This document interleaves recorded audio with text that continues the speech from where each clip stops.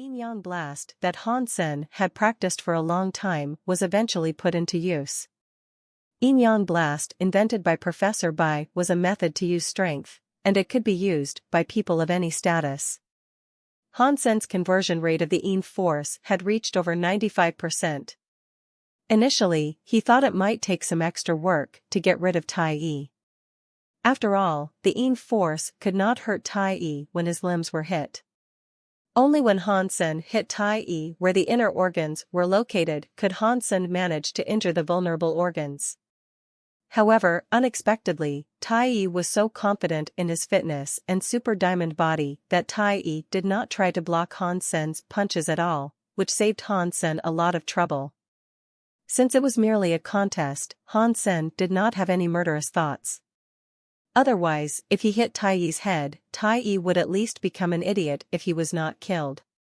However, Tai Yi was not to blame for his negligence. In such an interstellar era where efficiency is everything, there were few people willing to spend time and energy to practice the Yin force. In addition, even fewer people could succeed. Normally speaking, an evolver could greatly improve their ability to fight no matter what hyper-geno art they practiced. For example, Thunder Knife that Han Sen had received but did not have time to practice yet could show obvious effects in a short amount of time. However, the practice of the Yin force not only needed a lot of time, but it did not help as much in improving one's ability to fight. In the very beginning, it would be commendable if the Yin force could penetrate 1 inch with a low conversion rate. In terms of hunting large creatures, one's ability to fight was not enhanced, but weakened. For larger creatures, even their skin would be more than 1 inch thick. With the Yin force, one could not even penetrate their skin. In the meantime, one's force was reduced by almost half. So, this skill was completely useless. And frankly, it sucked. There were few people who practiced the Yin force and even fewer who succeeded. Tai Yi had such a great fitness that even his inner organs were tough enough to endure hits above 100.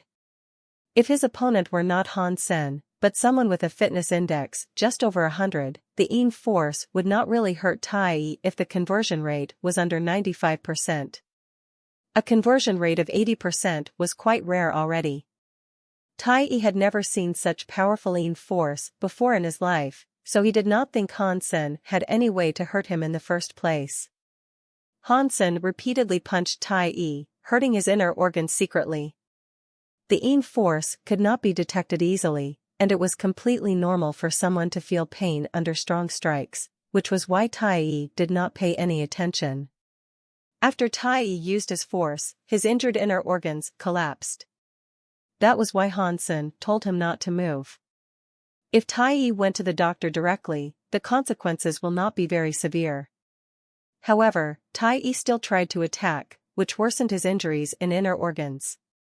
Without resting for several months, he would not be able to get up again.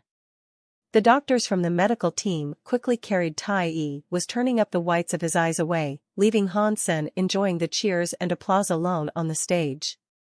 No one had imagined that the invincible tiger of blue blood was defeated like that, in such an unimaginable way. Tai Yi's choice to let Han Sen hit him was seen as a sign of ignorance and arrogance, while Han Sen became the hero and glory of the southwestern galaxy overnight. Many real masters were astonished by Han Sen's performance. Naturally, they could tell that Han Sen was hurting Tai Yi's inner organs with the Yin force. However, the super diamond body that Tai Yi practiced had an effect on enhancing his inner organs, although it was the first stage. Without the strength of over 100, even Yang force could not hurt Tai Yi's heart directly, let alone the Yin force. Han Sen had a fitness level around 110. The fact that he was able to beat Tai Yi like that indicated his incredible talent in practicing the Yin force. With numerous advanced officers present, among whom many were surpassers, no one dared to say that they could use the Yin force better than Han Sen. Many surpassers looked at Han Sen with more respect. A young man who could endure the boredom to practice the Yin force so well was in no way an ordinary person. His perseverance and insistence were all what it took for people to remember his name. The last fight was between Jing Yuze and Han Sen, were competing for the title of Southwest Soldier King. The fight for the third place was cancelled because of the serious injury of Tai Yi. It did not cost Han Sen much effort to beat Tai Yi, which made it easier for Han Sen to fight Jing. Jing Yuze had a fitness level similar to Han Sen's when Han Sen used all the methods to improve his fitness. In addition, Jing Yuze was a good fighter, so he would not be careless in front of Han Sen, who had just beaten Tai Yi senseless. Jing Yuze was very careful and took the defense position in the beginning, trying to beat Han Sen, who had already fought once, by consuming his energy, which showed his respect to Han Sen as well. This way, Han Sen had the perfect opportunity to fully demonstrate the skills that he had learned. 7-kill, double blade, diversion and other skills were so great that the soldiers were all bedazzled, applauding louder and louder. In the eyes of the true masters, Jing Yuze had lost from the very beginning. The two persons had similar fitness, or maybe Jing Yuze was even stronger. However, in terms of the cultivation of martial arts, Han Sen was obviously on a much higher level. Jing Yuze was completed following Han Sen's lead.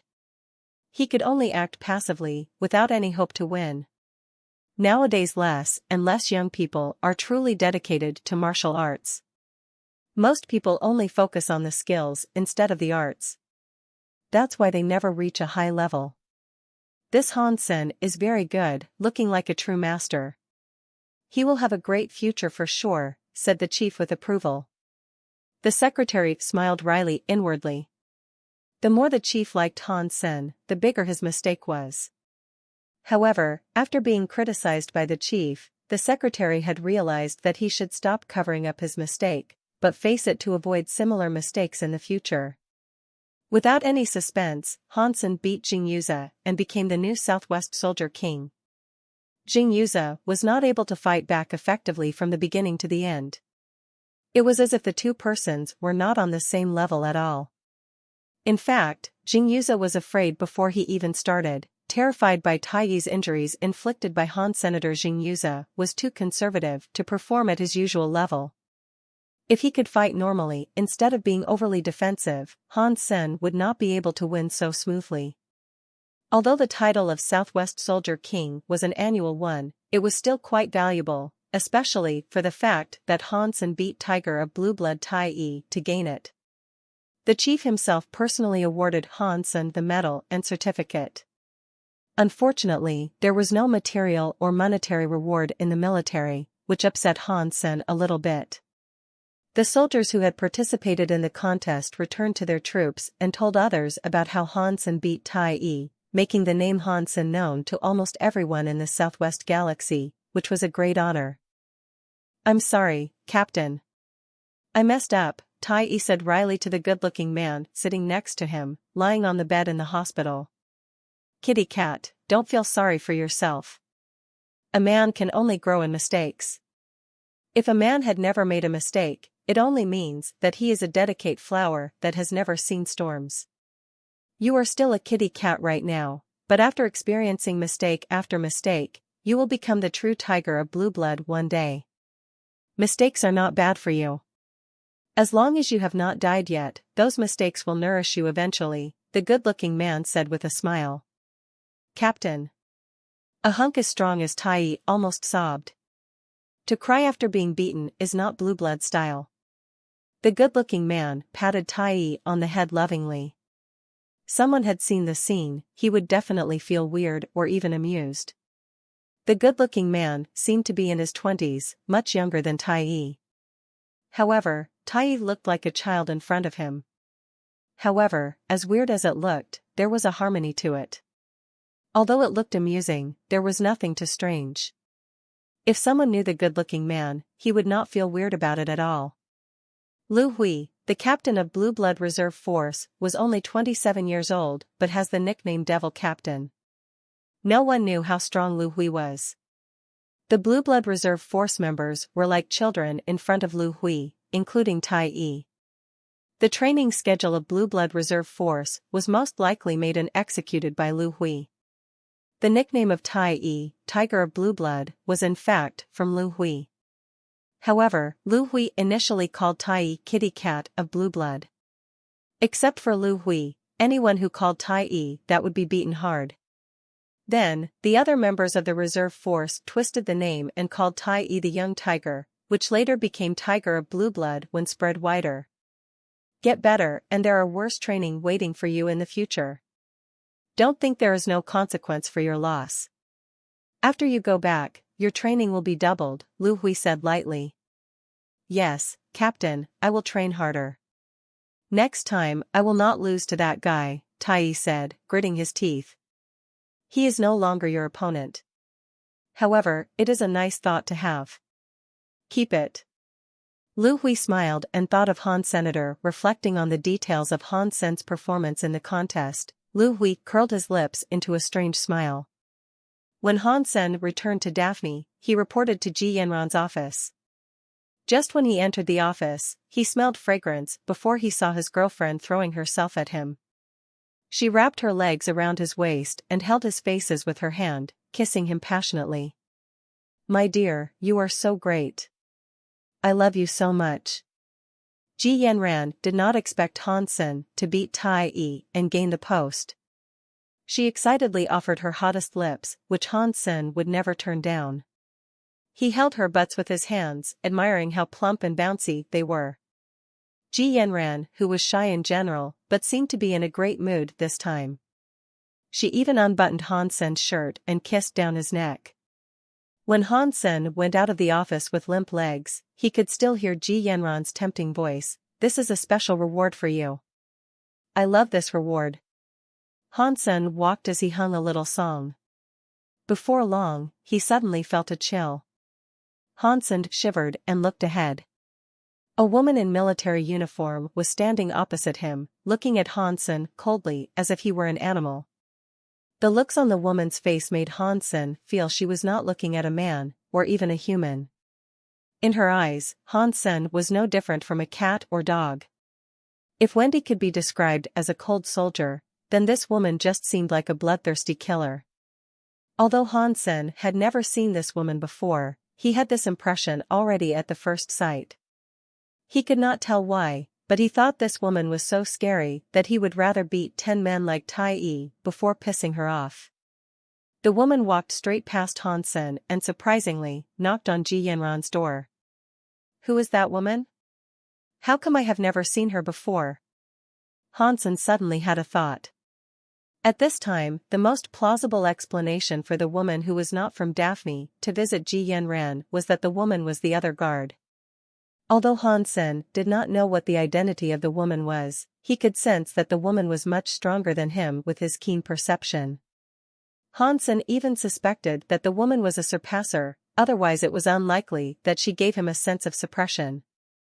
Very soon, Han Sen's guess was corroborated. At night, Ji Yanran was chatting with Han Sen using Comlink lying on her bed. That woman is your other guard? Han Sen still remembered that woman and asked, casually. Yes, that is Colonel Annie. She is my new guard. Do not try to flirt with her. She is a surpasser. If you piss her off, I could not stop her, Ji Yanran said, smiling. My dear wife, what is it that your family do? They're able to get you a surpasser as guard? Han Sen couldn't help asking. Han Sen had never asked about Ji Yanran's family, but he was so surprised this time. Even those captains of interstellar warships will not be so extravagant that they used surpassers as their guards. Have you been following the news recently? Ji Yanran did not answer but asked. Not a lot, but I know something. Han Sen would read the news from time to time in case that he knew too little about the society. Have you seen any news related to the JIS? Ji Yanran asked with a smile. News about the JIS? Han Sen thought about it and suddenly stared his eyes wide. You mean the one who entered the election recently? The next morning, Han Sen got up and teleported into God's sanctuary. This time, he did not rush to go hunting. He decided to go to the market of the Starwheel Shelter to buy some mutant beast souls. Even if mutant beast souls were not that helpful to him, he could easily elevate them into berserk mutant beast souls with the black crystal to make a lot of money. Such a good deal was not to be missed. Hansen wandered around in the market of the Starwheel shelter, which was much more bustling than the goddess shelter which belonged to Han Senator. However, mutant beast souls were still hard to find, and there was none of the sacred blood beast souls. Hansen had his eyes on several mutant beast souls and asked for the price, but most of the owners did not want cash, but to trade for a beast soul on the same level. For the ones sold for cash, Hansen did not like them as much. 1 out of 100 beast souls would be berserk. So, if Hansen sold berserk beast souls in large quantities, someone would eventually suspect him, which was why he did not want to sell too many. Currently, Hansen was looking for a beast soul that could become a dozen or even dozens of times more valuable once it became berserk. Maybe he could even make enough money to purchase a sacred blood beast soul. That was not unlikely. He could not pick and choose sacred blood beast souls, but he could pick some rare mutant beast souls that were highly popular among evolvers. Once he made them berserk, their value would be incredibly high. Of course, if Hansen kept the beast souls for a while, they would be useful to him as well. Hansen wandered slowly in the market and saw 2 mutant beast souls in a shop after a while, one of which he liked a lot. "Hello, how much do you want for the mutant snowy wolf?" Hansen asked the owner, pointing at a wolf beast soul that looked like a snowball. Snowy wolves were not rare on the icefield. In fact, there were so many of them that they caused a lot of troubles. On the icefield, you could easily spot hundreds of thousands of snowy wolves wandering around. Although most snowy wolves were primitive creatures, normally speaking, humans could not attack such a large group at all. Some snowy wolves even had a group of 100,000. Without the team of thousands of people, humans could not fight the wolves. Therefore, unless it was in a large hunting campaign organized by the shelter owner, ordinary people could hardly kill any snowy wolves. To get their beast souls were even harder. On the other hand, the ability of the beast soul was essential to people living on the icefield. The beast soul could even save people's lives. Even primitive beast soul of snowy wolf was several times of other primitive beast souls. Mutant snowy wolf beast souls were even more inaccessible. Hansen estimated that if he could produce a berserk mutant snowy wolf beast soul, its price will not be cheaper than ordinary sacred blood beast souls. The type of the beast soul of snowy wolf was armor. Different from ordinary armor, snowy wolf armor had an effect against the cold. The more advanced the beast soul was, the warmer it got. With a sacred blood snowy wolf beast soul, one could survive snowstorms on the snow field and go back safely. Even if one fell into an ice hole or slept in the glaciers, one would not be frozen to death. This ability was not to be taken lightly. Nature's force was horrendous, especially in God's sanctuary. If one unfortunately encountered snowstorm and got lost on the icefield, unable to find any shelters, then even evolvers with more than 100 in fitness level could easily be frozen to death. Of course, Hansen was equipped with jadeskin himself, so the ice and snow were not that harmful to him. Unless he lost food supply for a long time, he would not die from the cold. Trading for beast soul weapon on the same level, better be heavy sword. The owner glanced at Hansen, lacking the enthusiasm that a seller should have. That was completely normal. After all, he was selling popular stuff which everyone wanted. Because the owner's request was specific, a deal was never made. A dozen minutes before Hansen came, several people had come by and asked, but there was still no deal. "You want to trade for a St. Hall license?" Hansen did not have beast souls on his hand, so he could only trade with licenses. An S-class license for evolvers. "I could pay you extra. But I don't want anything below S-class," the owner said directly. Although the mutant snowy wolf is valuable, it is not quite enough to be traded for an S-class St. Hall license, right? Hansen looked at the other mutant beast soul that the owner had. It was a black ape beast soul, 6 to 9 feet tall. Its hair looked like tungsten. The muscles on his chest were so strong that they looked like bulks of iron, looking magnificent. You really have an S-Class St. Hall license? The owner's eyes lit up. He eventually got excited and looked at Hansen expectantly. What is the type of this mutant beast soul? Hansen did not answer, but asked, pointing at the black ape. It is a shape-shifting beast soul, violent ape. After shape-shifting, your strength will be enhanced greatly. However, it could only enhance your strength, and would even hurt your flexibility a little bit. Being an honest man, the owner explained both the pros and cons of the mutant violent ape. How much strength can it give me? Hansen's eyes lit up a little bit. Beast souls with shortcomings would definitely have more outstanding strengths. Pure strength was quite useful to Han Senator, after all, his strength was not quite enough at this point. It was still hard for him to kill sacred blood creatures with strong defense. This depends on your fitness. Normally speaking, the increase should be more than 10 points, the owner pondered and said. Hansen calculated and found that more than 10 points were quite good. With his current ability, he could easily achieve 120 to 130. If he evolved it into a berserk beast soul, the increase should be higher. 1 S-Class Evolver St. Hall license for 2 beast souls of yours. How about that? Hansen took out a license and showed it to the owner. The ice field was a small region after all. If it were in a more populated area, many people would kill to trade to mutant beast soul for an S-Class St. Hall license. However, in this place, the resources were so limited that the owner was still hesitating about the deal. After pondering for a while, the owner obviously wanted the S-Class St. Hall license very much.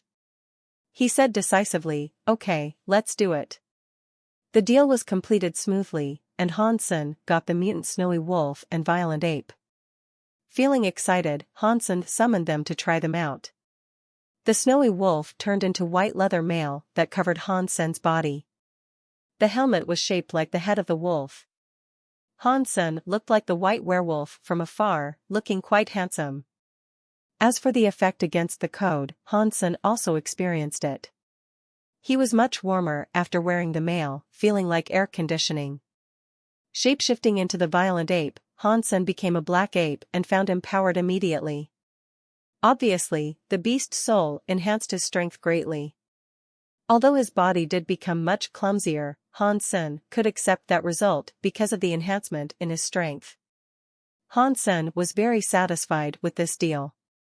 In the future, if he turned this beast soul into a berserk one with the black crystal, he could choose to use it or sell it. Hansen left the Starwheel shelter to hunt.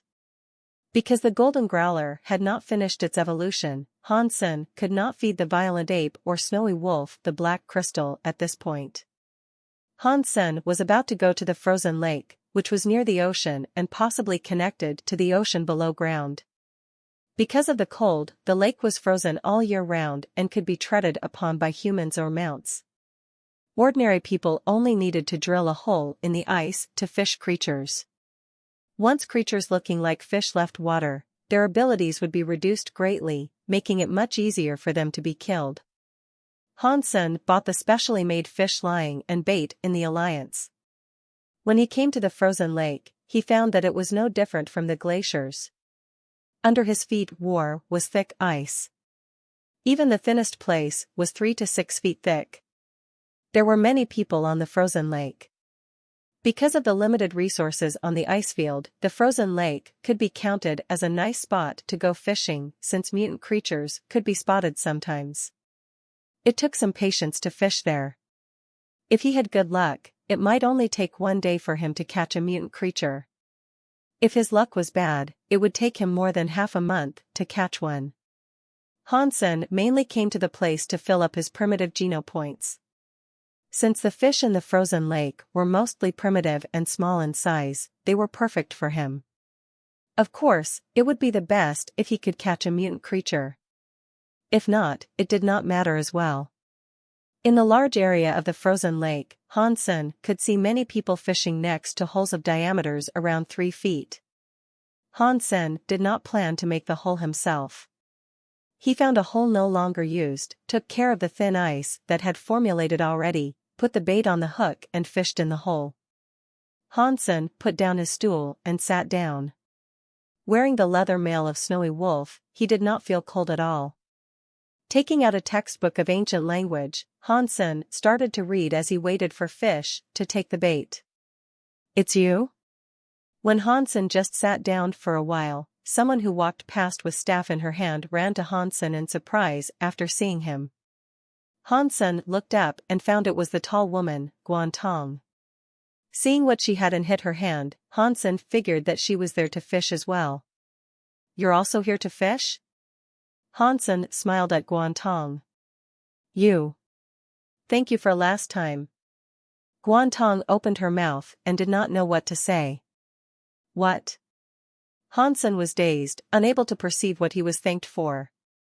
"Thank you for saving Starwheel Shelter," Guantong said hastily. "There was a piece of cake." "I needed to thank you for carrying me back the other day," Hansen said with a smile. Guantong, who was rather carefree but couldn't help blushing hearing what Hansen said. She had understood that Hansen was fine the other day. Different from what she had thought, Hansen did not need to be saved, while she took him on her back by force. "Go fishing now. If you're late, you will miss the nice spots." Hansen pointed to the ice holes. Guantong nodded and quickly ran there. She did not know what to say, since this kind of situation was beyond her emotional intelligence. Guantong started to fish about 20 feet from Hansen, while she glanced at Hansen from time to time as she fished. Hansen kept reading and did not notice her at all. More than half an hour later, Hansen, who was reading, felt some movements on the fishline on his hand. Hansen put down the book in his hands and looked to the buoy floating on the water, which was shivering slightly. Hansen put his finger on the fishline and felt the shiver like a traditional Chinese doctor feeling the pulse. He did not pull immediately. After absorbing the red crystal, Hansen's brain had much stronger perceptive abilities. From feeling the movements of the fishline, he could picture what was happening under the water in his mind. Disability was out of Hansen's expectation, but it was a great thing for him at this point. Just by feeling the fishline, Hansen had learned that the creature had not swaddled the bait at this point, but biting the edge of the bait. Suddenly, the fishline moved violently. Without any hesitation, Hansen grabbed the fishline and pulled hard. The fishline was pulled rather hard on the other end. Hansen did not pull it by force, but relaxed a bit and continued to roll in when the creature became weaker. As the creature pulled hard again, Hansen relaxed the fishline again. After several times, the creature eventually became quite weak. Hansen then pulled the fishline hard. It was a huge bluefish more than a foot long, with its scales gleaming dark blue light. Hansen immediately turned his hand into a blade, cutting at the bluefish using the thunder knife skill he was still practicing, cutting its head off quickly. Primitive creature bluefish killed. No beast soul gained. Eat its meat to gain 0 to 10 primitive geno points. Although it was just a primitive creature, Hansen was quite glad already. There was not any risks and the gains were great. Also, the creature was readily available for eating. No wonder so many people had come to the frozen lake. Hansen dissected the bluefish and cut it into thin pieces. Dipping the fish into the sauce he had brought, Hansen felt the sweetness of the meat was stimulating his taste buds. It was incredibly tasty. Meat of bluefish eaten. 1 primitive geno point gained. Hansen continued to read as he fished. In less than 2 hours, he had caught 4 bluefish and 3 gold anchovies. Although he had not gained any beast souls, his gains were considerable. People next to Hansen were less lucky. When Hansen had caught 7 fish already, the luckiest among the others had only caught 2 fish. Many people looked to Hansen with jealousy. Every time Hansen pulled the fish line, many people nearby would glance at him. Guantong was obviously less lucky. Like most people, she had got nothing since she came. She was not to be blamed for that. Not everyone had the perceptive ability that Hansen had. It was normal not to catch anything, otherwise everyone would have come to the frozen lake. Guantong, the fish tastes good. Come here and try it, Hansen waved to Guantong and said. Guantong had been there for a long time, but she had caught nothing, which made Hansen feel a bit sorry for her. In addition, Guantong had carried him on her back. Hansen then told her to share the fish with him, which he could not finish anyway. I have brought something to eat. Guantong felt quite shy, taking out some nutrition solutions from her pocket. Come here. It is rather boring to eat alone. There is so much food that it would be a waste if we don't finish it, Hansen said with a smile. As Guantong was still hesitating whether she should go over, several people walked to Hansen. One of them stared at Hansen and said, Friend, you have a good appetite, even for a tomboy like this one. Hansen glanced at the people who had walked up to him. They didn't have any fishing tools or personal belongings, so they did not seem to be fishing here. F***ck off, Hansen said coldly. You have quite a temper. But I'm afraid that you haven't been told who this place belongs to. The leader of the group, a middle-aged man, did not get mad but smiled coldly at Hansen. They didn't take Hansen's words seriously at all. They walked to Hansen's side and started to pull the bag in which Hansen had placed the fish he caught. Didn't you hear me? Do not make me say it again, Hansen frowned and said. Ha ha, boy, you are tough. However, Black God Shelter is not the right place for you to get tough. The middle-aged man reached to grab the fish in Hansen's bag. Our boss at Black God Shelter says that half of the gains in the frozen lake must be handed over to the shelter. You have 7 fish here, so I will make it cheaper for you, and only take 3 gold anchovies from you. Hansen had heard that since the frozen lake was near one of the 3 biggest shelters, Black God Shelter, people from Black God Shelter would charge the people who were fishing their fees.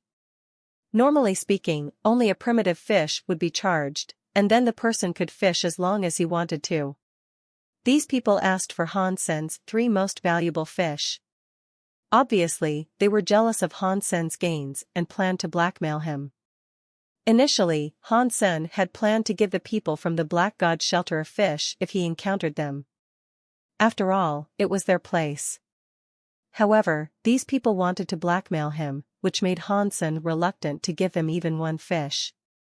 Seeing the middle-aged man reaching for his bag, Hansen did not speak but stepped on his hand. The strike was fast and fierce, and the middle-aged man had no way dodge to. Hansen stepped on his hand, and he suddenly screamed like a pig. Damn it! He dared to attack us. The rest of the people saw Hansen making a move and quickly summoned their beast souls, striking Hansen immediately. They were attacking mercilessly, aiming at Hansen's vital parts. Hansen's eyes became cold. When other people tried to kill him, of course he would not be soft. When the weapons were about to hit him, he waved his right hand. With the flash of 3 purple lights, all the weapons were cut into pieces, and the 3 people in the front of him were cut in the chest and died immediately. The other 2 people survived luckily because they did not attack as fast. Full of terror, they turned to run away, shouting, Go away now. People of Black God Shelter are nearby, and they will be here in a minute, Guantong ran over and said. Hansen nodded slightly and said, You should go as well. Avoid this area for the time being. After parting with Guantong, Hansen left the frozen lake. He did not want to make things worse between him and Black God Shelter, so there was no need for him to look for trouble. However, as Hansen left the frozen lake, a dozen mounts ran to him and approached him shortly. Obviously, they were targeting him. Boss, he is the one who killed of our brothers. Among the dozen mounted riders, one was the middle-aged man who had run away. He pointed at Hansen and yelled. The dozen mounts quickly circled Hansen. Their leader, a man in black mail with eyes like a hawk's, stared at Hansen and said coldly, You killed my men? They were trying to kill me, so of course I would not choose to be killed, Hansen said, looking at the man in black mail. The men in black mail quickly summoned a beast soul knife that was narrow and long. He pointed it at Hansen and said, "No matter why, you killed my men at a place of the Black God's shelter, so you deserve to die." As he spoke, the man quickly slashed the knife at Hans Senator. The knife was so fast that it was a black light, coming to Hansen's face in a second. Hansen quickly changed his expression. The strike from the man in black mail was so fast that Hansen could not completely dodge it with his speed. He had to roar and summon the gargoyle to block the strike with his claws. As his claws were about to clash with the long knife of the man in black mail, the long knife unexpectedly disappeared. When it appeared again, it cut Hansen's chest. Blood started to come out of the injury in Hansen's chest. Luckily, Hansen stepped back in time and diverted the majority of the force from the knife. In addition, the gargoyle glyph also made his skin tougher to block the damage. Otherwise, Hansen would have been gutted by this strike. The knife skills of this man in black mail were very strange, and his fitness was incredible, definitely much tougher than Tai Yi. Hansen was not killed by the strike, which surprised the man in black mail slightly. However, he did not stop attacking, but slashed at Hansen again with his knife. Several people in the group also summoned their beast soul weapons to rush at Han Senator. Judging from their speed, they were all evolvers with fitness above 100. Hansen knew that he could not stay, or else he would definitely die there. Using heresy mantra and overload at the same time, Hansen quickly stepped away, running. However, the people besieging Hansen left no place for him to go. Hansen had to rush at two of them. The two persons cut at Hansen without hesitation. Hansen moved left and right like a willow tree in the wind, dodging both their attacks. However, there was no way he could dodge the strike from the man in black mail who was chasing after him. His back became bloody immediately. Hansen gritted his teeth and stayed silent. He rushed away as fast as his legs would carry him and broke the siege of the two persons, running fast on the ice field. He knew he could not stay. The fitness of the man in black mail was even stronger than his own. In terms of both fitness and knife skills, the man was the top of the top. With the help of the evolvers with fitness levels above 100, Hansen would definitely die if he chose to stay. We can't let him leave alive. The man in black mail led the group of people to chase after Hansen, showing strong desire to get rid of him. The resources on the ice field were so limited that it was completely normal to fight for them. The Black God leader would not tolerate any challenge to his interests or authority, otherwise there was no way he could lead the Black God shelter. Hansen had known that the competition for resources was heated, but he did not expect it to be as fierce as this. Hansen's speed was lower than Black God's to begin with. Without any place to hide on the ice field, there was no way he could run away like this. If there were no other evolvers, he could try to fight Black God, risking his life. However, under the circumstances, he could only try to run away. Turning quickly, Hansen ran toward the frozen lake again. Seeing Black God approaching him, Hansen jumped inside one of the ice holes and disappeared. Guard the ice holes nearby. I don't believe he will not come out, Black God commanded coldly. The temperature of the water in the frozen lake was incredibly low. Even someone with a fitness level above 100 could not last long under the water. In addition, Hansen could not breathe under the water, which was why Black God believed that Hansen could not stay longer than 5 minutes under the water before he appeared in other ice holes. At that time, even if Hansen wanted to fight again, he would be almost frozen to death, which would make Black God kill him more easily. However, after Hansen entered the water, he was not frozen to death as Black God predicted. Although the lake water was incredibly cold, Hansen still had jade skin and the snowy wolf mail. The cold did not affect him too much. However, he did not dare to stay too long under the water. After all, he did not have the ability to breathe underneath the water. Although he could hold his breath for less than an hour because of his fitness, he could not survive longer. In addition, there were fish creatures under the water. Hansen was afraid to encounter advanced fish creatures. Under the water, his ability to fight was much worse than on the land. Hansen was swimming underneath the ice. Some fish creatures would approach to attack him from time to time, which were all hit senseless by Hansen's fist. None of them dared to approach him again. The reason that Hansen did not kill those fish was that he was afraid the bodies of the fish would float to the surface, which would expose his location under the water. The frozen lake was huge after all. If he swam further away and climbed up, he could naturally escape successfully. After Hansen swam for a while, he felt there was something wrong with the current. The current behind him seemed to be moving. He turned around and found a silver creature that looked like an eel, which rushed toward him like a torpedo. The silver body as wide as a bucket stirred up the water, which made Hansen roll around before he stabilized himself. The eel turned around and rushed to Hansen again. Hansen thought it was not the way to go, so he moved sideways to dodge the eel and did his claws into its silver scales.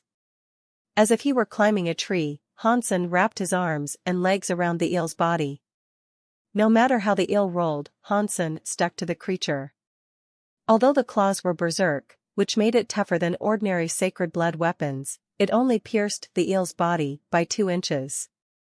The eel was so strong that it was definitely a sacred blood creature. In the water, Hansen was not its match at all.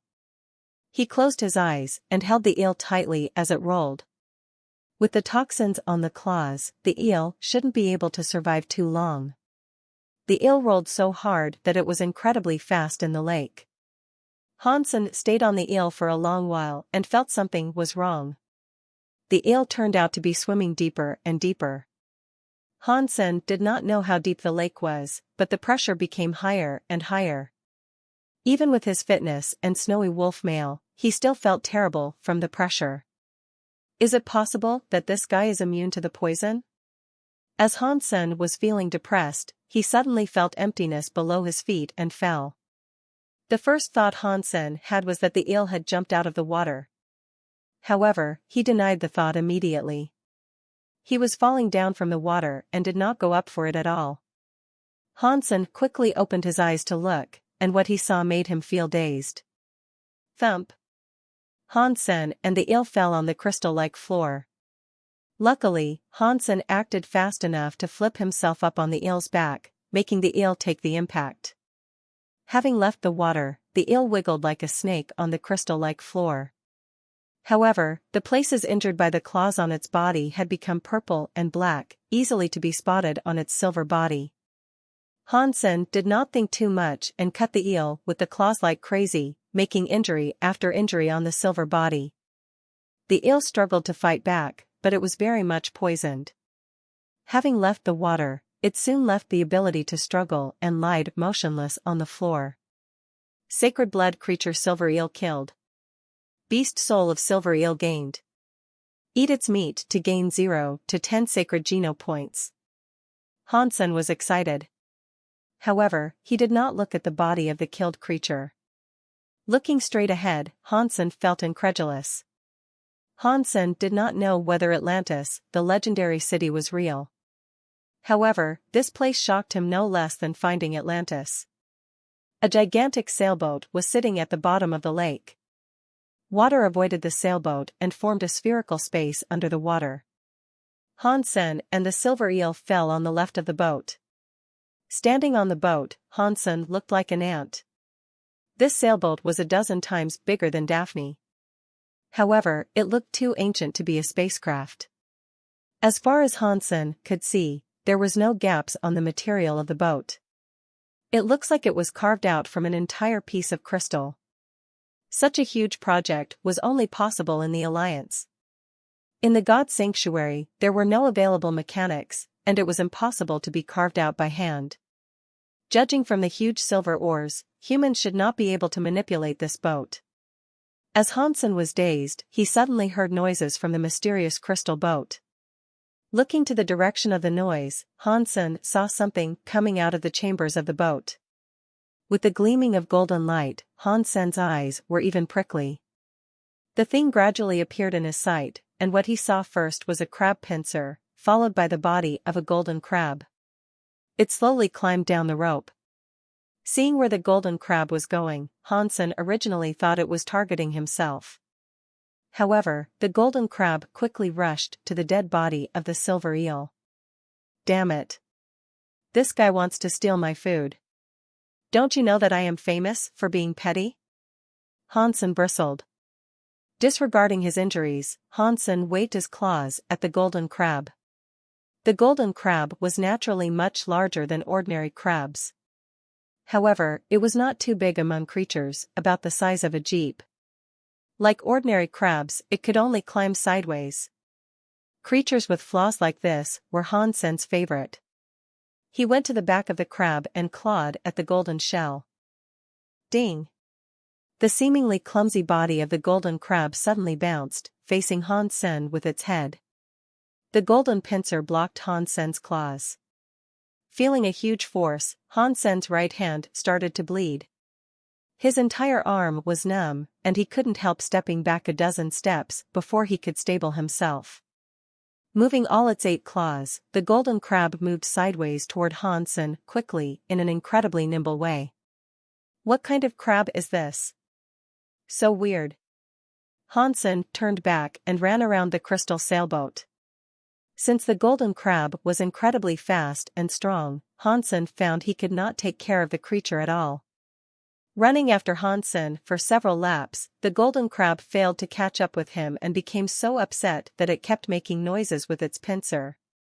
Because Hansen was so good at his footwork, although he was slower than the golden crab, he could leverage the crystal sailboat as an obstruction to get rid of the golden crab. As Hansen was pondering what kind of tricks he needed to adopt to take care of this golden crab, the crab suddenly gave up chasing him and ran toward the body of the silver eel. I wonder if this guy eats the toxic meat of the silver eel, will it be poisoned as well? Although Hansen had this thought, the meat of the silver eel would be wasted if the golden crab was immune to the toxins. Thinking that, Hansen ran to launch a sneak attack against the golden crab from its back, trying to stop it from eating the silver eel. Hansen and the crab were both trapped in a dilemma. The golden crab could not catch up with Hansen, nor could it eat the eel peacefully. They kept fighting, and none of them was able to take any advantage. Guarding the body of the silver eel, the golden crab faced Hansen, no longer wanting to chase him. However, it did not dare to turn around to eat the meat either. With the golden crab next to him, Hansen stared at the creature. Neither of the two knew how to proceed. Hansen observed the golden crab carefully, wishing to find its weaknesses. If it were an ordinary crab, the links and gaps between its shells should be its weakness. However, this golden crab was obviously somewhat different. The links between its shells were of a deeper golden color. Although the links were narrow, he could tell that they were even tougher than the shells. As for gaps, the golden crab did not have any. It was as if the crab was made of a piece of gold. As Hansen was feeling depressed, he suddenly saw the golden crab waving its pincer at him. Hansen thought it was about to attack again, and then found it did not move. It was waving its pincer to Hansen. The act did not look like a provocation or an assault, but seemed to be a come here between humans. Hansen thought he was mistaken, rubbed his eyes, and found it was still waving like that. Big crab, you are not a flirty girl. There is no use for you to tempt me like this. Hansen did not know what the golden crab wanted, so of course he could not approach it. Hansen simply yelled at the crab. Hansen did not know whether the golden crab understood himself, but it most likely did not. After Hansen said that, the golden crab turned around and pointed at the silver eel's body with its pincer and then pointed to Hansen. Hansen saw the golden crab making gestures, not understanding what it meant. He was so confused that he was full of questions. At this point, Hansen only regretted that he had never learned the language of the crab. Otherwise, he might be able to chat with this crab to see what was it that it wanted. The golden crab made the gestures again and again, repeating its moves. It was blowing bubbles from time to time, seeming to be very anxious, wishing it could speak to Hansen. Hansen watched for a while and felt his talent in learning the crab language was indeed lacking. However, he suddenly thought of one thing, which was the fact that he still had the spirit snow charmer. Although she had lost the ability to control other creatures after it gave Hansen her allegiance, she had been the master of creatures once, so she might understood what the crab was talking about. Summoning Snow Charmer, Hansen pointed at the golden crab making the gestures and asked her, "Snow Charmer, do you know its language?" "No," Snow Charmer answered decisively. Hansen was suddenly very disappointed. Since even Snow Charmer did not understand the crab language, it was impossible for himself to know what it was trying to say.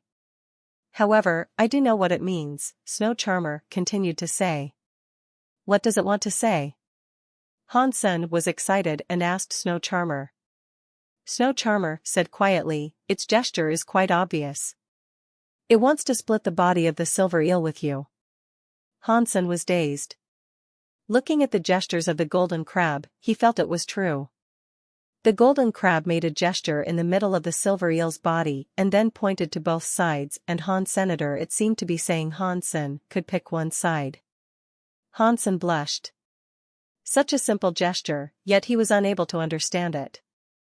How foolish. Hansen quickly took Snow Charmer back. Making his servant see his foolish side, Hansen felt quite embarrassed. "Half is no. 2/3. Mine," Hansen gestured as he spoke, sounding like an alien. However, this time the golden crab was the one who was confused. It stared at Hansen with bubbles coming out of its mouth and even scratched its head with its pincer like a person. Seeing that the golden crab did not understand him, Hansen did not dare to approach the body either. He had to gesture to the golden crab to ask it to step aside repeatedly. Luckily, this gesture was easy to be understood. The golden crab moved aside and stared at Hansen in suspicion. Hansen gestured it to move aside a bit further, and so it did. After a couple of times, Hansen made sure that the distance between the golden crab and the silver eel was safe to him. He then walked next to the silver eel's body, gesturing at 2/3 of the body like the golden crab. He then pointed the smaller part and then the golden crab, the larger part and then himself. The golden crab seemed to be understanding this time. As it shook its pincer, it moved its claws and returned to the eel. Hansen felt scared and stepped back quickly, but the golden crab did not mean to chase after him. It gestured on the body again, meaning it insisted on half and half. Hansen could not believe that he would bargain with a crab at this place with gestures. And this golden crab looked like an older lady bargaining in the farmer's market, not willing to sacrifice anything. The man and the crab discussed for a while and finally reached an agreement. Hansen could take about 3/5, while the golden crab was to take 2/5. "Eat as you want. I wish you the bloody crab would be poisoned to death." Hansen cut the body of the silver eel according to the proportion they had agreed through gestures. Seeing the golden crab taking its part with its pincer, Hansen cursed inwardly. Hansen was afraid that the crab might snatch his part after it finished its own, so he summoned the angel, feeding the remaining silver eel to her. The archangel was the main force to help him hunt super creatures, so it was essential to Hansen that she transform again. Sacred blood meat was not a waste on her. In addition, this silver eel was as thick as a bucket and more than 30 feet long. Hansen's part was about 18 feet long. It was too much for him to eat up, while the archangel was eating with ease. Her mouth moving non-stop, she was not affected by the toxins at all. The silver eel disappeared quickly. Hansen then had the time to look at the beast soul of the silver eel. Hansen felt he was a bit too lucky recently. As long as he hunted a sacred blood creature, he would gain a beast soul, which even scared Hansen himself a little bit.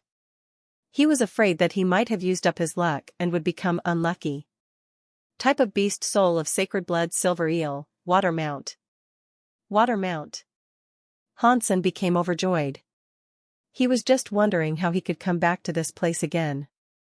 After all, humans could not stay in the water for a long time and this place was so deep in the water. Hansen was not sure whether he was able to dive so deep himself. With the silver eel mount, it would be easy for him to come down. The only shortcoming of the beast's soul was that it could not be used on the land. However, that did not trouble Hansen at all. He had the golden growler on the land and did not need anything else. As the archangel was enjoying the needs of the silver eel, Hansen checked the crystal sailboat out and climbed to the deck. The sailboat was so big and carved out of crystal. However, nothing could be seen inside the boat, which made him feel quite weird. The golden crab had disappeared in a cabin, so Hansen wanted to see whether there was other stuff in the cabin. However, before he came to the entrance, the golden crab suddenly rushed out, waving the pincer fiercely at Hansen. "Buddy, don't be so nervous. I am only looking around and do not mean you harm." Hansen stepped back and said with a smile, seeing that the golden crab was just guarding the entrance and did not chase him. However, the golden crab did not know what he was talking about, threatening him against approaching with its pincer. The more reluctant the golden crab was, the more Hansen wanted to see what was in the cabin. However, he looked at the entire crystal sailboat and found that entrance was the only one. Since it was guarded by the golden crab, there was no way that Hansen could enter. "How come you are not poisoned?" Hansen became upset, as he was not able to see what was inside the boat. He tried to stick his head up and look. Hansen was no match of the golden crab, so he had to retreat temporarily to think of another way. Currently, Hansen was very curious about the thing inside the crystal boat and was not in a rush to leave.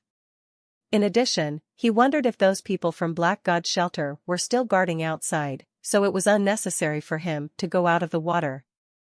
"When I go out, I will definitely try to wipe out Black God's shelter." Hansen decided that as long as Black God's shelter was still there, his grudge would never disappear. In addition, Goddess shelter was surrounded by ocean in 3 directions. In order to develop, it must expand to the ice field, which meant he must have his own place here. Now that Black God did him a service by becoming his enemy, Hansen would not be polite with him. He was calculating how he could kill the group of people and take their place for himself. Hansen had heard from Li Xingluan that Black God was the strongest among the 3 forces on the ice field with the most resources. Li Xingluan and the other force could only be its match when they united, maintaining the balance between the 3. Previously, when Starwheel Shelter was under the attack of spirits and the other shelter was distracted, Black God Shelter did not try to help. They probably wanted to unite the entire ice field after Starwheel Shelter was wiped out. It was not easy to conquer Black God Shelter, obviously. Blood God himself was stronger than Hansen, so he was very likely someone that had almost maxed out on sacred Geno points. His fitness index should be more than 120. In addition, Hansen was deterred by the knife skills of Black God. Up until this moment, Hansen still failed to understand how the strike disappeared, and if he did not understand it, he would suffer again when faced with Black God. "If I could not beat him, I would rob him. Black God Shelter has such a large territory that I don't believe they could guard all the places if I attacked one by one." Hansen made up his mind to take care of the Black God territory when he got out. When he returned to the lower level of the boat, he saw that the archangel had almost finished the body of the silver eel, with only a head left. Hansen had a thought and stopped the archangel from her feast, taking her back into his sea of soul. Hansen looked around and hanged the head of the silver eel on a rope in front of the ship and hid on the right flank of the ship himself. After waiting for several hours, he indeed saw the golden crab sneaking out. However, because there was only a single rope, the crab could not climb up with its claws. It had to jump up to reach the head of the eel with its pincer. Seeing that the golden crab having left the crystal, Hansen secretly climbed onto the deck and sneaked into the cabin. When the golden crab was under the silver eel, it jumped twice but did not catch the head of the silver eel. Hansen felt content secretly. He had calculated the height of the jump of the crab, and he deliberately made it hard for it to reach. However, the crab would not give up either. This way, he had enough time. Standing in front of the entrance, Hansen looked inside the cabin. It was a hall inside. Everything was carved out of crystal, looking very delicate and beautiful. In the middle of the hall, the crystal table was placed. Hansen originally thought it was a table, but when he entered, he found it was no table, but a crystal treasure box, with the crystal lock on the outside. However, the lock was not locked, so it was not really effective. Is there some kind of treasure of the pirate or curse of the phantom boat? Hansen suddenly felt hesitant, not sure whether he should open this giant whistle box. It was so weird that there might be something dangerous inside. Greed and curiosity eventually beat his logic. Hansen heard the noise of the head of the silver eel falling and knew that the golden crab would return very soon. He gritted his teeth, summoned Snow Charmer, stood next to the cabin door, and asked Snow Charmer to open the crystal box. The spirit was absolutely loyal to her master. After hearing the command, she took off the lock and lifted the lid of the box. Seeing nothing dangerous had happened, Hansen quickly walked up to the crystal treasure box and had a look. Hansen blinked and failed to react in time. In the treasure box there was a woman whose lower body was a fishtail. Her upper body was naked and pale, with 2 scallops covering her boobs. Her long blue hair fell like a waterfall, and her ears were blue fins, looking pretty but weird. Is this thing a mermaid? Hansen looked at the woman inside the treasure box and saw 2 other things next to her. One was a staff shaped like blue coral, and the other was a shiny gemstone. Spirit staff. Spirit stone. Is this mermaid-like creature a spirit? Hansen saw what the 2 items were and looked to the mermaid in the box, surprised. According to the logic, once the shelter was conquered, the spirit had no way to run away. It could either choose to give its allegiance or destroy itself together with the spirit stone. How come this mermaid-like spirit was placed in this box? Suddenly, a thought made Hansen's eyes lit up. The sailboat does not look like it was made by humans. Is it possible that this crystal sailboat is in fact a shelter? With the noise outside, Hansen knew the golden crab seemed to be back. He quickly grabbed the spirit stone. If the mermaid was really a spirit, as long as Hansen grabbed the spirit stone, the spirit must be his. Just when Hansen put his hands on the spirit stone, the golden crab had rushed into the hall. After it saw Hansen, it became furious, rushing toward him waving its pincer. He took the spirit stone in his hand and ran around the hall. He used the techniques in Dongxian Sutra and ran from the golden crab using the pillars and other stuff as obstructions. Hansen and the crab were running inside the crystal boat, and there was nothing the golden crab could do to Hansen. When Hansen ran, he suddenly heard a noise. Where the noise came from was the box that trapped the mermaid spirit. When he turned around to look, he saw the mermaid had sat up. Her white hands rubbed her eyes and then stretched. It looked like she had slept well. After the mermaid woke up, she saw Hansen and the spirit stone in his hand. Her blue eyes were suddenly dazed, and she froze for a while. The golden crab was still chasing after Hansen. When Hansen was about to continue to run, he suddenly saw the mermaid taking up the staff and pointing it to the golden crab. The golden crab went to the side immediately and did not chase Hansen anymore. The mermaid went out of the crystal box with the staff in her hand. When she walked, a piece of wave moved under her fishtail, supporting her to go forward.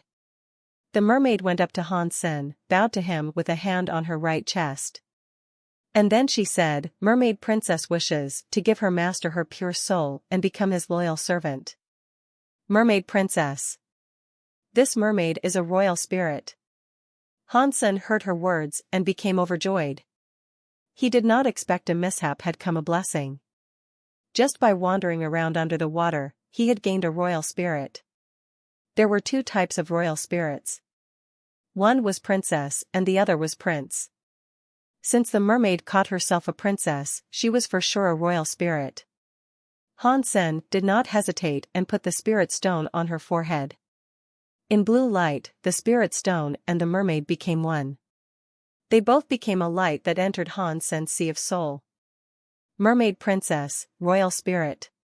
She is indeed a royal spirit. Hansen checked the information of the princess. Although he had expected it, he still became overjoyed. After the mermaid princess became Hansen's, the golden crab suddenly became fierce again. It was no longer bound by the spirit and rushed to Hansen again. Hansen ran out of the cabin to dodge the attack of the golden crab. He made it all the way under the crystal boat and the golden crab then gave up its chase. Hansen moved further away from the boat and summoned the mermaid princess. He then commanded her, "Get rid of the annoying crab." Since it was a royal spirit, then her ability should be the equivalence of a sacred blood creature.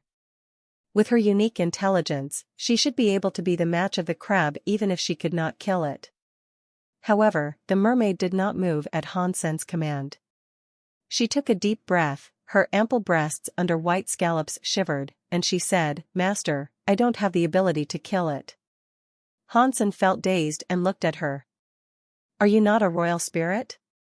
Even if you could not kill the crab, you should be able to fight it?" "Sorry, master.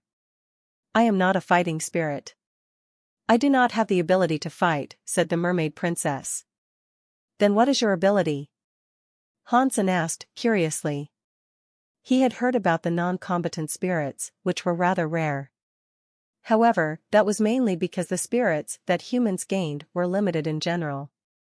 "I could operate the crystal palace." The mermaid princess pointed at the crystal sailboat. "How would that be useful?" Hansen looked at the mermaid princess, dazed. The ability of this royal spirit was just to operate a boat. Hansen could not think of what use it would serve. The crystal palace shelter is indestructible internally. It could sail to any place in the water, and it could go to the bottom of the sea. Except for the fact that it could not leave the water, Crystal Palace could reach anywhere. Mermaid Princess was obviously upset about Hansen questioning her ability. Hansen thought about it and reckoned that this ability was rather nice. Since the boat was a royal shelter, Hansen now had a moving castle on the ocean with Mermaid Princess. He could go hunting without any efforts, which would solve the issue of the lack of creatures. Thinking it was a nice thing to have, Hansen commanded the Mermaid Princess again, "Okay, get the Crystal Palace over here right now." "Sorry, master. I could not." The spirit said helplessly. "How come you could not do that either? Didn't you just say that you could operate the Crystal Palace?" Hansen looked at the spirit in suspicion. "I must be sitting on the operating seat of the Crystal Palace to control it," answered Mermaid Princess. Hansen became somewhat depressed. The golden crab was guarding the cabin. So, it did not make sense for him to rush inside. In addition, God knows whether there were more impressive creatures inside. Forget it. When I think of a way to kill the crab, I will take back the Crystal Palace. Hansen gave up the thought of taking the sailboat by force. Other people did not have Mermaid Princess anyway, so they could not take the sailboat away even if they had discovered it. At a remote corner of the frozen lake, Hansen made an ice hole from underneath the water and climbed out. He shook off the water on his body and quickly left the lake for the ice field, seeing no one was around. Hansen wanted to go to Starwheel Shelter to ask Li Xingluan about the detailed information of Black God Shelter. Only when he had more information about his enemy could he hit his enemy harder. Especially, Hansen must find out about Black God's knife skills. Li Xingluan was very glad to see Hansen visiting him. Hearing Hansen explaining his conflict with Black God, he frowned and said, "Black God is more and more arrogant and wanton."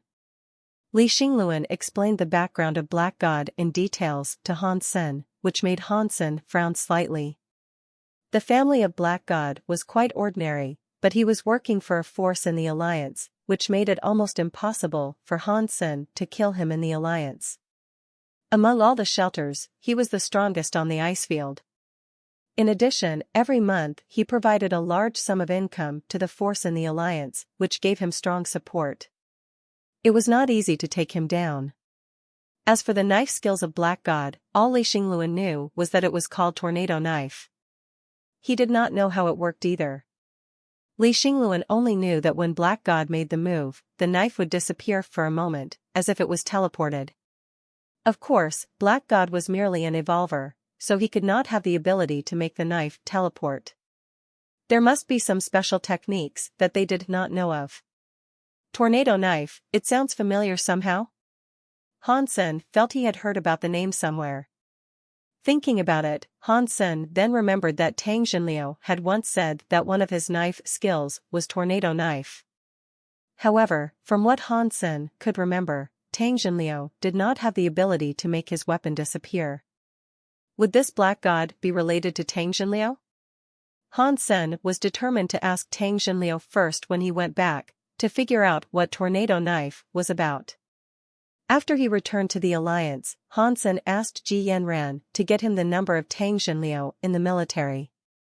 Hansen then contacted Tang Xinliu. Hansen, how does it feel to be a soldier? Tang Xinliu asked Hansen, smiling. I don't feel much, Hansen shrugged and said.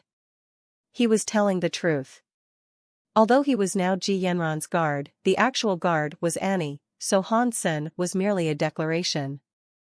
In fact, no one expected that Hansen could protect Ji Yanran as an evolver. His position was required by Ji Yanran herself, and initially her guard was only Annie. However, since Annie had arrived, Hansen had a lot less time to spend with Ji Yanran.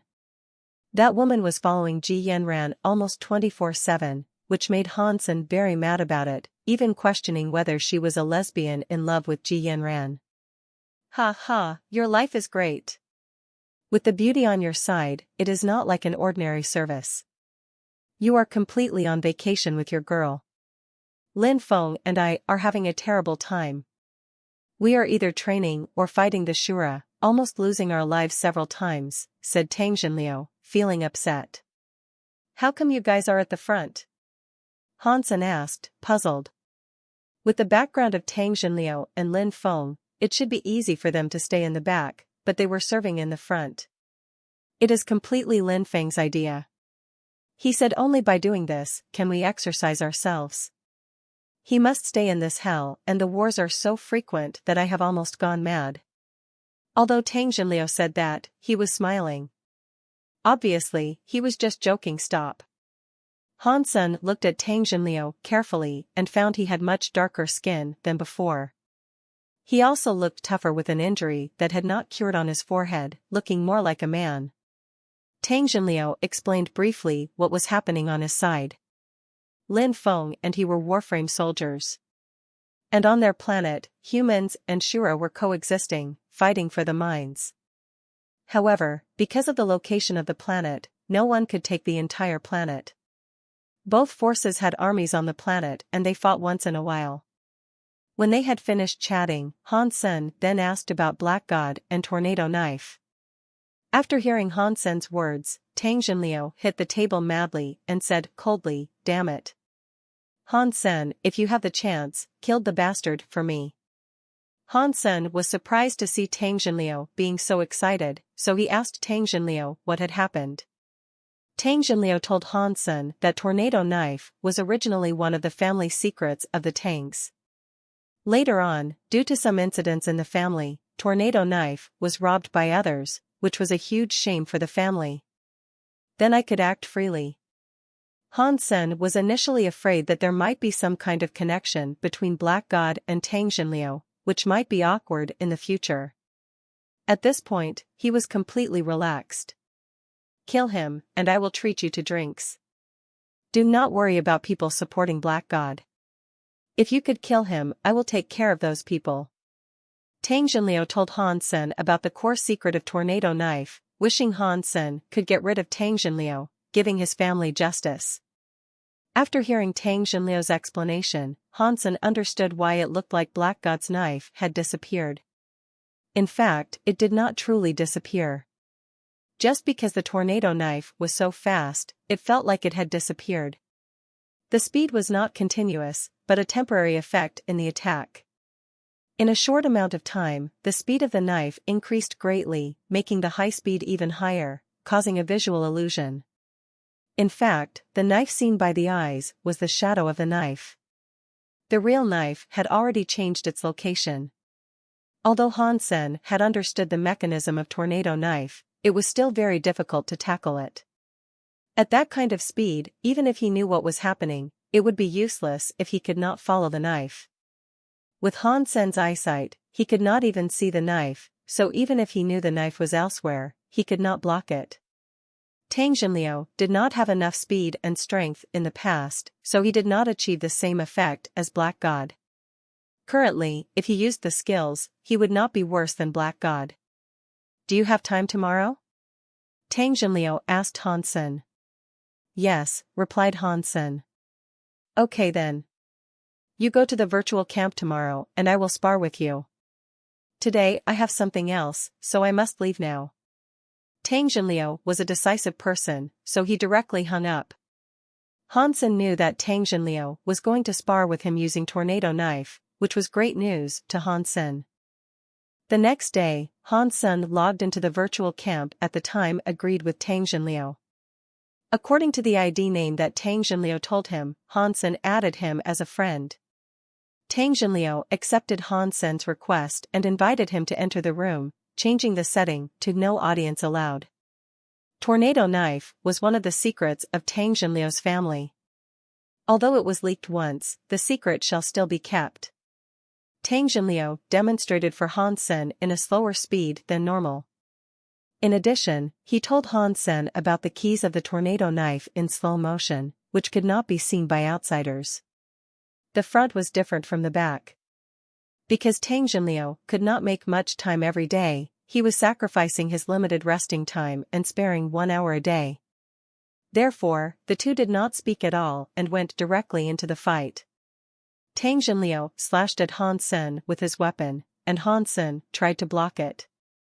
When the two weapons were about to clash, Tang Jinliu's weapon weirdly disappeared at Hansen's side. When it appeared again, it was already on Hansen's chest.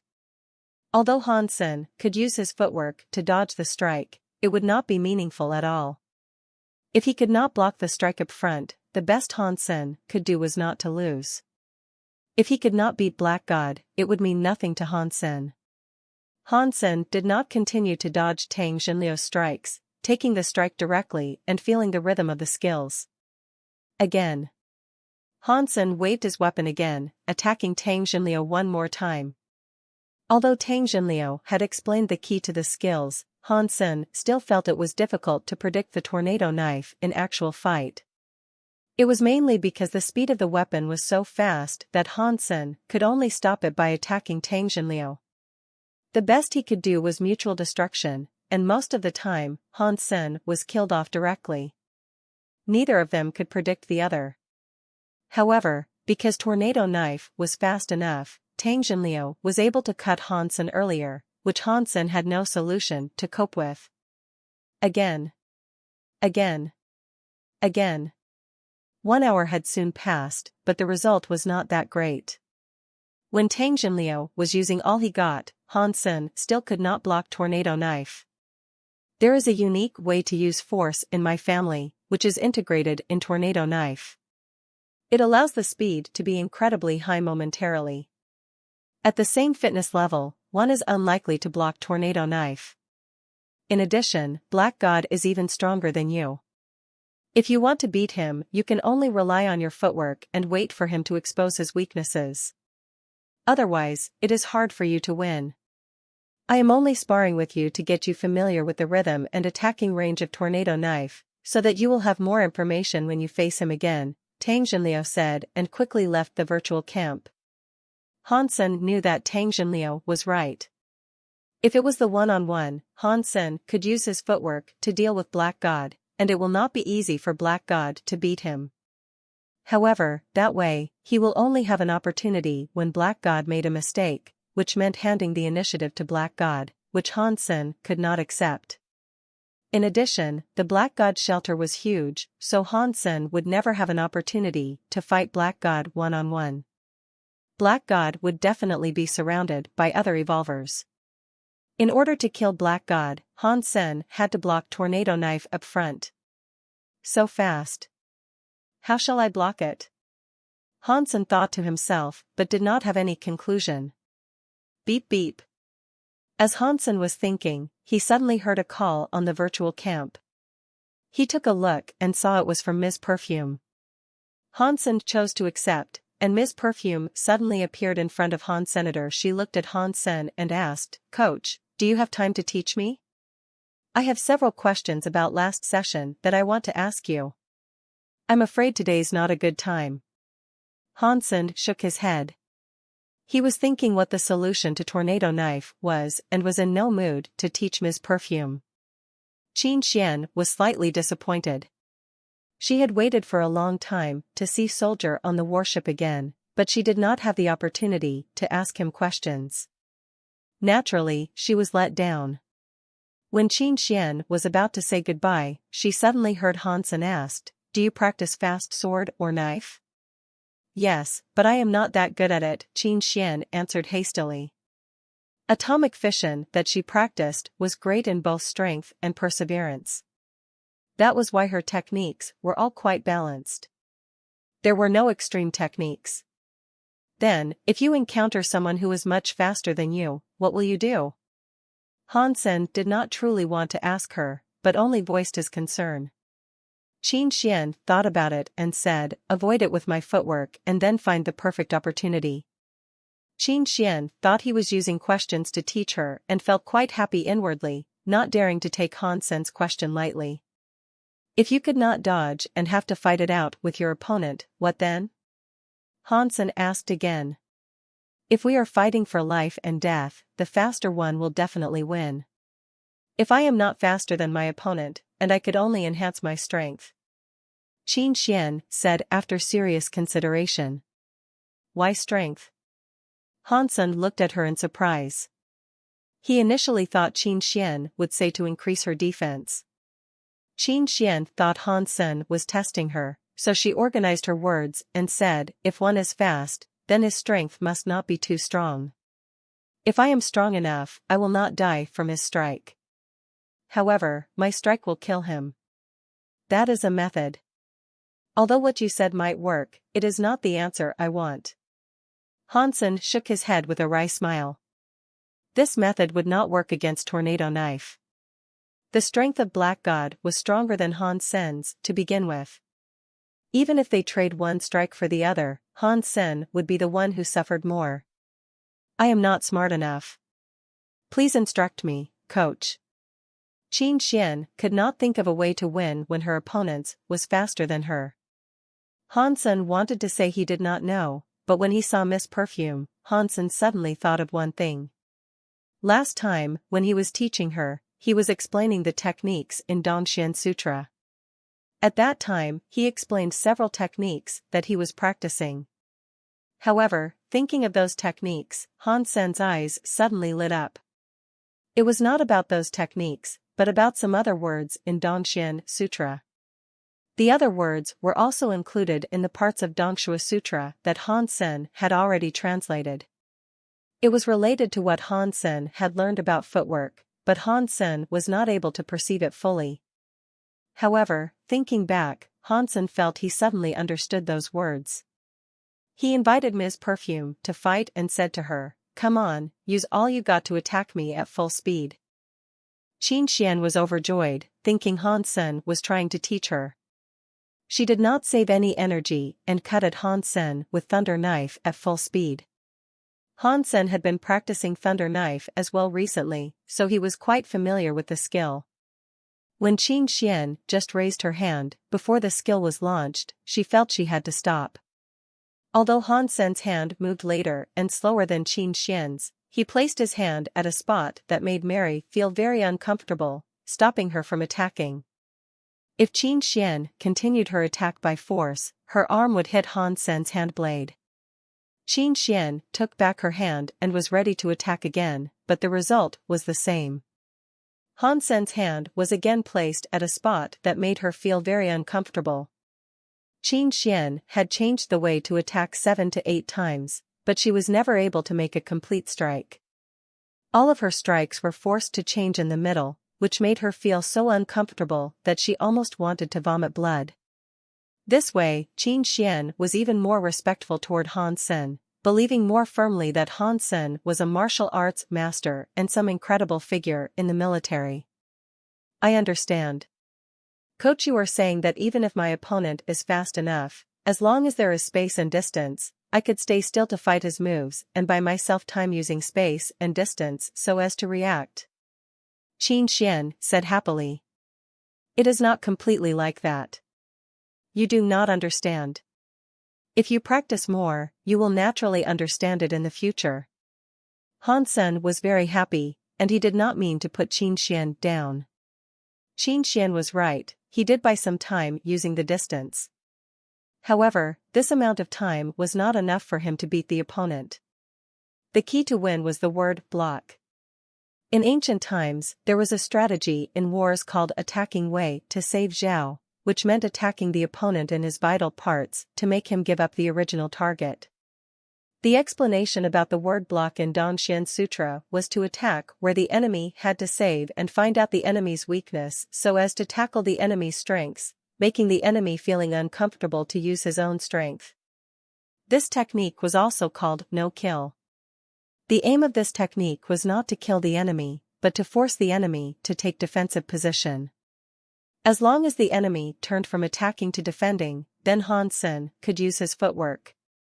Since the enemy no longer had the ability to attack, it was just a matter of time to beat him. In order to use the blocking technique well, Han Sen must first figure out the importance of each moves, which meant he needed to understand the strengths and weaknesses of his opponent. For example, Han Sen himself had also practiced Thunder Knife, so he knew what the positions that Qin Xian had to defend herself were. If Qin Xian uses a different technique that Han Sen was not familiar with, the effect would not be as good. Currently, what was beneficial to Han Sen was that Tang Jinliu, who had the same level at using Tornado Knife, was his sparring partner. All he needed to do was to fully understand Tornado Knife, and then he could reach the effect that Tang could not attack him at all. Thinking of that, Han Sen wished that he could fight Tang Jinliu right away so as to familiarize himself with Tornado Knife. However, unfortunately, Tang Jinliu had too many tasks in the front, so he only had limited time every day. When he was in the middle of a project, he did not have time at all. Even so, Tang Jinliu was astonished by Han Sen's performance. Initially, he only wanted for Han Sen to avoid the attacks when Han Sen got familiar with the knife skills. However, Han Sen was trying to block the attacks altogether. Tang Jinliu originally thought that was something couldn't be achieved. It was a family secret, and he knew very well how strong the techniques were, which were impossible to block. However, the more he sparred with Han Sen, the more he doubted his own thought. When facing Han Sen, Tang Jinliu felt harder and harder to make his moves.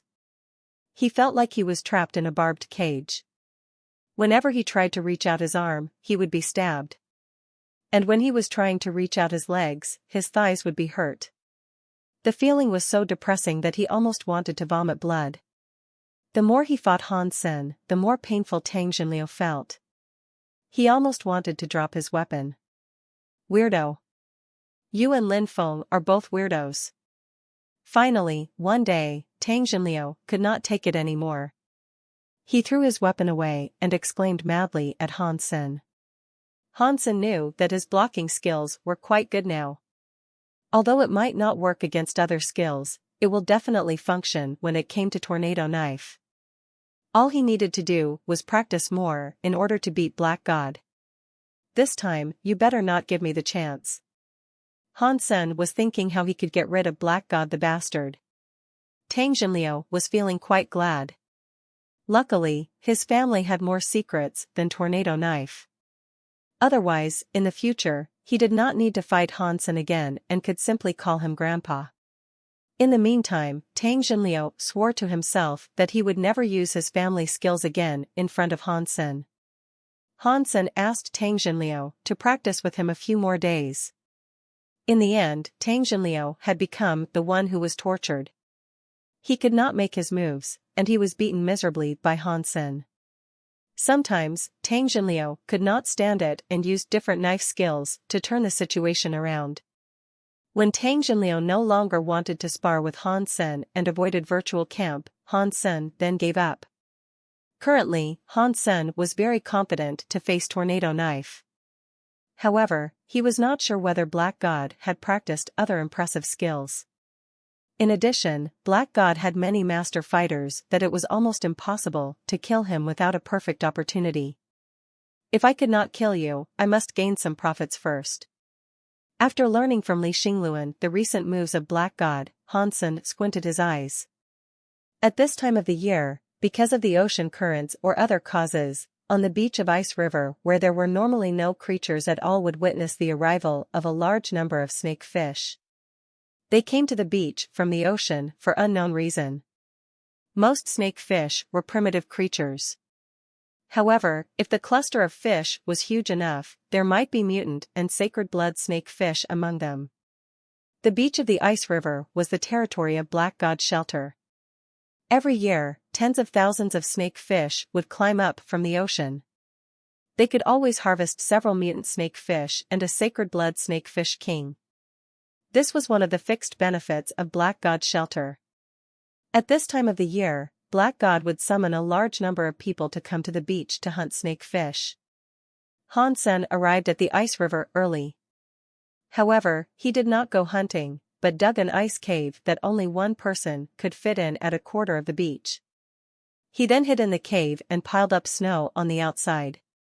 No matter how hard Black God thought, he could not predict that someone would be hiding in the ice cave for several days. After the large cluster of snake fish had come to the shore, he led people to clear up the place and did not find Han Sen. Han Sen was hiding inside the ice cave, biting the meat jerky as he observed the situation from the gap he kept deliberately. A large number of snake fish started to climb out of the ice river and reached the beach covered in ice. More and more fish arrived, yet no one knew what they were trying to do. More than 1,000 people had gathered from the Black God shelter, hunting the snake fish that had arrived. Snake fish looked like sea snakes. In fact, different from snakes, they did not have fangs or any teeth. Because they were covered in slime, weapons would easily slide on their skin. If one was entangled by the creature, its sharp scales on the stomach could even break one's bones. If there were not a huge group hunting snake fish together, a small number of people would easily be besieged by the snake fish and killed. Ordinary people did not have the conditions to kill them. Only a large force like Black God could organize some new people to hunt snake fish together. Because the sacred blood snake fish king had not appeared, the strong evolvers with a fitness level above 100 including Black God himself did not make a move. All they did was to lead thousands of evolvers to hunt the creatures on the beach. The primitive snake fish were all black. Occasionally, some larger snake fish with a golden lion on their back could be spotted, which were the mutant ones. Han Sen had not seen the sacred blood fish king, but he heard that the fish king would be smaller in size, even smaller than primitive ones. It was probably around the size of an ordinary cobra. Because of this, Han Sen wanted to steal the sacred blood snake fish king. If it were bigger, he could not take it away even after he stole it. The sacred blood snake fish king was perfect in size. There were 2 to 3 days from the snake fish arriving at the shore until they returned to the ocean, so Han Sen was in no rush. The cold inside the ice cave did not have much of an effect on him. However, he was uncomfortable crawling and had to use jade skin to make himself feel better since he could not move. Luckily, the second day since the snake fish came to the shore, Han Sen heard exclaims among the crowd. He quickly looked into the gap and saw a large ball of snake fish had arrived at the shore.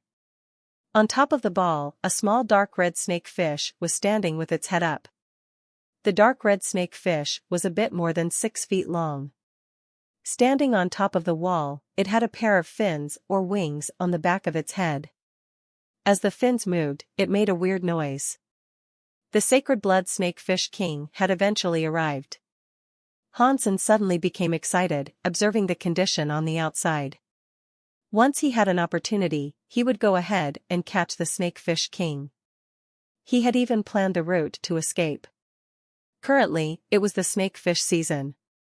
for the snake-fish to arrive, so there were no other creatures in the ocean nearby. After Hansen took the snake-fish king, he would rush into the ocean. Riding on the silver eel, he could escape with ease. As many people as Black God Shelter had, they could not catch up with him and had to watch him go. After the snake-fish king appeared, the other snake-fish became even crazier, rushing to the floor. The advanced fighters at Black God Shelter eventually moved. 5 or 6 evolvers with fitness above 100 killed their way toward the Fish King, led by Black God. Other people continued to guard their own positions, killing the other snake fish. They did not look nervous at all. Obviously, they were quite experienced.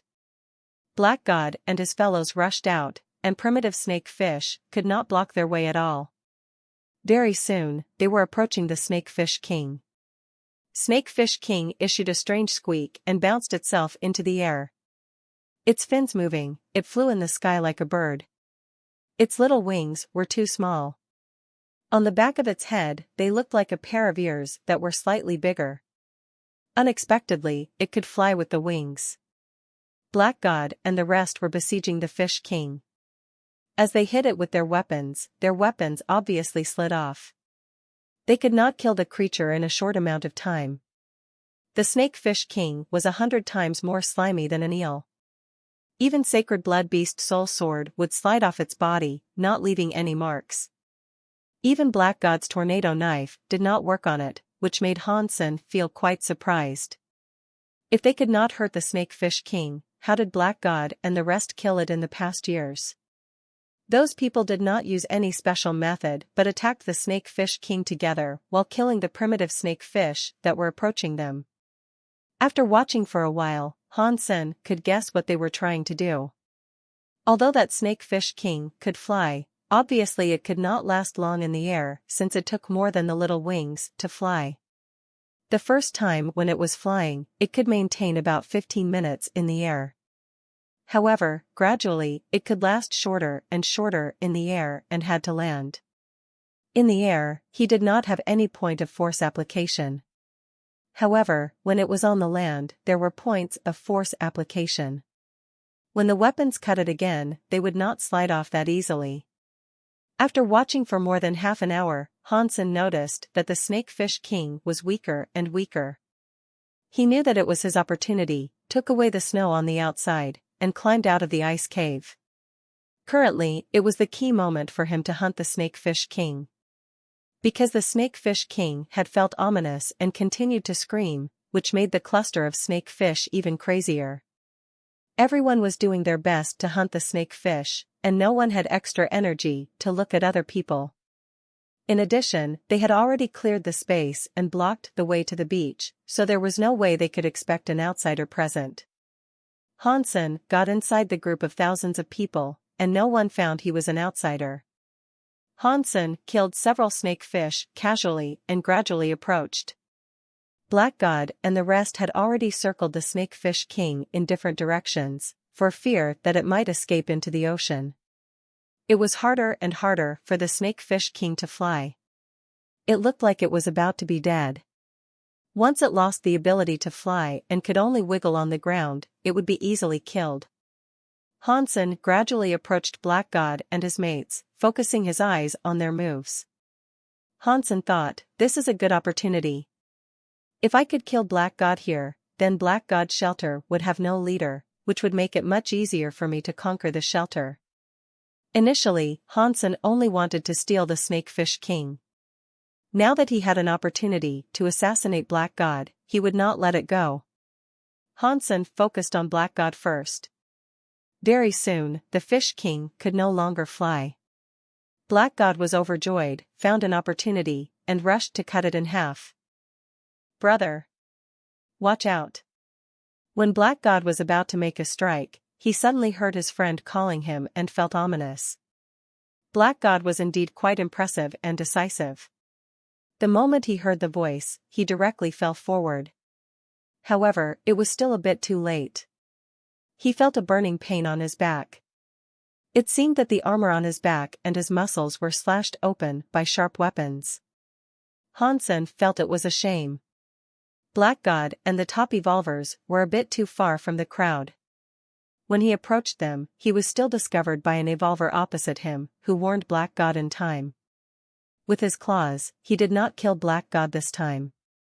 Black God fell to the ground and rolled a dozen feet away, holding back the pain on his back. The 5 evolvers with fitness level above 100 came to Hansen. Hansen did not linger. His strike did not kill Black God, so he knew that he had lost his opportunity. He rushed to the Snakefish King directly, using the claws to cut off its head. Taking up the creature's body, Hansen ran toward the ice river.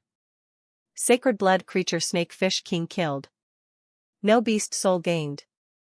Eat its meat to gain 0 to 10 sacred geno points. The evolvers tried to stop Hansen, but Hansen swayed left and right, zigzagging among 3 persons momentarily. He ran past 5 persons non-stop. When Black God got up, holding back his pain, Hansen had already gone. It is that asshole. He's not dead yet? Kill him for me.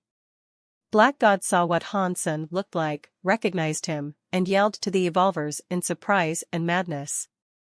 The evolvers quickly caught up with Hansen. However, Hansen directly jumped into the ice river.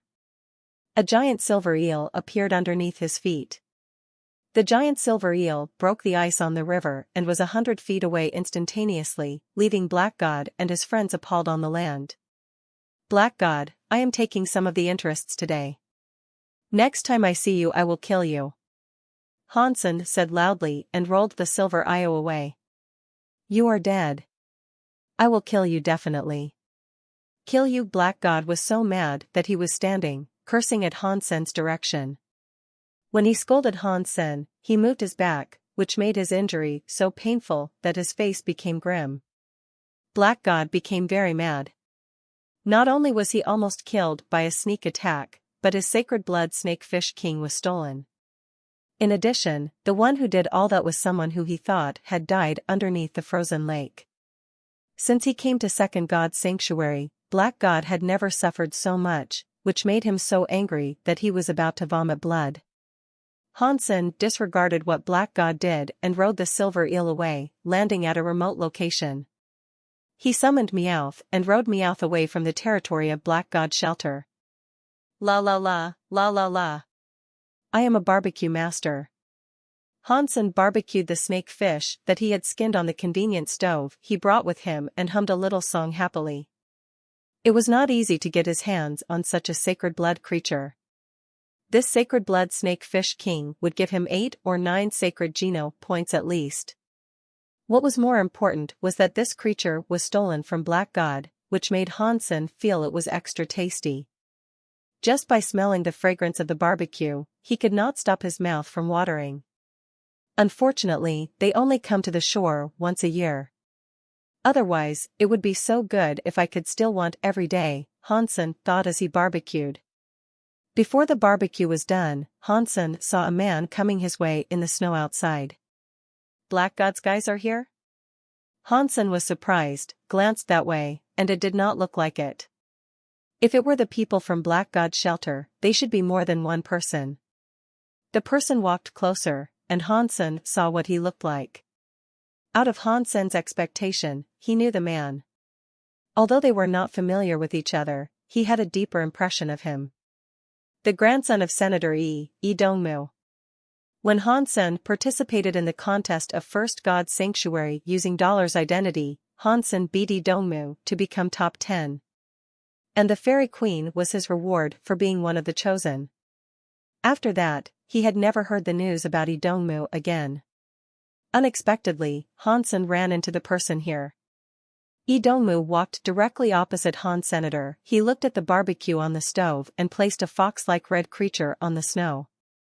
Pointing to the barbecue, he asked, I want to trade this mutant creature for your barbecue, will you do it? No, Hansen rejected directly, thinking, you think I'm an idiot? A mutant creature for my sacred blood creature? Yi Dongmu could not help frowning, checking Hansen out again.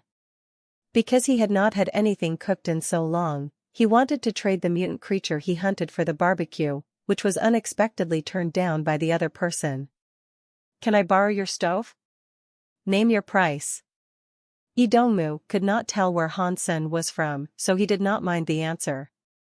Lee Dongmu pointed to Hansen's stove said. The stove is quite cheap. Just use it, Hansen smiled and said. Lee Dongmu did not say anything but summoned a dagger to clean up the fox-like creature. Cutting off a piece of meat, he started to make the barbecue. The two persons did not converse much but barbecued respectively. When Hansen's barbecue was about ready, he took a bite and felt it was so tasty. The grease melted in his mouth. So nice. Hansen took out some condiments to put on the barbecue before he gobbled it up. Lee Dongmu was stunned. It was the first time he saw someone being so relaxed when hunting. Not only had Hansen brought the stove, he also brought a dozen types of condiments, which filled up a large bag. Swallowing, Lee Dongmu continued to make his own barbecue. However, Hansen's barbecue with condiments smelled so good that it was hard for Lee Dongmu not to notice. Lee Dongmu had been working hard to cultivate, trying to enhance his martial arts skills and clear his name that was belittled by Dollar. He often spent several months every time he came to the god's sanctuary, and sometimes even more than half a year. On the ice field, all he could eat was raw meat. Even if he was made of iron, his stomach would no longer take it. Will you sell me the condiments? Lee Dongmu asked eventually. This is quite expensive, Hansen blinked and said. He was nice enough to let Lee Dongmu use the stove for free. There was no way he could give the condiments to Lee Dongmu for free as well. Hansen was the one who brought the condiments to the god's sanctuary. Name your price, Lee Dongmu said directly. Give me the remaining half piece of your meat, and you can use my condiments as you like. Hansen's condiments were not valuable in fact. However, because they were rare, they were worth something in this place. Without even blinking, Lee Dongmu threw the half piece of mutant meat to Hansen and said, Give me the condiments. I like a decisive person like yourself. Hansen gave the condiments to Lee Dongmu and took the mutant meat with pleasure. How long have you spent in God's sanctuary? Lee Dongmu asked Hansen. Not long, just a few days. Hansen said. Have you heard about Dollar recently? Lee Dongmu had spent about 6 months in the god's sanctuary this time. He had been hunting alone all the time and did not have any news from the outside. Hansen was dazed, as he did not expect that was what Lee Dongmu would ask. He thought about it and said, I heard that there was someone named Kill Dollar on the official platform. He had won consecutively. Some people said he was Dollar himself, and I wondered if that was true. Tell me about the details, Lee Dongmu said immediately. Having taken the mutant meat, Hansen explained briefly to Lee Dongmu, and added in the end deliberately, I have only heard about it. No one knows whether Kill Dollar's actual Dollar. And I will be the last one to tell. It must be him. Except for him, no one could be that good, Lee Dongmu said assertively. Hansen was embarrassed inwardly. There were definitely evolvers who could be as good. He just had not met a truly good opponent. I want to hunt a sacred blood creature and need an assistant. Come with me, I will spare you 10% of the meat after I succeed, Lee Dongmu said to Hansen after eating a smaller half of the barbecue and taking the rest into his pocket. 20%, Hansen blinked and doubled the price. Let's go. Lee Dongmu did not bargain and asked Hansen to go with him. Hansen liked people like this a lot. Rich people who did not care about the price and only cared to be happy are the best. Following Lee Dongmu eastward on the ice field, Hansen reached the snow-capped mountains in less than 2 days. If he were to go back to Goddess Shelter, he must cross this region. However, because of the terrain, it was not easy to pass this region. Furthermore, if he encountered sacred blood creatures, it was too dangerous to fight on the mountains without the ability to fly. If he were not careful, he would fall into deep valleys. The reason that Li Xingluan and Black God would try to conquer the royal shelter before they expand to the mountainous region was because of the terrain, which was unsuitable for large-scale fights. You are not trying to enter the mountains to hunt sacred blood creatures? Hansen asked Idongmu, surprised. Relax, there is no risks. I'm only asking you to lure the creature out for me. The rest is my job. That creature had suffered in my hands, so it would not dare to come out if I were there, Idongmu said quietly. Hansen did not say anything more and followed Idongmu into the snow-capped mountains. Like Idongmu said, he did not go deep into the mountains, but stopped after climbing one mountain. Just walk around ahead of me. When the creature had come out, run in my direction. Idongmu dug a hole in the snow and lay down, asking Hansen to bury him with the snow. Hansen knew that like himself, Idongmu was also an assassin. He did not say much and followed Idongmu's instruction, walking around in the valley ahead of him. Looking around, all he could see was continuous snow-capped mountains. There were no creatures, let alone sacred blood creatures. What creatures would be here? Hansen looked for a while and did not spot any creatures. As Hansen became impatient, he suddenly heard hoofbeat. From afar, he saw a donkey-like creature with a pair of antlers running from behind a mountain. Its hooves were rather wide, which prevented it from being trapped in the snow. It ran toward Hansen quickly, faster and faster. There is a creature indeed. Hansen did not know whether this one was the one that Idongmu was talking about. He turned around to run toward where Idongmu was hiding. The creature looked like it could fly, running fast on the snow. Luckily, Hansen was close to where Idongmu was hiding and soon reached him. The creature followed Hansen and approached him quickly. Idongmu quickly emerged from underneath the snow, appearing under the stomach of the creature, stabbing his dagger into its stomach, making a long cut. The creature was bleeding on its stomach. Forgetting about Hansen, it neighed, turned around and ran. However, Idongmu would never let it go. Catching up with it, he cut the creature repeatedly. The creature finally fell on the floor quietly. Good skills, good footwork. Hansen couldn't help complimenting. Idongmu had made great progress in these years indeed. In addition, he was in Second God's Sanctuary several years earlier, so he had improved his Geno points greatly. If it were dollar, he would have killed the creature with the first strike. I am not good enough. Idongmu said seriously. Hansen felt very embarrassed inwardly. Idongmu was simply obsessed. It should have been several years since Idongmu saw him. So, there was no way Idongmu knew what level Hansen was on. It was completely his own illusion. Is that the sacred blood creature that you were talking about? Hansen walked up to the creature and asked, puzzled. Although this creature ran fast, it did not look like a sacred blood creature, judging from its fitness. Idongmu shook his head. Not this one. This is a mutant creature.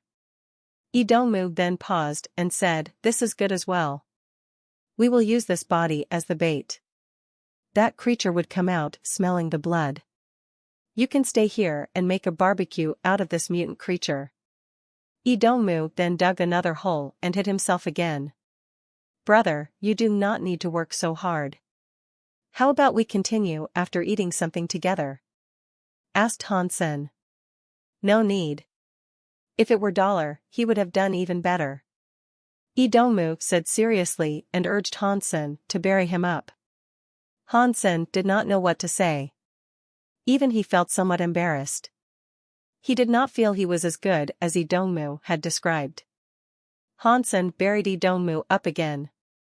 Dissecting the mutant creature's body, Hansen thought it was a bit too big for him to eat. He then summoned Meowth to offer him the food. Meowth bit the body of the mutant creature excitedly. As for Archangel, she did not care to eat mutant meat at all, not wanting to come out. Hansen took out a piece of barbecued snakefish king, eating while squatting. He soon heard the voice telling him the increase of sacred Geno points. Seeing that Hansen was feeding mutant meat to his pet, Idongmu frowned slightly. This behavior was a bit too extravagant. Even Idongmu himself had never done that before. After all, the resources on this ice field were so limited that Idongmu had not even filled up his mutant geno points yet. After Hansen had just taken a few bites, he heard loud hoofbeat behind the mountain again. Meowth that was eating suddenly bristled. It bared its teeth toward the direction of the noise and growled fiercely. Hansen stared at the direction of the snow-capped mountain, and soon saw a creature that looked like a triceratops rushing out from behind the mountain. Its horn looked like a silver awl and its skin looked like iron. The moment the triceratops came out, Hansen felt dazed. Hansen wondered if Idongmu was dumb. Such a large creature weighed at least a dozen tons. It would take more than a year for someone to eat it. What use would it be even if he killed it? But then Hansen thought, Idongmu was probably just trying to gain the beast's soul. The meat was not that important to him.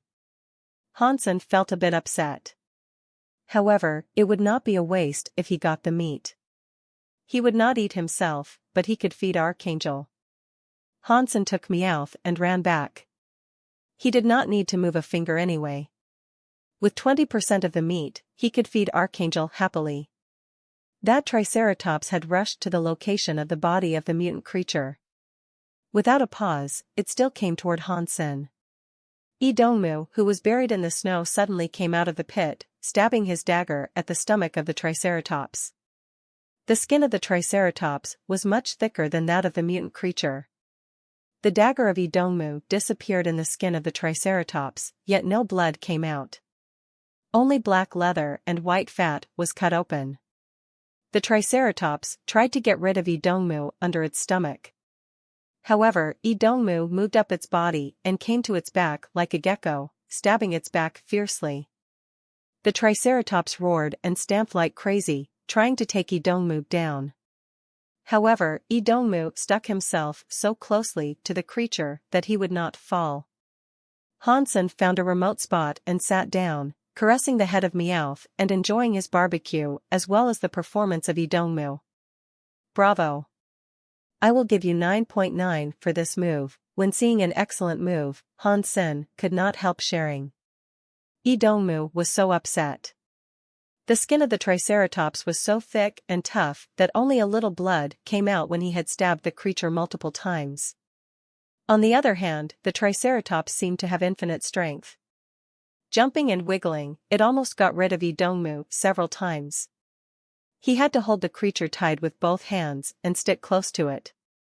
There was no chance for him to touch the dagger again. However, Hansen was enjoying the show, applauding when seeing something good, which made Idongmu feel so upset he was about to vomit blood. Come and help me. Idongmu could not last any longer and yelled to Hansen. That is not okay. We had an agreement. You give me 20% of the meat and all I need to do is to lure the sacred blood creature out. I will not mind other businesses. Hansen shook his head and said. If this creature runs away, you will get nothing, Idongmu exclaimed again. If you want me to make a move, that is fine. However, that way, we could not split the meat like this. I must have 60% of the meat. 20% is my reward for leading it out. And the other 40% is what I should have for collaborating with you to kill it. Hansen counted his fingers and said. 60% is fine. You help me kill it, and you can take 60% of the meat. Idongmu was in no mood to bargain with Han Senator. His main goal was to try to gain the beast's soul. The meat was less important. Okay, that's a deal. Hansen then stood up, summoned his claws and walked toward the triceratops. Help me to distract it from the side. Seeing Hansen approaching, Idongmu quickly said.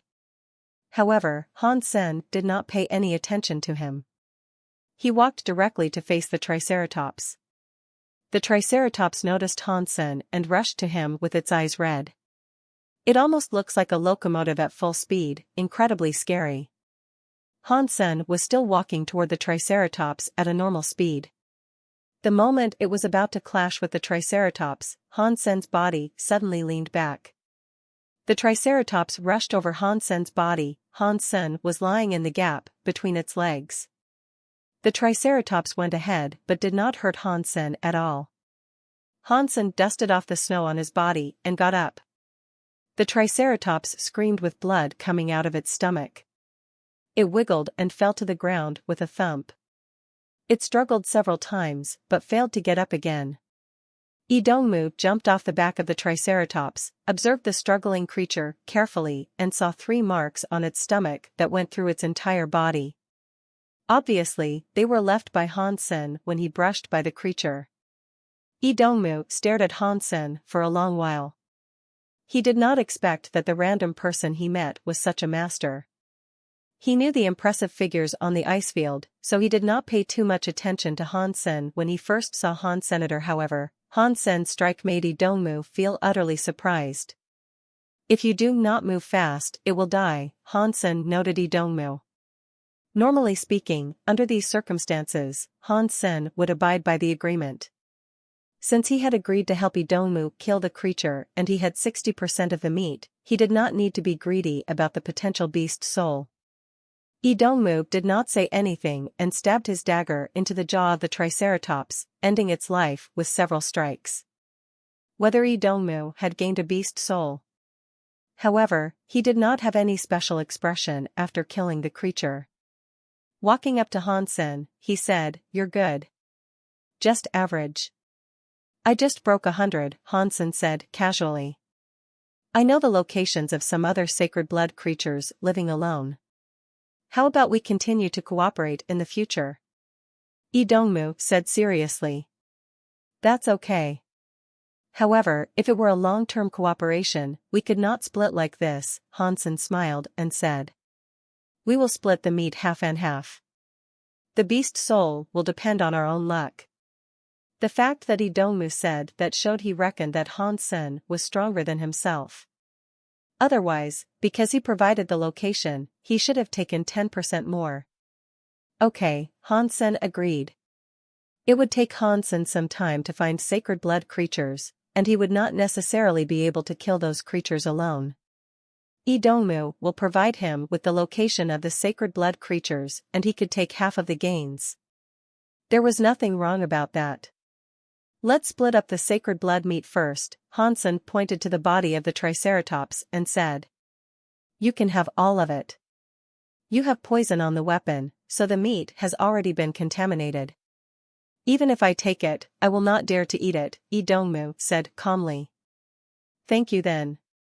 Hansen summoned the angel, asking her to eat the Triceratops up. "Humanoid pet? What is the level of it?" Idongmu stared at the archangel. With his background, he had never got a chance to have a humanoid pet. "Sacred blood," Hansen said casually.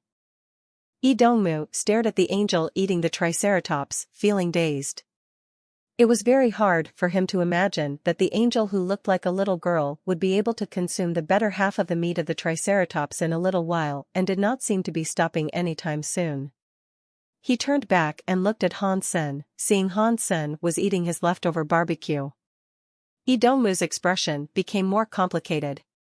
As the descendant of a senator, he was someone who had seen a lot.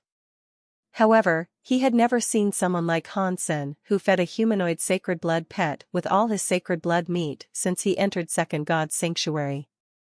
The resources on the ice field were extremely limited. Although this creature was big in size, it was a sacred blood creature nonetheless. Feeding it all to the pet made even Idongmu cringe. At this point, Idongmu had to reassess Hansenator strong, wanton, and careless. Even Idongmu felt puzzled about the background of Hansen. "It is about time. I must return to the Alliance now. Let's meet next time." After the archangel finished eating the Triceratops, Hansen directly said goodbye. Although as long as Ji Yanran did not call him, he was idle and had infinite free time, he'd still go back from time to time in case Ji Yanran got worried. "I will return to the Alliance as well. Let's go together." Although Idongmu did not need to go back to the Alliance, he wanted to find out about Hansen's background and who he was. The two persons teleported back to the Alliance from Starwheel Shelter. Lee Dongmu immediately looked up all the information about Han Senator. The name Hansen being real was out of Lee Dongmu's expectation. After looking up Hansen's materials, Lee Dongmu felt quite strange. Judging from Hansen's background, he was such an ordinary guy that it did not match his achievements at all. From his information, the biggest difference in Hansen's life was his girlfriend Ji Yanran. However, although the JIS were an incredibly prominent family, Hansen only knew Ji Yanran after he went to the military academy. Before that, he did not receive any help from the JIS. Even now, the JIS had not been helping Han Senator. Before Ji Yanran married the guy, the JIS had no reason to help him. Whether she would marry Hansen was still unknown. Aside from that, Lee Dongmu felt incredible reading about Hansen's growth. Lee Dongmu thought if he were Hansen, he would never have achieved what Hansen had. In addition, according to the information, Hansen had entered Second God's Sanctuary for less than a year. The fact that he had such fitness on the ice field with limited resources made Lee Dongmu feel incredulous. How did he do it? Lee Dongmu couldn't help frowning. Hansen returned to Daphne, trying to meet Ji Yanran. However, at the door, he was blocked by Annie. We are both guards. Why are you minding my business? Hansen was very upset with Annie. Since she had come, he did not have much chance to be alone with Ji Yanran. Because I said no, Annie stayed cold and said. What if I must go inside? Hansen was mad, asking Annie coldly. You can try. Annie looked at Hansen indifferently, as if she were looking at a dead man. Hansen immediately wanted to go inside by force. Just because she was a surpasser, Annie was being incredibly arrogant, which pissed him off. The doors of Ji Yanran's office suddenly opened and Ji Yanran came out from inside. She held Hansen's hand and said to Annie, Colonel Annie, he is also my guard. He has the right to see me at any time. I'm sorry, Ms. G. The order I got was to protect your safety 100%, ruling out all the unsafe elements. Annie said calmly. Please, Captain. This is in the military, Ji Yanran said, a bit upset. Annie did not speak again, but she looked the same, not taking Ji Yanran's words seriously. Ji Yanran did not say anything more and pulled Hansen into her office. Do not have any conflict with her in the future. She will kill you, Ji Yanran said helplessly to Hansen. A guard can be so arrogant? Disrespecting your words? Hansen said. Technically speaking, she is my guard. However, I do not deserve to have a guard like that with my current position. She was arranged by that person in my family. In fact, she only listens to him and my words are basically useless, Ji Yanran said helplessly, leaning against Hansen. However, she is also doing it for my safety, so do not provoke her in the future. Hansen nodded. He also knew that Ji Yanran's safety depended on Annie. It was impossible for her to count on him as her guard since he was away all the time. When Hansen left Ji Yanran's room, it was already nighttime. Annie was still guarding the door. Judging by her position, it seemed she had not even moved in the past couple of hours. Men like you are a shame to all soldiers. When Hansen just stepped out of the room, he suddenly heard Annie saying coldly. Are you talking about me? Hansen turned around, stared at Annie and asked. The most disgusting are men who live off women like you, Annie said to Hansen, disgusted. Hansen looked Annie up and down for several minutes, but he said nothing. What are you looking at? Annie felt uncomfortable under his gaze and exclaimed coldly.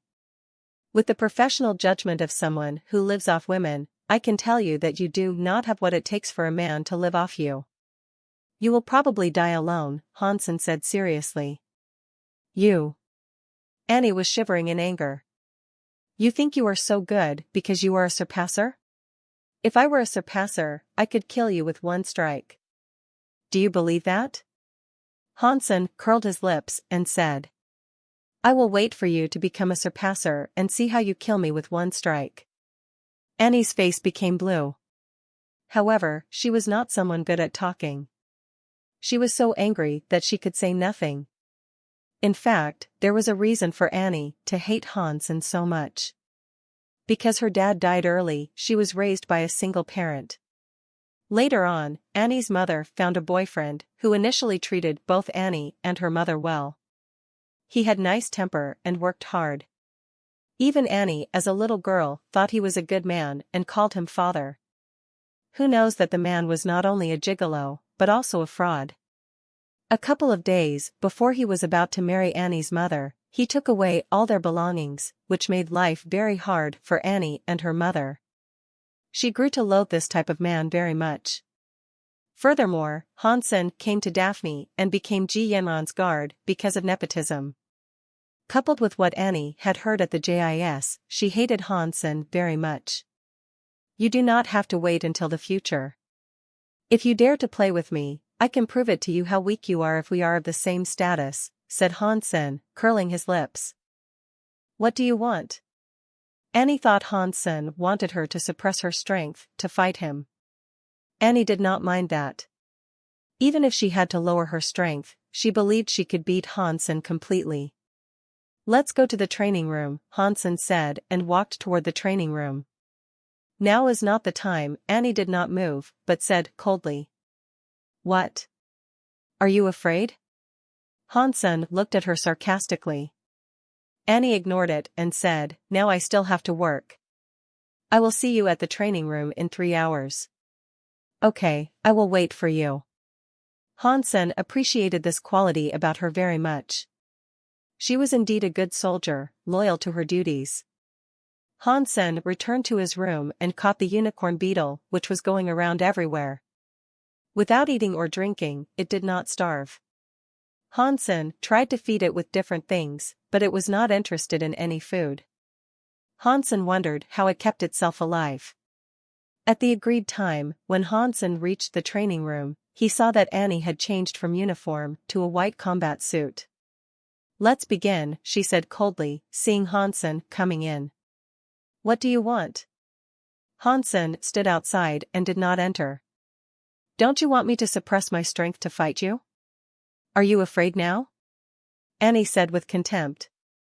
Sister, when have I said that? I am no idiot. Even if you suppress your own strength, your eyesight and reflex are not something that could be reduced. I am not foolish, so why would I ask for that? Hansen curled his lips. Then what do you want? Annie frowned. We have both learned military boxing, right? Hansen said. What if I have? Annie asked. If you have learned it, that's easy. Let's do it the civilized way. I name a move and then you can name a move.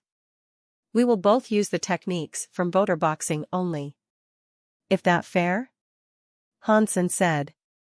The way of combat is focused on the reflex and flexibility.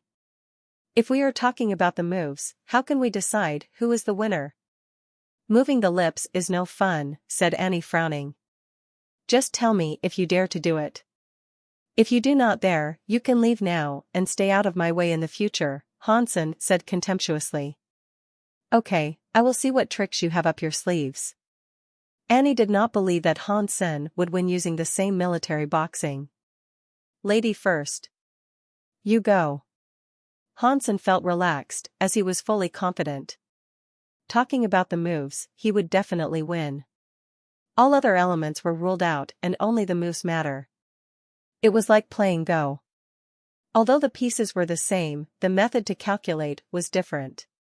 In order to win, the strategy was key, which was what Hansen was good at. Strength, speed, and reflex were less important. Although Annie was surpasser, a civilized fight like this one wiped clean all her advantages. On the other hand, Hansen, who was good at calculation, had an advantage. Head punch. Annie thought about it and said a move of attacking. Sideway punches, left of your ribs, Hansen answered quickly. Backward elbow, turning to the left, to attack your neck. Annie felt slightly uncomfortable. She had never tried to make the move mentally and had to think for a while before she said anything. The two persons exchanged 30 moves, and then Annie felt something was wrong. She found herself trapped in a dangerous situation. Although the moves were all the same, Annie felt it was hard for her to attack. When 14 moves were exchanged, she could no longer think of a way to dodge Hansen's attacks. "You lost," Hansen said contentedly. "This is just talking. If it were in a real fight, you could never have done that," Annie said, unwilling to accept her failure. "That is okay. We can act out what we had just said. However, this time, neither of us shall use force. We will just act out what we had said." Hansen walked up to Annie and said. "Okay." Annie did not believe that. However, when the two persons were sparring like Hansen had just explained, Annie did not have anywhere to dodge when it came to the 39th move. Unless he used speed and strength beyond Hansen, she would lose for sure. How about that? Are you convinced? Hansen glanced at Annie and said. This is the first time for me to do this. I'm not like you who is all talk. Annie was not convinced. She did not believe that she would be inferior to Hansen. That's fine. We can do it again. I will beat you until you are convinced. Hansen curled his lips and said. Okay, but we will both speak and act out this time. Annie thought she lost to Hansen because she was not good at imagination. Okay, Hansen smiled and said. Acting out was not the important part. As long as no strength was involved, then Annie would not still be inferior to him. After all, everyone had a specialty, and Hansen's was calculation. Annie seemed to be the type that were good at violent moves. The fight began again. However, the result was no different from last time. This time, she lost even faster. She could no longer continue after the 35th move. Are you convinced? Hansen asked again. No.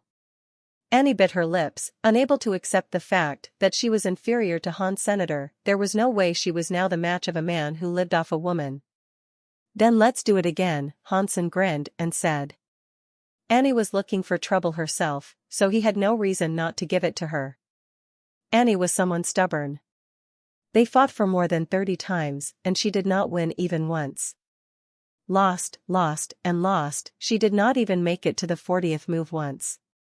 Although she did not use strength and her energy was not consumed, she became pale and sweaty on her forehead. She did not understand why she would lose to Hansen again and again using the same moves only with different order, not to mention in such a miserable way. Initially, she thought as long as she was familiar with this way of fighting, she could turn the situation around. All her previous losses were just because she was not used to it. However, the fact was cruel. Whether or not she knew the way of fighting well, she lost equally. Annie found that she was so weak in front of Hansen just based on the moves in martial arts. This man who she despised seemed to be exceptionally good in this regard. Now Annie had understood she was no match to Hansen in this respect. Do we need to continue? Hansen smiled at Annie. It is no wonder that you want, because you have studied these trivial matters. However, if it were a real fight, there is no way you could beat me. Annie knew that she had lost, but she would not admit it. Then let's fight for real, Hansen said abruptly. You really dare to fight me? Annie was dazed. She did not believe that Hansen dared to fight her. In terms of real fighting abilities, Hansen was quite weak compared to her. Yes, but hands only.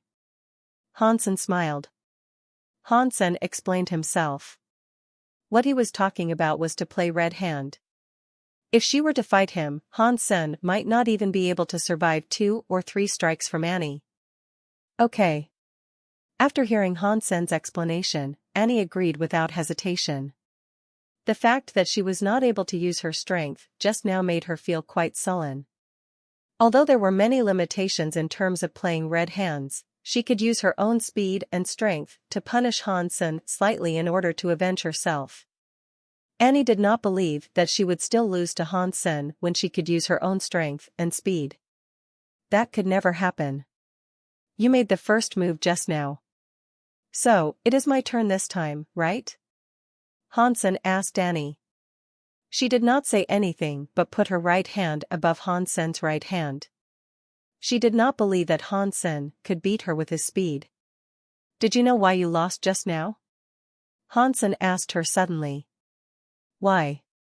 Slap. Annie was still preoccupied with the fact that she had lost to Han Senator. When Hansen mentioned it, she was distracted immediately.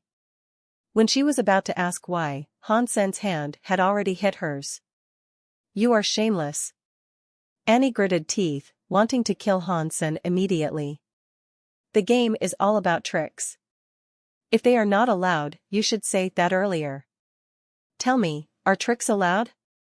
Hansen asked, smiling. As you. Slap. When Annie just said 2 words, she was hit on her hand again. Annie was so pissed that she almost vomited blood.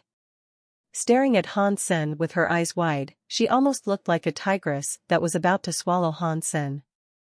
Hansen played red hands with Annie from the very beginning. It would be hard for him to hit her even with his sneak attack skills, considering her reflex and speed as a surpasser. However, because Hansen had already broken the piece of her mind earlier, she could no longer treated the game normally, which was why he was able to affect her state of mind and hit her unexpectedly. At this point, Annie's mind had become a mess. She was watching out for Hansen at any moment. However, the more she did that, the easier it was for her to be hit. Slap slap slap. Annie stared her eyes wide, watching Hansen as if she had seen a ghost. She was both sullen and angry. There was no way she could understand why she would not be able to dodge Hansen's strikes, based on her speed. She hated Hansen's shamelessness and wickedness even more, which distracted her each time so much that she could not focus on dodging his strikes. As the stone was tossed into a well, there was bound to be ripple. The amazing fact about human mind was that sometimes you knew what the right thing to do was, but you could not control your own temper and thoughts. Annie knew that she should calm down and stay away from Hansen's provocation. However, she was so upset at this point that Hansen's smiles made her feel incredibly angry. There was no way she could calm down. Slap slap slap. Annie was hit again and again. She could not tolerate Hansen's words. Boom. All of a sudden, electricity boomed on Annie's body, turning her into a burning light bulb. She hit the table with her palm and turned the table into ashes. Hansen looked at Annie, appalled. He was terrified. The strength of a surpasser was so scary that it was beyond imagination. If it were him that Annie attacked, Hansen would probably become ashes as well. Fortunately, it was in the alliance, so there was no way Annie would lay a finger on him no matter how mad she was. Watching Annie was so mad that she was shivering and sparkling, Hansen said with a smile, "You want to hit me because you lost?" Staring Hansen for a long while, lights disappeared on Annie's body. Without saying anything, she turned around and left. She was afraid that she might not be able to resist the urge to kill Hansen if she said one more word to him. Asshole, bastard. Shameless. Annie did not go back to her room but went to the virtual camp directly. She vented her madness in the virtual camp like crazy. Seeing the alloy table that had turned into ashes, Hansen could not help spitting his tongue. He decided not to provoke that woman killer. If she disregarded anything and hit him, Hansen could not survive a strike from her at all. Surpasser is so scary. They are not human anymore. Although Hansen said that, he looked forward to becoming a surpasser even more. After eating the entire Snakefish King, Hansen had gained 9 sacred Geno points, and currently, he had 21 sacred Geno points already. When Hansen was trying to find Idongmu to hunt sacred blood creatures together, he failed to find him. Without other sacred blood creatures to hunt, Hansen thought of the crab again. Although the shell of the golden crab was hard, Hansen had practiced the Een force and could penetrate its shell. Maybe he could kill it after all. The key was his strength. If he did not have enough strength, that was fine as well. Hansen decided to dive into the Crystal Palace first, hunt some primitive fish creatures at the bottom of the lake, and fill up his primitive geno points. Hunting fish creatures at the bottom of the lake was much easier than fishing. Hansen returned to the bottom of the frozen lake again. With the silver eel this time, it was easy for him to come to the crystal palace.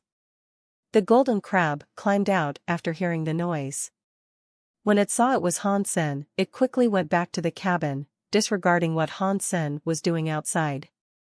It never went out again. Hansen did not provoke the crab but looked at the fish creatures that were swimming at the bottom of the lake. He thought to himself, when I have the crystal palace to myself, I will never worry about creature resources because I can go to the deep ocean to hunt. Since the crystal palace was indestructible, Hansen was not afraid to encounter scary creatures at the bottom of the sea. He could always hide in the cabin. The most important thing at this moment was to control this crystal palace. Otherwise, he could go nowhere.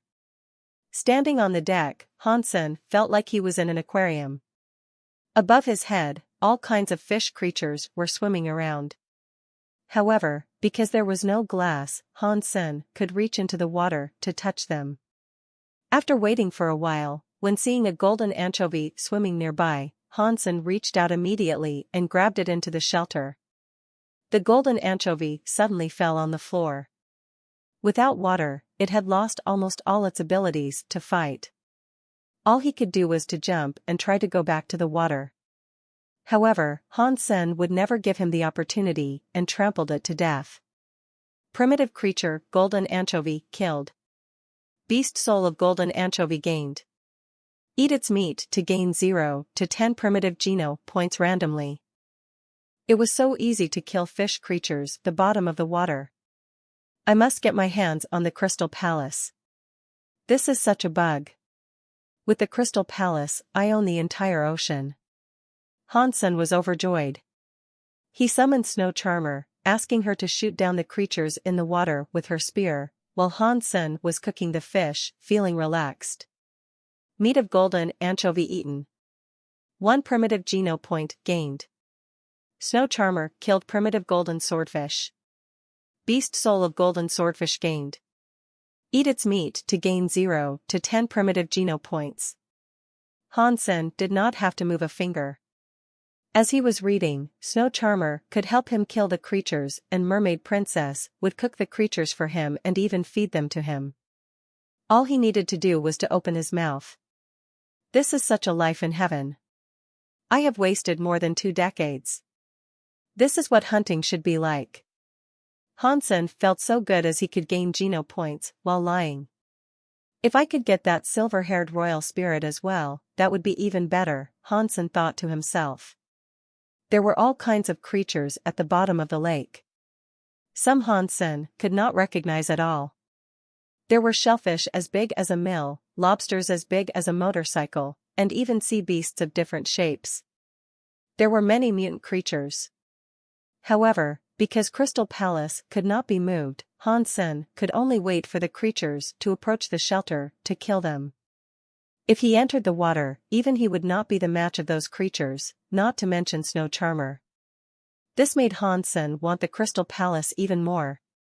If the Crystal Palace could be moved as he wished, he could kill all the creatures he liked.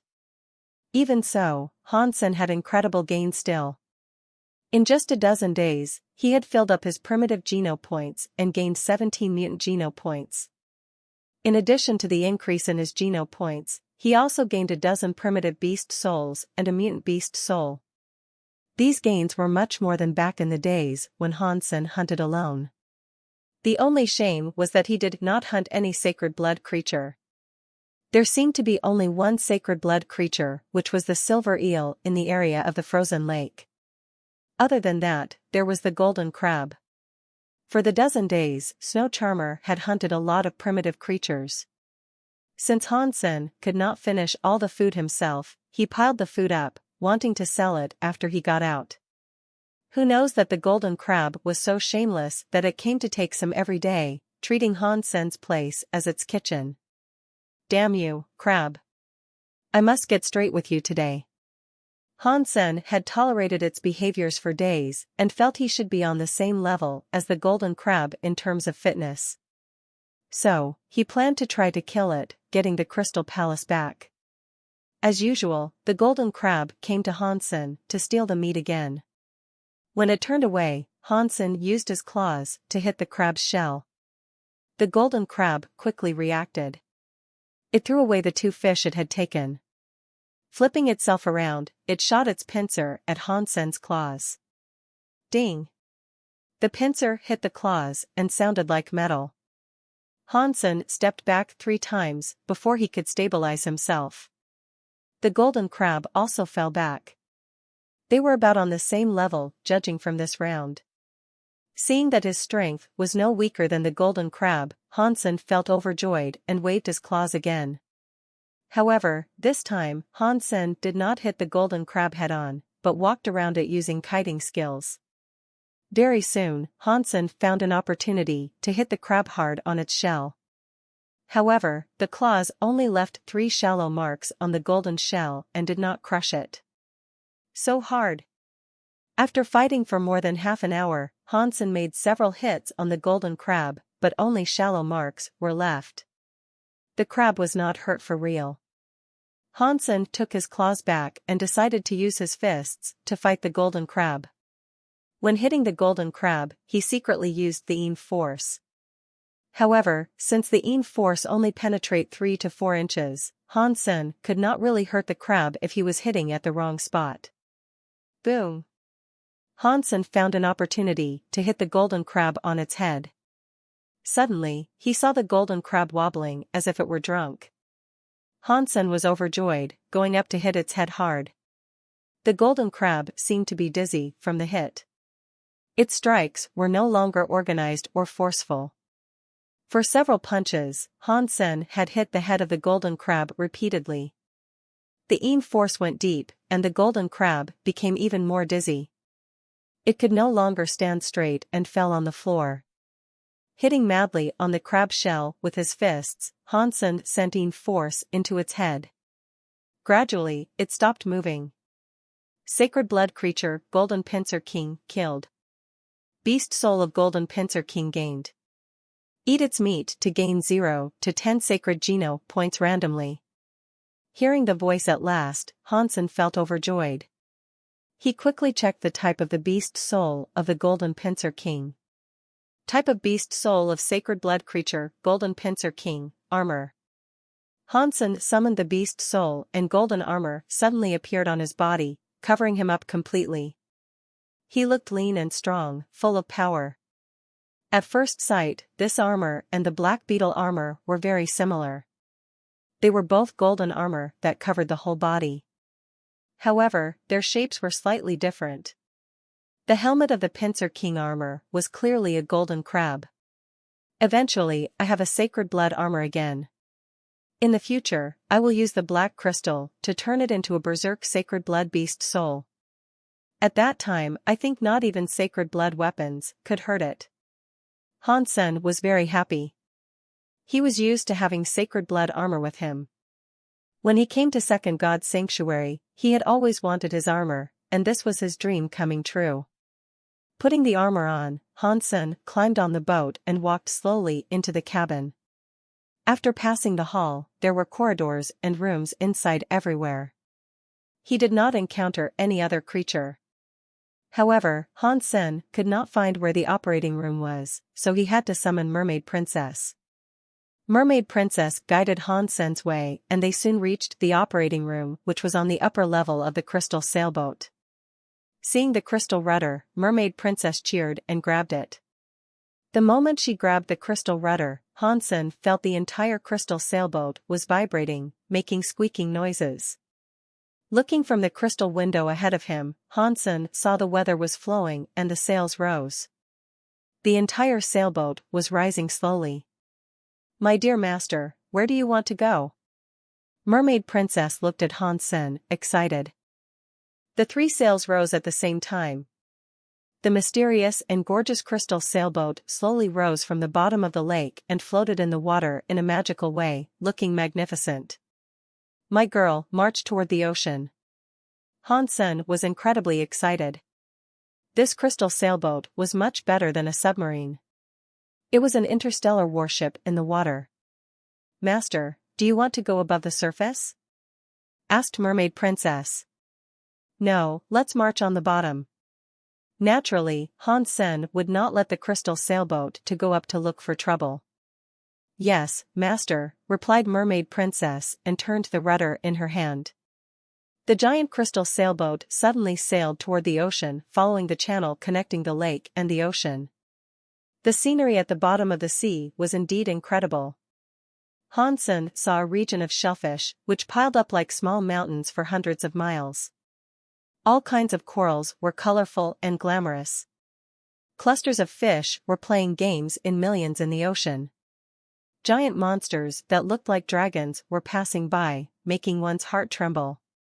Luckily, the Crystal Palace was indestructible. Otherwise, if it were hit by the horrendous beast, it would be ruined before long. Boom boom. A dual-headed turtle that looked like a hill hit the Crystal Palace several times before it went away slowly. The number of the creatures inside the ocean was beyond Hansen's imagination. However, he did not know what the status of those creatures was. He could not hunt as he wished for that reason. In addition, Hansen wanted to check out first what the ocean had to offer. All kinds of sea creatures that he had never seen before were swimming. From afar, he seemed to see a red river flowing on the bottom of the sea. However, when he approached it, he found it was formulated by numerous red-shelled prawns, each as thick as a motorcycle. They were swimming among the seaweeds growing on the seabed.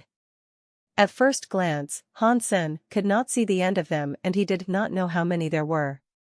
Hansen's mouth was watering, so he commanded the Crystal Palace to stop. Not turning on the function to avoid water, Hansen opened up a channel that looked like a swimming pool. When one of the red-shelled prawn passed by, Hansen used the Een force to hit its head and killed it instantaneously. Primitive creature fire prawn killed. No beast soul gained. Eat its meat to gain 0 to 10 primitive geno points. Hansen took the prawn back, shelled it to expose the meat that looked like jelly. He cut the meat into pieces and dipped it into some sauce. Suddenly, he felt the meat was so sweet and tasty. With such treasures, will I ever worry that the resources are lacking? Hansen was overjoyed, commanding Mermaid Princess to control the Crystal Palace to continue forward on the bottom of the ocean. The creatures in the ocean were much more than the land. They were beyond Hansen's imagination. Many of them Hansen has never heard of before. Humans did not have the ability to hunt creatures in the ocean yet. This might be the first time for humans to hunt creatures in deep sea. However, because most of the sea creatures were huge in size, Hansen did not rush to hunt. He mainly came to check out the resources nearby first. When there were suitable creatures, he would do some hunting. If there were none, he was in no rush. The speed of the crystal boat was very fast inside the water. In just 5 to 6 days, it had already sailed out of the area of the ice sea. The water gradually became warm and the species of the creatures had also changed. Hansen saw some blue balls glowing at the bottom of the sea. When he approached them, he saw they were giant jellyfish dancing in the water. Fish of different colors were swimming in groups. Some shellfish were opening up at the bottom of the sea. Hansen saw there were several shiny pearls inside a scallop that was the size of a bowl. Feeling interested, he swam out of the Crystal Palace and tried to grab the pearls. However, the scallop quickly shot, trying to break Hansen's hand. Luckily, Hansen took his hand back fast enough and took the closed scallop back to the sailboat. Placing the scallop the size of a bowl on a crystal table, Hansen hit it with the Een force and suddenly heard the voice. Mutant creature treasure scallop killed. No beast soul gained. Eat its meat to gain 0 to 10 mutant geno points. Hansen was very happy. He did not expect it to be a mutant creature. There was not much meat inside the scallop, so he should be able to finish it in one meal. This would give him at least 7 to 8 mutant geno points. Opening up the scallop, Hansen took out the pearls. They were 3 in total, all around and shiny. These would be rare in the alliance.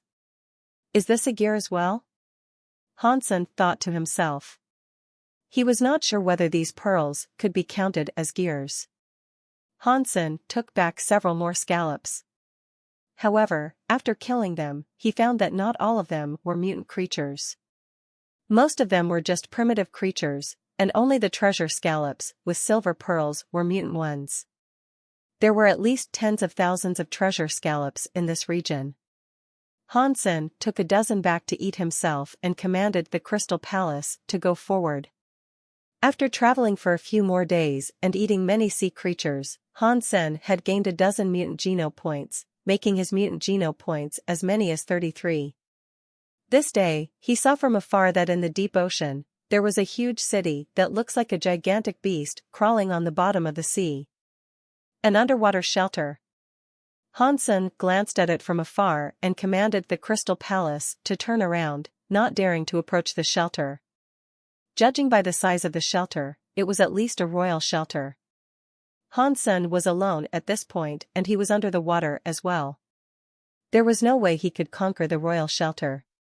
Because the royal shelter had blocked the way of the Crystal Palace, Hansen could only try to sail to the side. However, the water became more and more shallow and it eventually reached the shore. Hansen glanced at the shore from afar and found many humans, out of his expectation. There was a castle next to the shore, which should be a human shelter, to Hansen's joy. The ice field was surrounded by ocean and blocked from other places by the royal shelter. There was no way for the ice field to contact the outside. However, now Hansen could drive the Crystal Palace and come out from the bottom of the sea. This was a great business route. If he used it well, it was easy to make money. Parking the Crystal Palace at the bottom of the sea, Hansen rode the silver eel to go out. He swam to the shore and planned to ask where he was at. However, when he approached the shore, he found it was different from he had imagined. The reason for there to be so many people was that they were trying to conquer the shelter on the shore. In front of the shelter, there were many creatures that looked like porcupines, covered in spikes, which could be shot like arrows. The humans charged several times but failed to break into the rain of spikes. Many people ended up getting hurt. In front of the group of porcupines, a giant 9 feet tall covered in black iron armor ran into the army of humans on a huge boar, holding an tower shield in one hand and a double axe in the other. There was no one among the humans who could do anything to him. A human evolver who looked quite fit and should have a fitness over 100 was slashing a long broadsword at the giant. However, all the strikes were blocked by the tower shield of the giant warrior, who was not hurt. With the rampage of the huge boar, no one could stop the double axe in the giant's hand. Hansen took a look at it and felt surprised. This seemed to be an aristocrat shelter, so the giant warrior should be an aristocrat spirit, the equivalents of mutant creatures. However, the defense of his armor and shield was so good that even the human evolver with more than 100 in fitness index cannot break his shield, which was astonishing. Coupled with the spikes coming from the porcupines, the humans could not go inside the shelter at all. Nor did they have any opportunity to destroy the spirit stone of the giant warrior. What a nice meat shield spirit. I will not miss it. Hansen was very motivated. That spirit was very strong and muscular. Together with the tower shield and armor, he had incredible defense. Although he was just an aristocrat spirit, he was no worse than some royal spirits in terms of defense. If he could get this spirit, it would be much easier for him to kill creatures in the future with a shield. Hansen summoned the golden armor and rushed out of the ocean. He directly went to the direction of the spirit shelter. There was no use to kill the spirit. He must grab the spirit stone as soon as possible. The injuries were heavy in human army. As they were hesitating whether they should retreat, they suddenly saw a golden figure rushing toward the spirit shelter at an incredible speed. The group of porcupines bristled and shot spikes at the golden figure. A rain of spikes was flying toward him. Many people were nervous as they watched. They had suffered a lot from the spikes and knew how good they were. Even mutant armor could not fully block their penetration. There were at least 1,000 spikes shooting at the golden figure. The man will very likely be killed in the end. However, the golden figure did not stop at all and rushed into the spikes. The spikes hit him like a storm, making noises continuously. All the spikes that touched the golden figure were flicked away or broken, yet the golden figure was not hurt at all. He was still charging toward the spirit shelter at a high speed. Round after round of spikes did not affect the golden figure at all. The golden figure soon went into the porcupines. As he moved, he killed several porcupines already. The porcupines guarding the shelter suddenly became a mess, while the golden figure had rushed into the spirit shelter. Everything happened so fast. When the golden figure disappeared in the shelter, the army of humans then realized what had happened. As the porcupines were disorganized, humans started to charge with all they got.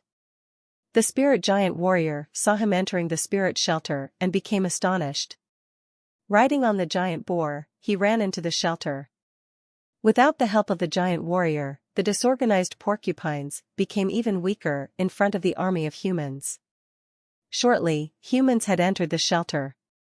Inside the shelter, they saw creature bodies lay everywhere. The golden figure rushed deep inside the shelter non-stop. Even groups of creatures cannot stop him at all. With no weapon, he killed every creature in front of him and entered the most magnificent hall in the castle. The spirit warrior riding the boar chased after him like crazy, but it was too late. When the spirit warrior came to the hall, the golden figure had already walked out of the hall, with a glowing gem in his hand. Thump! When the spirit warrior came to the golden figure, he did not launch a suicidal attack toward the man as people expected. Surprisingly, it kneeled in front of the golden figure. Mad Shield is willing to give his master the purest soul, follow his master all his life, and never betray his master. Everyone felt astonished, seeing this incredible scene.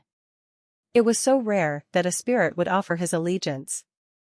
In addition, one should beat the spirit before the spirit offered his allegiance. However, the golden figure did not even fight the spirit warrior, yet the spirit gave his allegiance already. The chance that this would happen was probably less than 1 out of 10,000. Seeing the golden figure placing the spirit stone on the forehead of the spirit, people were almost blinded by the strong light of the stone. Then, both the spirit and spirit stone disappeared. Obviously, they had been taken back by their master. After the spirit was gone, the creatures in the shelter became a mess. The giant boar, which was the spirit's mount, roared and charged the golden figure. However, the golden figure did not try to dodge at all. The moment when the giant boar had come to his face, his fist covered in golden armor hit the boar.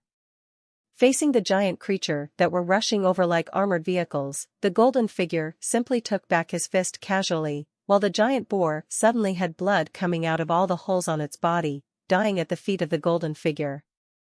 Strong, he's too strong. Everybody gasped. Just now, when they were fighting outside, the humans had seen how strong the giant mount was. Even evolvers with a fitness index more than 100 could not face it head-on.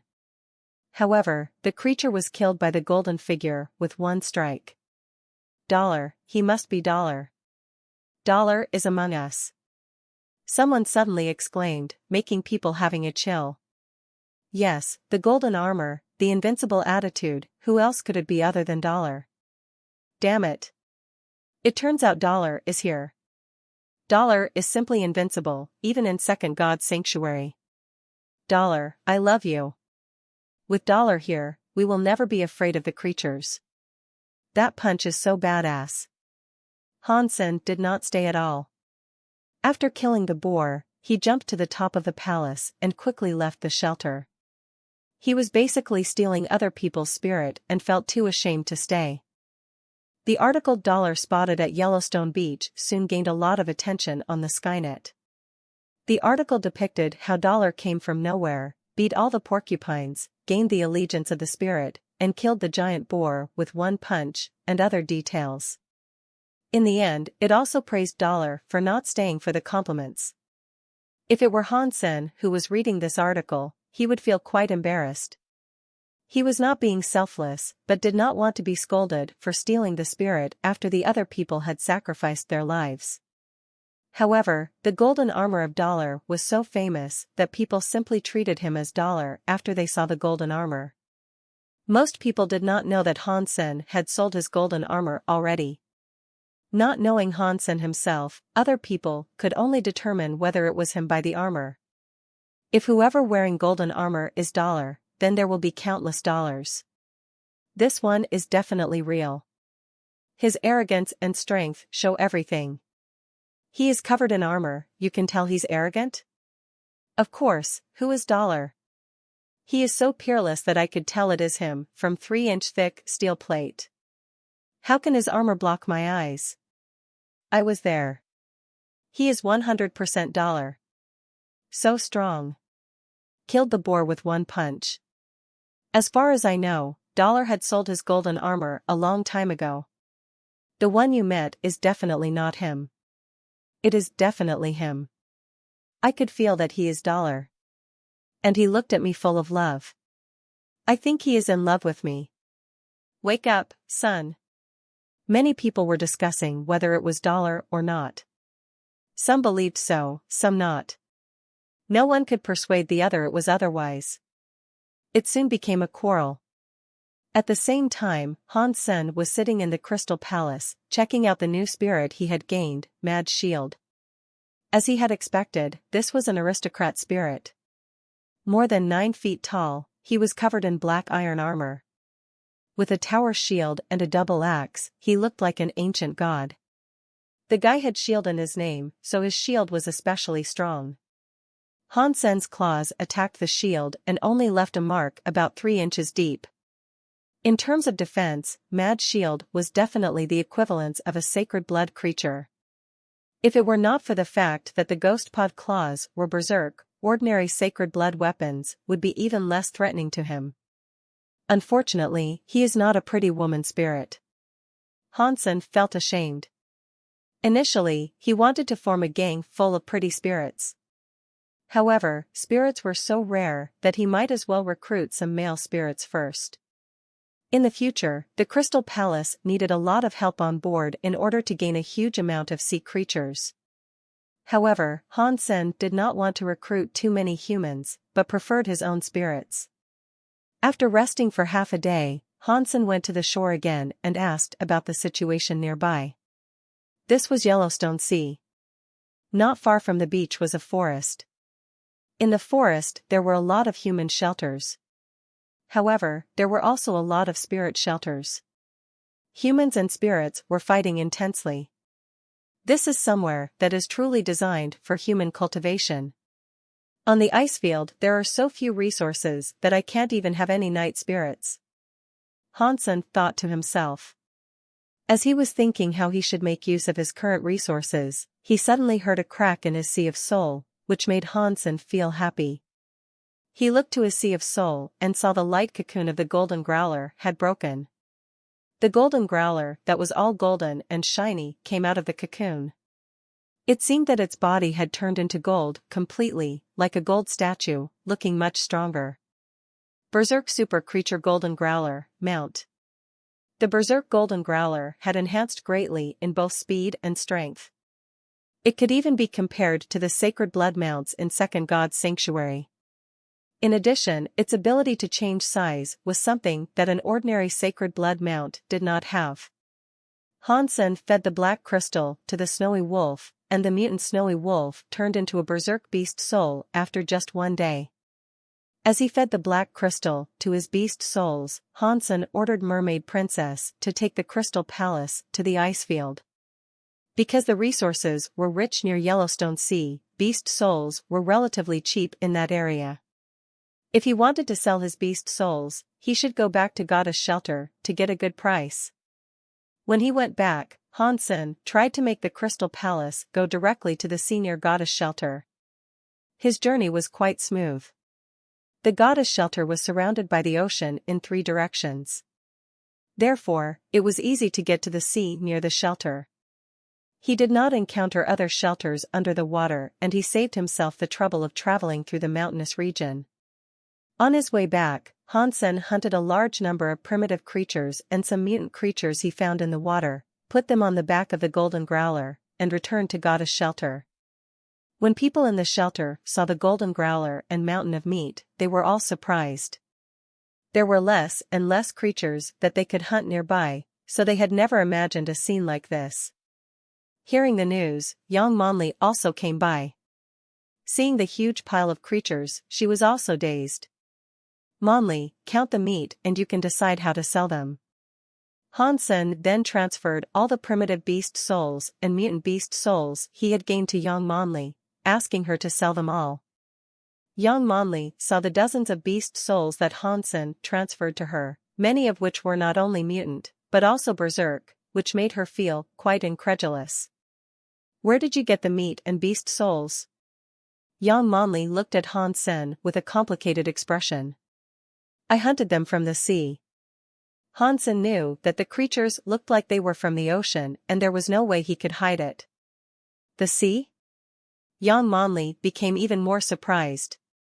It was much harder to hunt in the sea than on the land. I'm such a guy that could kill the tiger on the mountain and dragon in the sea.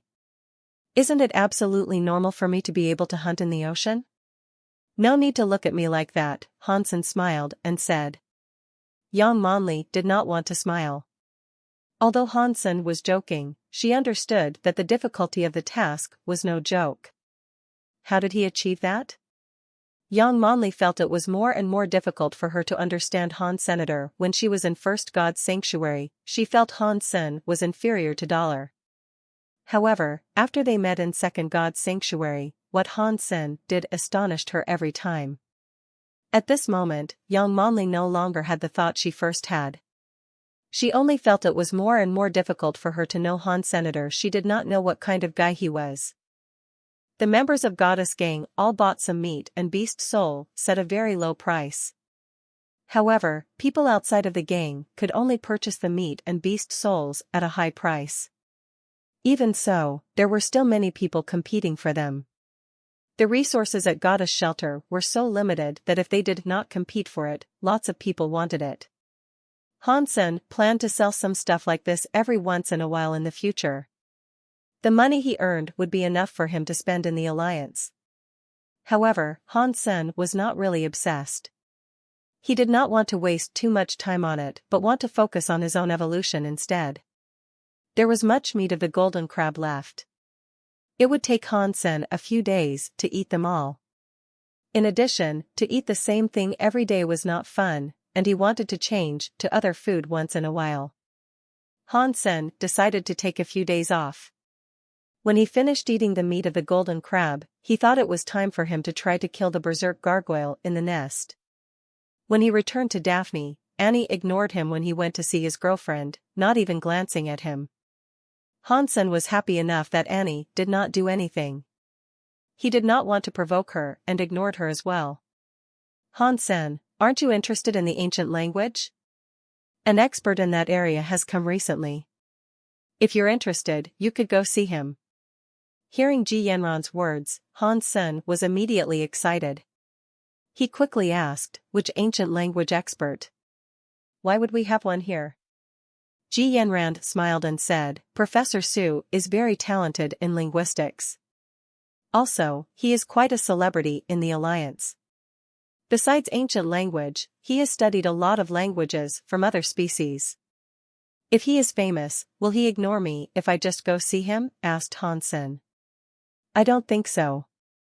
The management asked him to come over to teach us some knowledge about crystallizers.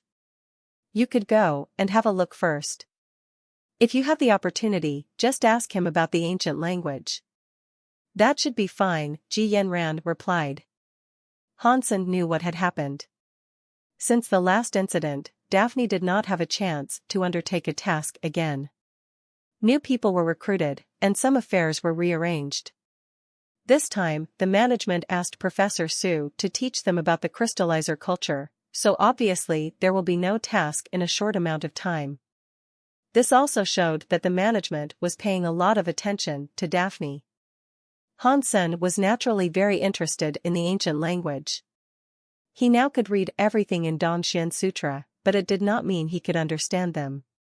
Hansen still did not understand many parts, and he did not want to practice the martial arts before he understood what was going on. When it was time for the lecture of Professor Su, Hansen went to attend. Unexpectedly, he saw the fat squad leader and other cookhouse soldiers. After chatting with them for a while, he then learned that the lecture was compulsory. Except for some higher officers and guards, including Annie and Hansen, everyone needed to go to the lecture on time. The language of crystallizer was too complicated. In other words, they were not even words, but more like images. All sorts of complicated lines were put together to make an image that looked like the inner structure of a machine. It was indeed very difficult to learn the meaning. Even with Hansen's brain, which had been strengthened, he felt it was difficult to memorize those images. The other soldiers felt even more painful. When they went to the lecture, they felt like they were not understanding anything. Although it was very difficult to learn, Hansen was still paying attention to the lecture and tried to memorize. There seemed to be some kind of a connection between the nine-life cat and the crystallizers.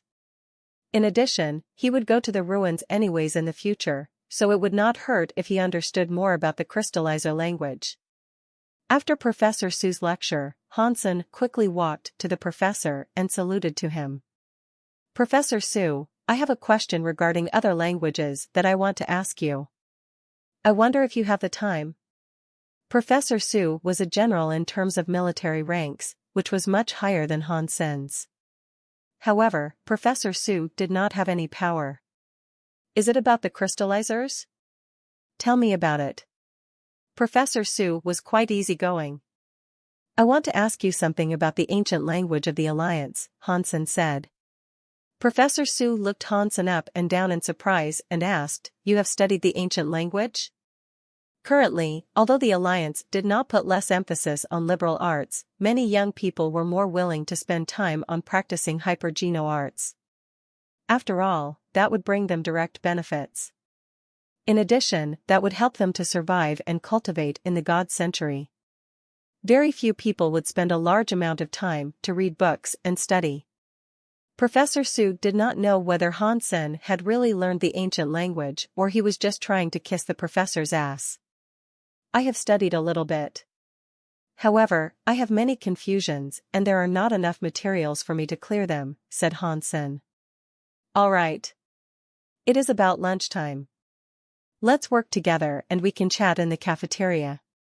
Professor Su was not arrogant at all. If Hansen was indeed interested in the ancient language, Professor Su would like to answer his questions. Hansen was overjoyed and followed Professor Su to the cafeteria. After they had ordered, they found a quiet spot to chat and eat. Initially, Professor Su thought even if Hansen had learned the ancient language, he probably only knew some superficial things. After all, Hansen was too young. However, after chatting with Hansen, he found that Hansen had worked hard on ancient language. Hansen was also quite talented and knowledgeable, which surprised Professor Su. Hansen's level was beyond his age. "Hansen, do you have any relatives studying the ancient language?" Professor Su couldn't help asking. "No, my family used to have an alloy factory. But it was closed later." Hansen looked at Professor Su, not understanding why the professor asked that. "Okay, so when did you start to learn the ancient language?" Professor Su asked again.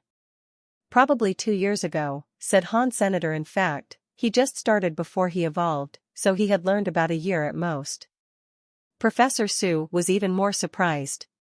In 2 years, Hansen had achieved so much, which was very rare. Hansen was probably extremely talented in this area, otherwise he cannot have done so well. In fact, Hansen did not have other special talents. The reason he was learning fast was that his brain had absorbed the red crystal and developed again. Both his memory and analysis had been greatly improved. As he remembered more and analyzed more, he naturally became better in this area. Because they shared common interests, Professor Sue and Hansen felt more and more happy as they chatted. And Hansen impressed Professor Sue even more. Professor Sue told some things to Hansen, which Hansen could quickly remember and understand. He could even discuss with Professor Sue or raise a deeper question, which made Professor Sue appreciate Hansen a lot. As the two were chatting, they forgot to eat. In the end, their food had gone cold, and they were the only two persons left in the cafeteria. When the cookhouse was about to close, they had to leave. Before he left, Professor Sue gave Hansen some materials on the ancient language and asked Hansen to read them. He also told Hansen to ask himself if Hansen did not understand. After chatting with Professor Sue for a long while, Hansen felt he was inspired. The materials he got from Professor Sue were also a great help to him. For the things that he couldn't understand before, he had managed to perceive them after reading Professor Sue's materials. After that, when he read Dongxian Sutra again, he had many new understandings. Although there were still places that he did not understand, he had a more profound grasp of the text. Unfortunately, there were too many technical terminologies about cultivation in Dongxian Sutra. Because it was written a long time ago, Hansen still felt difficult to understand and translate everything with what he had learned. However, after reading the materials and asking Professor Sue some questions, Hansen had some new gain and translated another technique. The reason that Hansen was able to do that was that he had read Yin Yang Sutra, which Yin Yang Blast was based on. This technique in Dongxian Sutra was focused on the Yin force, which had a lot of similarity with the Yin Yang Sutra. However, obviously the technique was better. If he could practice well, he could make his force to penetrate a large object.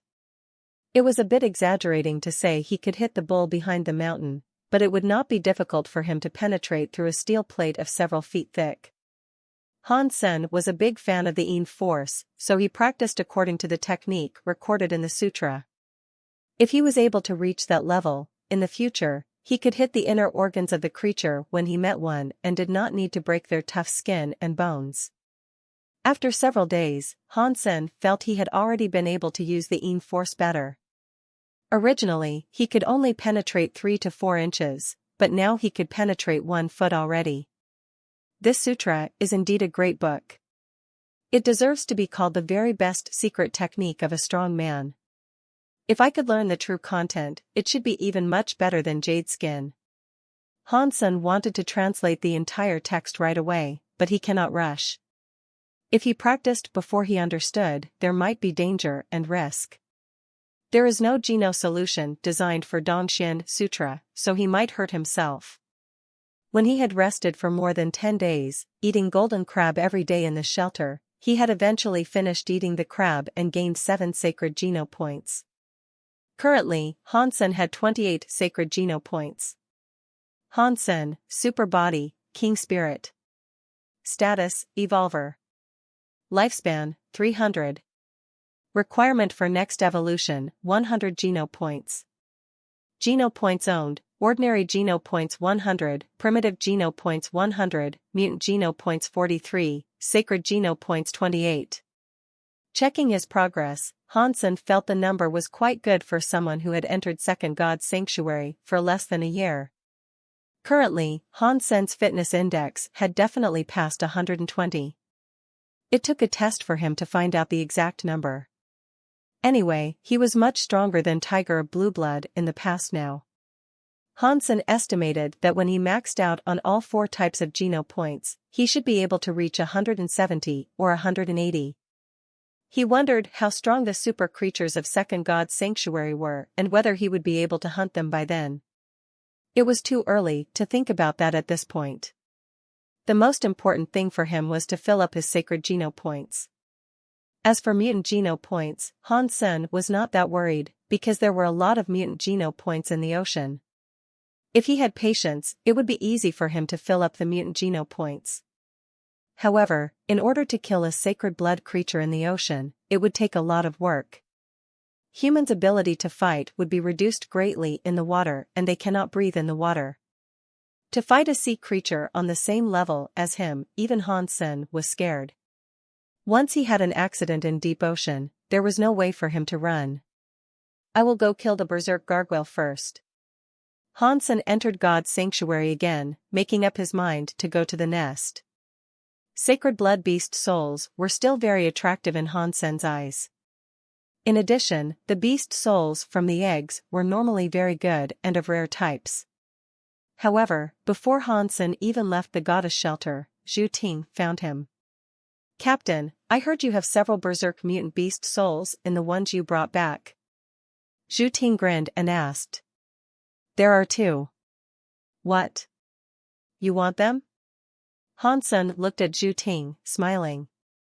Yes, yes. Name your price. Zhu Ting nodded quickly. A berserk mutant beast soul could even have similar abilities to sacred blood beast souls. Of course Zhu Ting wanted something like that.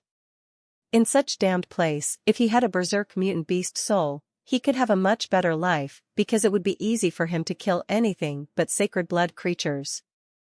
Easy, you have 7 twists to trade, Hansen smiled and said. Zhu Ting suddenly had a long face and said, Brother, you don't understand. I do not dare to give you 7 twists, otherwise the Chens will never forgive me. Then I have no way to help you.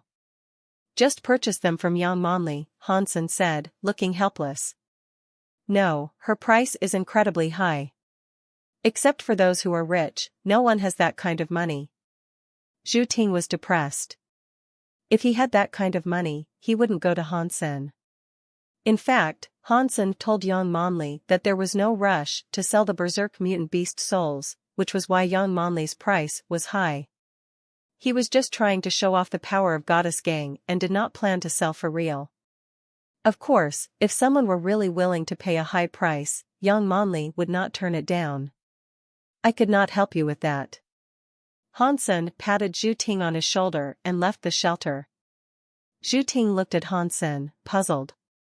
He did not understand how Hansen was able to get so many nice stuff. Hansen spent much less time than him in Second God's Sanctuary. However, in less than 1 year, at such a bad place, Hansen had even sold berserk mutant beast souls, which was astonishing. Zhu Ting gritted his teeth and decided to purchase the berserk violent at first. He only had enough money to buy this one because of the high price Yang Monli gave. However, when Zhu Ting found Yang Monli told him that not only berserk mutant beast souls, even mutant beast souls were sold out. Damn it. So many rich people. Zhu Ting regretted that he did not buy Violent Ape when he could, and now he did not even have the chance.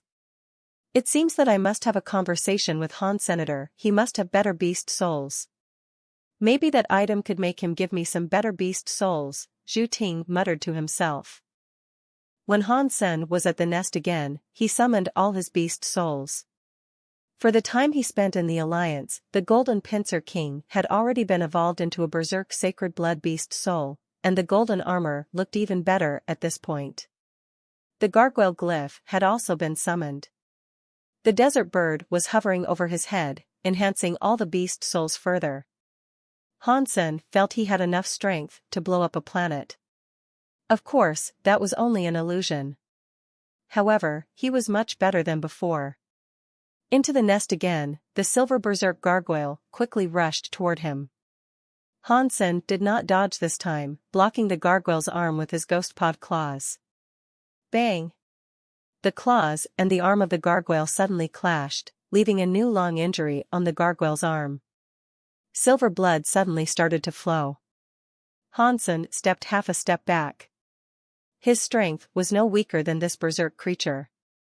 The gargoyle roared fiercely, trying to grab Hansen with its claws, its nails looking like silver daggers.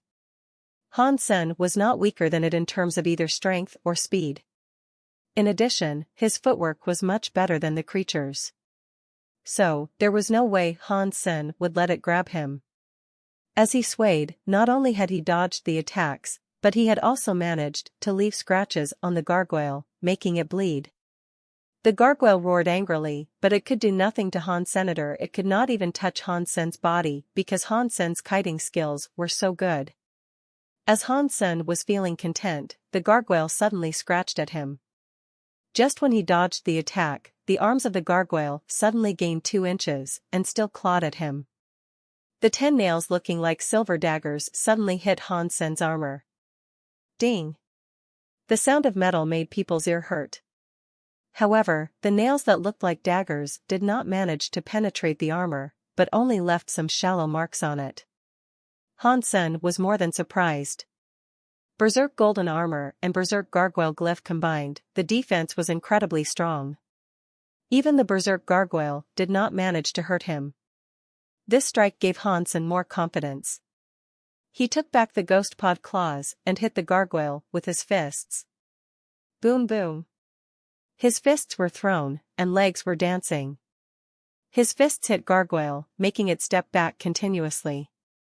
The gargoyle was overpowered by Han Sen and killed by Han Sen in the end using the Yin force. Berserk sacred blood creature Inferno gargoyle killed. No beast soul gained. Meat inedible. Han Sen was dazed. It was the first time he encountered such a result. There was no beast soul or meat. What bad luck! Were. Luckily, Han Sen did not mind. There was an egg, which 100% would produce a sacred blood beast soul. In his hand, it was the same as a berserk sacred blood beast soul. What sacred blood beast soul should it be? I would prefer a pair of wings, or a beast soul add-on like the devil sword. Han Sen climbed up the cells carefully, looking inside. There were many cells at this place. However, as he went deeper, he did not see any other creatures. It seemed that the gargoyle was the only creature there. Is there not an egg? Han Sen became a bit worried. Luckily, very soon he saw the egg, making him feel relieved. Walking up to the egg, Han Sen broke it with the claws and heard the familiar voice. Producing beast soul. Han Sen saw a piece of fog coming out of the egg, which gradually became a beast soul in front of him. The beast soul looked like it was made of tungsten. It looked like a tiger or a panther. With a horn looking like a lightning bolt, the creature had wings on its back. As it blinked, it looked incredibly fierce. The beast soul turned into a light, entering Han Sen's sea of soul. He suddenly heard a voice. Beast soul produced. Sacred blood beast soul nightmare gained. Han Sen quickly looked at the information of nightmare and saw it was a flying beast soul. He summoned nightmare and suddenly had a huge pair of tungsten devil wings on his back, looking rather cool. Han Sen tried its speed and found it was much faster than the sacred blood wings from First God's Sanctuary. Indeed. He almost reached the exit of the nest immediately. Ha ha, I can fly again eventually. Han Sen was overjoyed. With the ability to fly, it would be easier for him to do a lot of things. The sacred blood wings should be fast enough in Second God's Sanctuary. Without hesitation, Han Sen fed the black crystal to Nightmare. Berserk sacred blood wings should be the fastest humans had ever seen in Second God's Sanctuary. With Nightmare wings, unless he had encountered a super creature, Han Sen could be the king of Second God's Sanctuary. It will be even better if I have sacred blood bow and arrow. Then, I could go back to the top and look down on the entire Second God's Sanctuary. Han Sen felt it was a pity that the sacred blood bow and arrow beast souls were hard to find. After destroying the egg, Han Sen did not have any need to stay in Goddess Shelter, so he decided to check out the situation on the ice field. Previously, Li Xingluan and the others had already been discussing taking down the Royal Spirit Shelter. Han Sen wondered if they had achieved an agreement. If the 3 shelters could unite to conquer the Royal Spirit Shelter, Han Sen would have the opportunity to gain another Royal Spirit.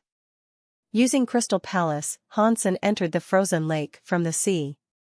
The Angel, Snow Charmer, Meowth, and Mad Shield were also summoned by Han Senator. He had no need to worry about being seen by others, and his trip was rather nice. Snow Charmer and Mad Shield were in charge of hunting the creatures in the water.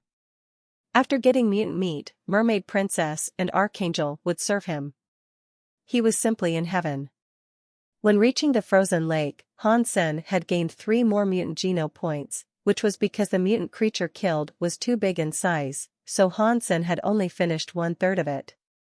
As for the gigantic creatures that looked very fierce, he thought he should learn some hyper-geno arts that could be used under the water, so that he could hunt those creatures later. Even if he could not eat all that meat, he could feed it to Archangel. When Archangel transformed, Hansen would be invincible in Second God's Sanctuary. When I go back to the Alliance, I must find a way to get my hands on a hyper-geno art that could be used under the water. I wonder if there is one that could allow me to breathe under the water, Hansen wondered. He came to the Starwheel shelter again. Before Hansen went to Li Xingluan, Zhu Ting found Hansen. Hansen, I eventually found you. I have made an agreement with Black God and Philip. We will attack the royal shelter in a couple of days. Come and help me, will you? Li Xingluan said excitedly. I am afraid I have to let you down. I am the enemy of Black God, so it should be inconvenient for me to go with you. Hansen smiled and said. You are the one who injured Black God and stole the Snakefish King? Li Xingluan suddenly remembered, looking at Hansen in surprise. It is no other than me. I don't think we should go together. When you started the fight, I will join you at that time, Hansen said. That'll do. However, you must stay careful. At that time, all the advanced fighters in Black God's shelter would be there. If Black God did anything to harm you, it would be hard for you to escape. I am in charge of attacking from the west, you could go to my side, Li Xingluan pondered and said. Who is the one in charge of attacking the main gate? Hansen asked. Black God is the strongest, so he's doing that. After Hansen asked about a few more details, he got up to leave. However, he had made up his mind to go to the main gate where Black God would be. Of course, before conquering the shelter, Hansen would not thwart Black God's efforts. However, after taking the spirit shelter down, Hansen would not be polite anymore. It was the first time for the human evolvers to unite together on the ice field. The scale was huge. Evolvers preparing and transporting supplies were everywhere to be seen. Some better fighters were in charge of hunting the creatures nearby. Because the resources were so limited on the ice field, humans were only able to fight against the royal shelter after developing for 100+ years and a couple of generations. However, everything needed to be spent on the ice field in order for humans to succeed. If humans lost, they would have such a heavy loss. Therefore, no one dared to slack. In addition, there must be some troubles regarding commanding. Once the shelter was conquered, no one could guarantee that humans would not fight against each other regarding the distribution of gains. Hansen was in no hurry to go there. It was no use to go too early. He would like to go after the fight had started. Indeed, like Li Xingluan said, the 3 forces launched a united strike against the royal shelter after 2 days. Black God Shelter was in charge of attacking the main gate of the royal shelter. From afar, Hansen saw groups of creatures rushing out of the royal shelter, fighting against human evolvers. Black God took a dozen evolvers who had a fitness level above 100, trying to go inside the shelter. However, they were soon stopped by sacred blood creatures. In the other 2 directions, humans were also stopped by creatures. Fighting could be heard everywhere, while the silver-haired spirit girl was standing on top of the wall of the shelter, looking at everything coldly, not planning to move a finger. Hansen eventually witnessed a large-scale fight. Hansen could not see clearly what was going on with Li Xingluan and Philip. However, against the dozen evolvers with a fitness level above 100, nearly 20 sacred blood creatures had rushed out of the royal shelter, blocking the attacks from Black God's shelter completely. This was obviously not everything the royal shelter had got. There were definitely more sacred blood creatures inside the shelter, fighting against enemies from the other 2 directions. This royal shelter was incredibly strong. One man could never take down a large royal shelter like this one. Hansen felt quite impressed. Without uniting the forces on the ice field, an individual could never conquer shelter like this unless he had the strength of a super creature. Giant snakes as long as 300 feet, huge beasts that looks like titans, black-winged beasts, and birds flying in the sky. The whole battlefield was a mess. The scene was 100 times more impressive than a movie. It was equally magnificent as an interstellar war. In addition, the bloody scene was something that could not be seen there. Even Hansen, who was preparing to steal some gains, felt his blood burning, wishing to fight next to the evolvers. Black God was better at commanding than Hansen thought. In addition, the majority of the evolvers had been through service, so they were no strangers to fighting together. When they were besieging creatures, they collaborated well. In fact, the casualties were not huge. In addition, some were weaker evolvers would be in charge of logistics. Once someone was hurt, he would be sent out of the battlefield immediately. Not a lot of people died. This Black God is quite impressive. He is able to command such a large-scale war. Quite talented, Hansen thought to himself. However, an enemy was an enemy no matter how good he was. Because for more than 100 years, humans had been bullied by this royal shelter and fought the shelter multiple times, humans had a profound understanding of how strong the royal shelter was. After discussion, the three forces launched the attack with preparation. Although the royal spirit was strong, it started to fall. It seemed that it could not withstand the attacks from all three forces for a long time. However, the silver-haired spirit did not plan to attack. She was watching the entire battlefield coldly on top of the wall, moving her staff once in a while, commanding the creatures to fight. If this continues, the shelter will be conquered if the silver-haired spirit did not have other creatures to help her, Hansen thought to himself. If it were an aristocrat's shelter, Hansen would have gone inside to steal the spirit stone already. However, it was a royal shelter and he did not know whether there were more sacred blood creatures inside. Even if Hansen went inside, he might not necessarily be able to find the spirit stone. As Hansen was thinking, he saw the silver-haired spirit living the war. However, he did not join the battlefield but went back to the shelter. Hansen was surprised by her move. Currently, the fight had gone into a very fierce stage. The army of the creatures were at a disadvantage. If they lost her command, wouldn't they lose even sooner? When Hansen was feeling puzzled, he suddenly saw the earth started to shake on the battlefield in front of the shelter. Many stones were broken, and silver beetles started to come out like waves. Where the silver beetles passed, the bodies of both humans and creatures were eaten up completely, making one's scalp prickle. More and more gaps started to appear on the land, and numerous silver beetles came out. All of a sudden, the entire battlefield was a mess. Both humans and creatures were rushing to run for their lives. No one had any intention to continue the fight. Humans and creatures that were fighting against each other a minute ago started to escape together. It was hard to imagine that they were fighting for life and death just now. Even the huge snake and the giant beast were running as fast as they could. It seemed that they were very scared of the silver beetles. Hansen was also rather scared. However, after careful observation, he found that the individual of the silver beetles was not that strong. They were slightly stronger than primitive creatures, but weaker than mutant creatures.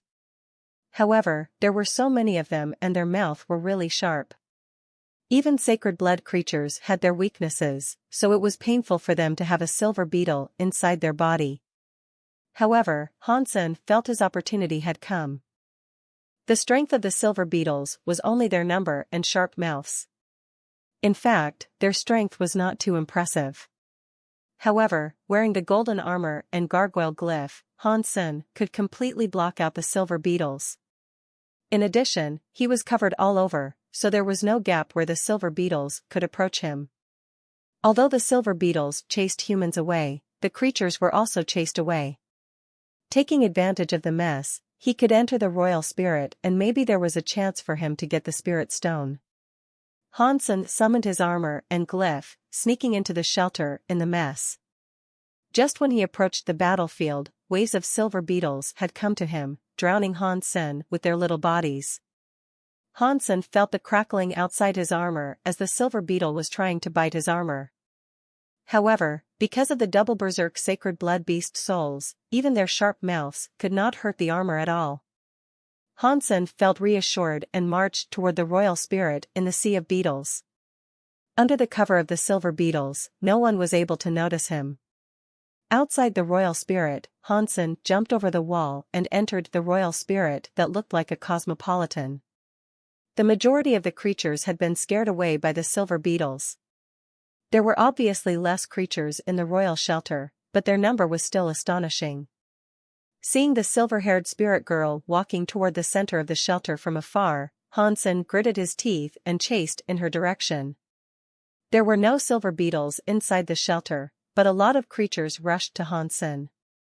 Hansen did not linger but spread his nightmare wings, dodging the majority of the creatures, and went toward the spirit girl.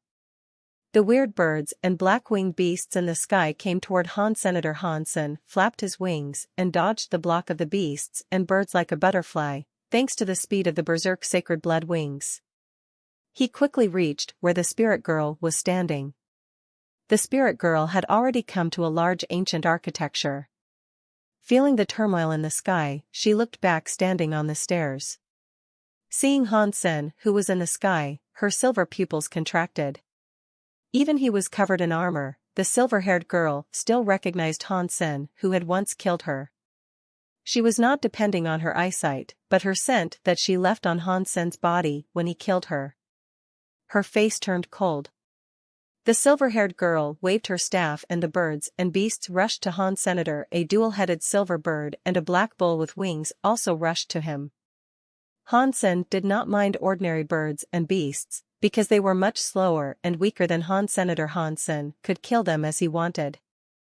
However, the silver bird and flying bull were obviously both sacred blood creatures.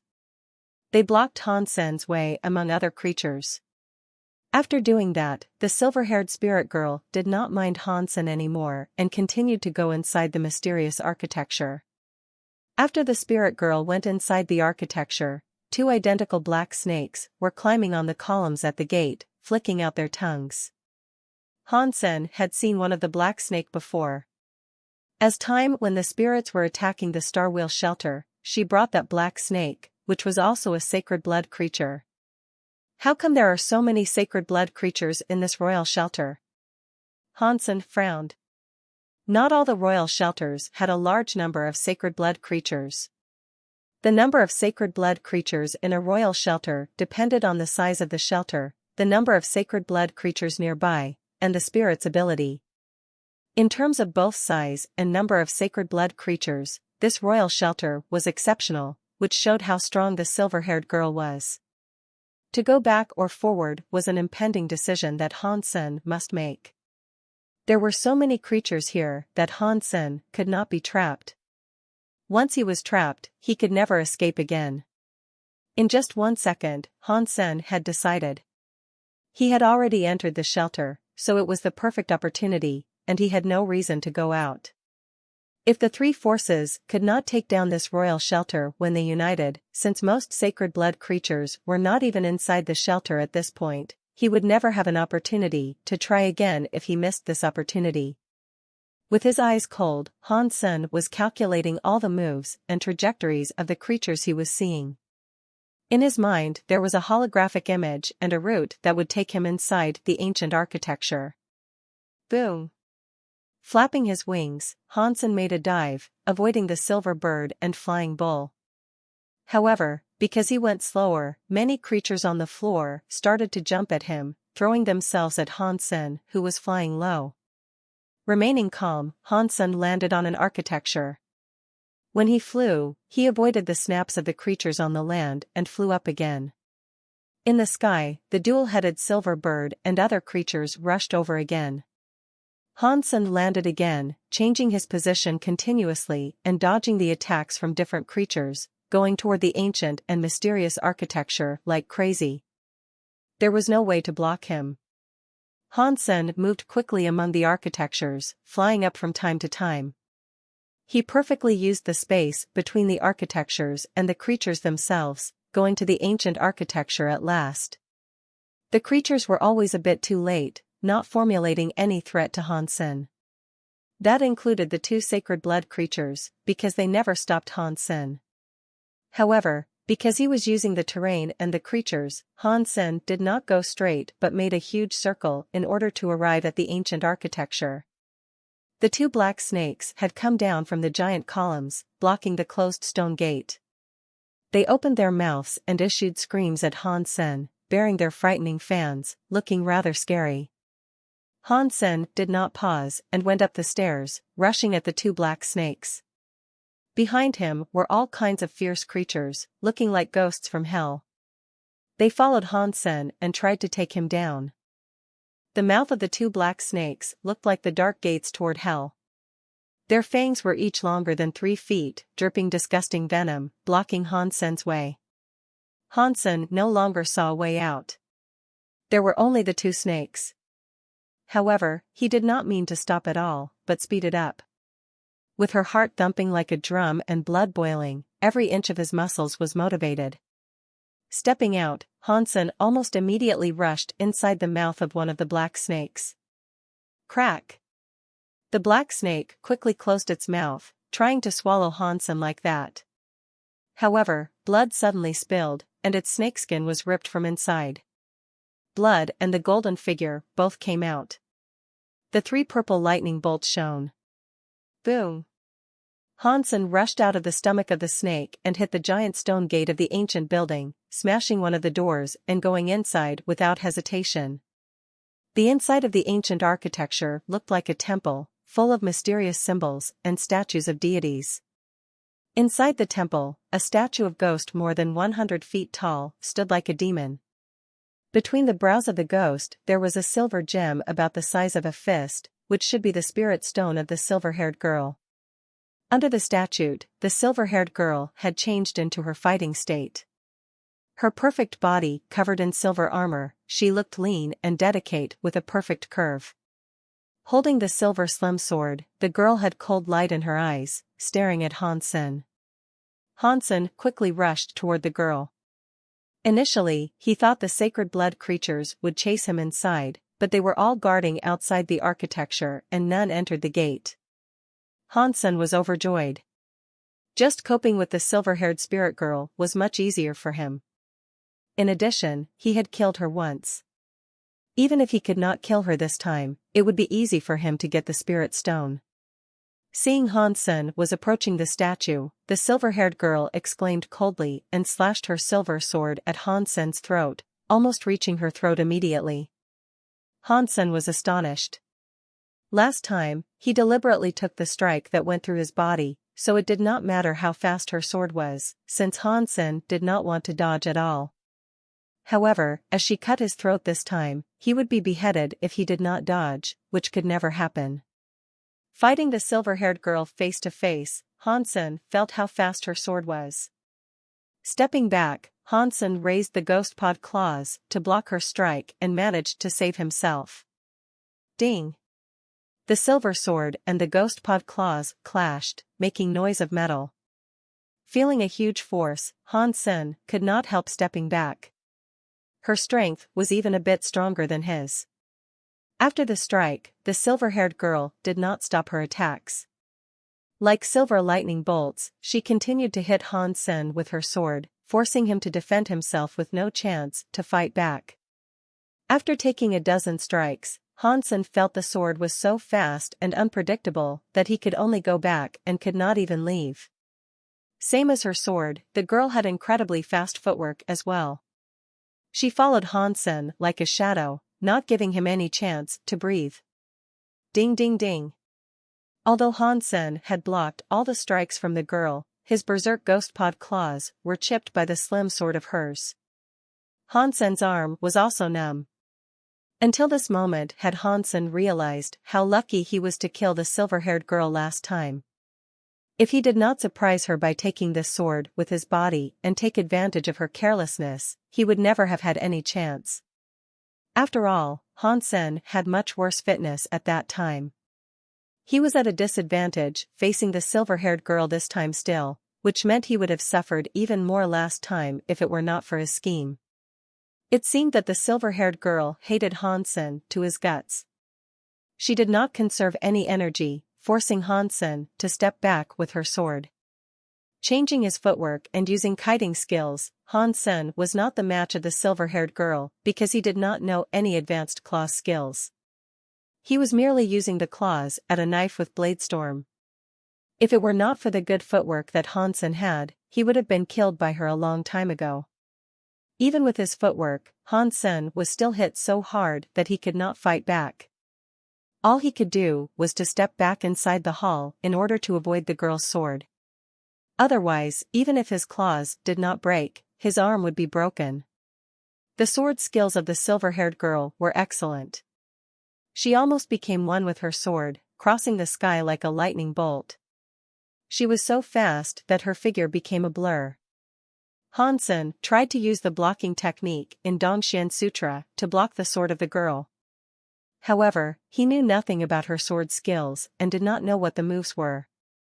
Unable to determine which move was the important one, he could not block her sword. Also, the sword was so fast that even with Hansen's eyesight, he could not see it clearly, which made it even harder for him to block it. Ding! Hansen missed a strike and quickly avoided his vital parts. The cut was made on his shoulder and blood started to flow through the cracks of the armor. Hansen was shocked. Even the golden armor with gargoyle glyph could not block the silver slim sword, which showed how sharp the sword was. The silver-haired girl became even fiercer in her attacks. Waving her sword faster and faster, she made it more and more difficult for Hansen. As the sword was about to reach Hansen's face, Hansen did not have his claws in place in time, so he could no longer block his strike. That's it. Hansen gritted his teeth and summoned Mad Shield, putting him in front of Hansen to bear the strike from the silver-haired girl. Hansen quickly rushed to the giant statue and went for the spirit stone, no longer lingering. Ding! Hansen heard steel being ripped apart. The tower shield of Mad Shield was cut deeply by the silver-haired girl, almost breaking in half. Hansen wanted to take back Mad Shield, but the sword of the girl was too fast indeed. Before he took Mad Shield back, another flash flew across. Crack! This time, the tower shield was cut in half, for real. The slim sword cut to the tall figure of Mad Shield like a lightning bolt. With a flash, there was a line added to the body of Mad Shield. Boom! The body of Mad Shield fell into two halves. The spirit was killed like that. Not having any time to regret the loss of the aristocrat spirit that he had gained not long ago, Hansen ran toward the statue at full speed. Treading cloud, Hansen had eventually put the footwork into use. Running like wind, Hansen rushed to the statue like a tornado. However, the silver-haired girl was not slower than him at all, but even faster. Catching up with him momentarily, she stepped her sword at Hansen's back.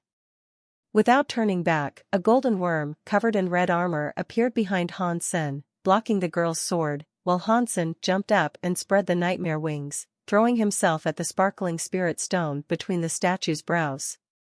Ding ding ding. The 3 strikes cut the golden rock worm king consecutively, and the red armor was cut deeply. Even the shell of the worm king was broken. Golden blood started to flow. Luckily, the pet armor that had become a berserk super beast soul was much harder than the tower shield, so the golden rockworm king was not killed after taking 3 strikes. Hansen took back the golden rockworm king. The spirit stone was right in front of him. Even if the silver-haired girl came at this moment, there was no time for her to stop him from taking the stone. However, when Hansen's fingers were about to touch the spirit stone, he suddenly felt a strong anxiety. His back was covered in cold sweat. Something's wrong. As Hansen felt that, he saw a golden figure coming from behind the giant head of the statue. At the same time, a gold sword went to Hansen's chest. That sword was so fast and Hansen was so close that there was no time for him to dodge. Whoosh! The golden sword pierced the golden armor into his chest. Hansen then saw the person who stabbed him. It was a girl with wavy blonde hair and golden eyes covered in golden armor, holding a golden slim sword. Except for the fact that everything was golden on her body, the girl looked almost identical to the silver-haired girl. They were almost like two dolls made from the same mold, only with different colors of their armor and hair. Boom! The blonde girl kicked Hansen down to the floor. Hansen fell hard and saw that on the back of the statue there was another face. The statue was two-faced, and between the eyebrows of the face and the back, there was another spirit stone, which was golden and shiny. Twin spirits? Hansen eventually understood why the silver-haired girl would be so relaxed to fight Hansen alone, not asking the creatures to hit him. Because that was unnecessary. The spirit shelter was in fact a rare double spirit shelter. In addition to the silver-haired girl, there was a similarly good blonde girl. Hansen could not even get rid of the silver-haired girl, let alone two girls. Without any hesitation, the moment when Hansen fell to the ground, he got up and brushed toward the outside. Motivating his body and cracking his bones, Hansen pushed his potentials to his limit. The silver-haired girl and blonde girl did not mean to let him go.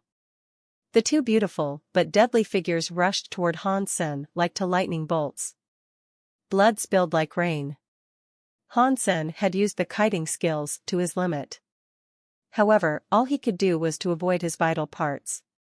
The silver and golden slim sword continued to leave one injury after another on his body. The sword skills of the blonde girl and silver-haired girl were compatible. They complement each other and were much stronger when used alone. Hansen did not even want to fight anymore. He had miscalculated from the very beginning, so he did not have a chance to win again. All he could do was to go out as fast as he could in order to survive. With blood covering his body, Hansen was extremely lucid. His eyes cold, he quickly calculated every possibly as fast as he could. Hansen only had one goal. Under the attack of both royal spirits, he did not any chance to get the spirit stone again. Every step he made was traded with his injury. Every step was carefully designed, but it could not save him from being hurt. At this point, Hansen had no other ways than trading injuries for his life. When he reached at the stone gate, he was covered in a lot of blood already. At this point, Hansen could only celebrate the fact that he had both the armor and the glyph. Otherwise, even if he had practiced jade skin, he would have died 1,000,000 times. The effect of the armor and glyph blocked the majority of the force on the swords of the girls.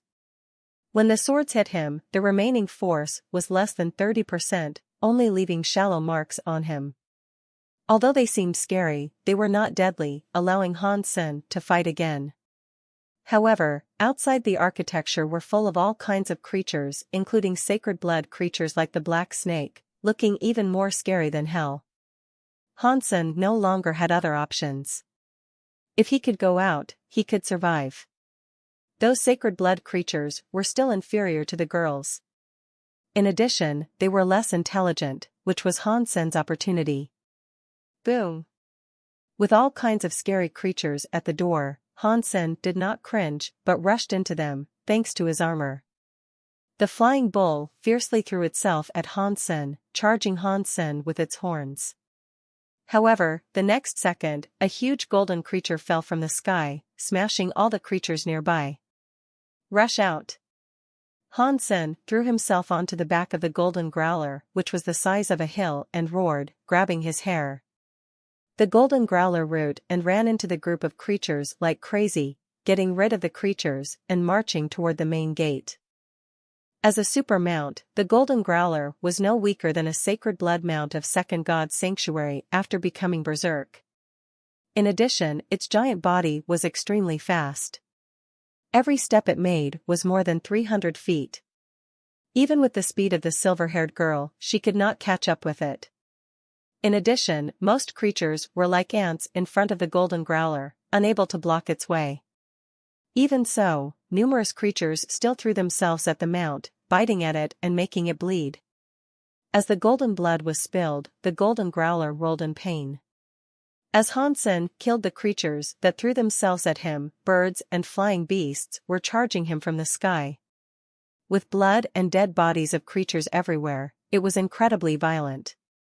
Boom! Hansen was hit hard on his head. It was the beak of the two-headed silver bird. Although Hansen's helmet was not broken, it was so painful that Hansen screamed and almost fell from the golden growler. The golden growler had God knows how many creatures on its body. Bleeding everywhere, golden growler was still the king of first God's sanctuary. With a roar, it fiercely jumped up into the sky like a hill. When it fell, several palaces were smashed and there was almost an earthquake in the future royal shelter. A lot of creatures were killed and the majority of the creatures on its body were shaken down. Hansen grabbed the golden hair of the mount and managed to stay on top. The golden growler got up and ran toward the main gate again. Groups of creatures came up to it. Fight, fight, fight. It was the first time for Hansen to be trapped in such a hard battle. He had no idea how many creatures he had killed. His hand became numb, but more creatures kept coming at him. A mile from the main gate, the golden growler roared and fell to the ground, smashing the earth. It was covered in golden blood and its skin was broken everywhere by numerous creatures. One of its paws no longer looked intact, bearing bones. It was incredible that the mount had lasted so long. Hansen took back the golden growler and spread his wings, flying outside the shelter. However, all the bird creatures and flying beasts were coming at him already, especially the flying bull, diving at him with its horns like spears. Without the protection of the golden growler, Hansen knew that he could not be stopped again. Seeing the two-headed silver bird chasing him from the back, Hansen gritted his teeth and charged the flying bull. A black lightning bolt and a golden lightning bolt clashed.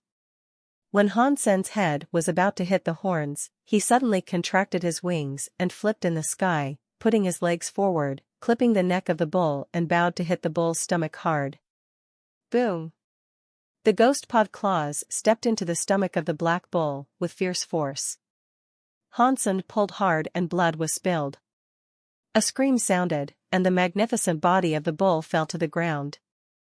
Hansen stepped on the back of the black bull and summoned his wings, rushing out of the shelter. Boom!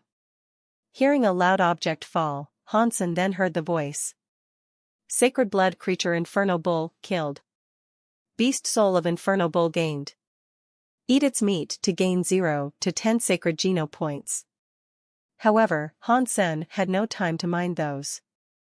Like a butterfly covered in blood, he broke the blockage of the flying creatures and came out of the royal shelter. Seeing Hansen going out of the shelter, the silver-haired girl looked mad. However, there was nothing she could do. Under these circumstances, the men still managed to leave the shelter, so there were no other methods that she could adopt. Outside the shelter, both creatures and humans had left. The silver beetles were going back to the underground. Hansen's berserk nightmare wings were incredibly fast, and he quickly disappeared on the ice field. Back to the Crystal Palace, Hansen treated his wounds as he thought about the twin spirits that he ran into.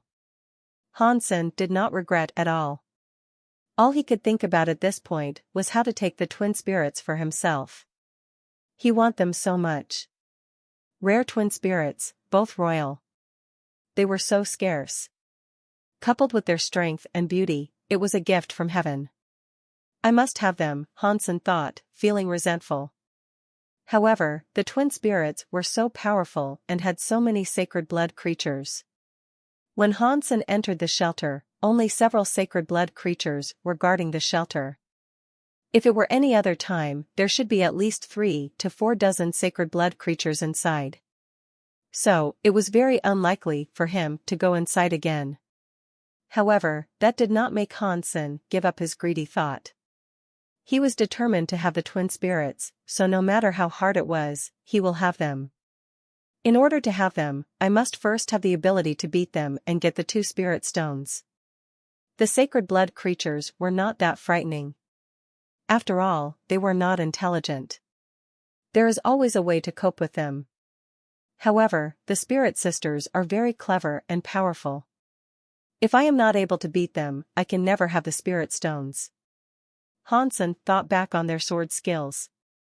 Hansen had taken countless strikes from the sisters. He had at least 100 to 200 injuries on his body. With his experience to fight the silver-haired girl, Hansen had learned their sword skills. Give me some time, and I will come up with a solution for sure. Hansen was certain that he had this ability. Their sword skills were so strange and fast. With the two working together, there was almost no solution. However, no matter how strong their sword skills were, there was a pattern to it. As long as there was a pattern, there must be a solution. Hansen was confident that he could think of a way to tackle that. Wait for it, you two will become mine next time, Hansen was determined. Although he had sacrificed Mad's shield, luckily, he had killed a lot of creatures in the shelter. He had gained several primitive beast souls and a mutant beast soul, in addition to the sacred blood beast soul of Inferno Bull. He did not really suffer a loss. Translator. Editor. Sacred Blood Inferno Bull, Shapeshifting Beast Soul. Hansen looked at his new beast soul with a touch of hesitation. He did not expect it to be a sacred blood shapeshifting beast soul. Too bad it was not a humanoid beast soul.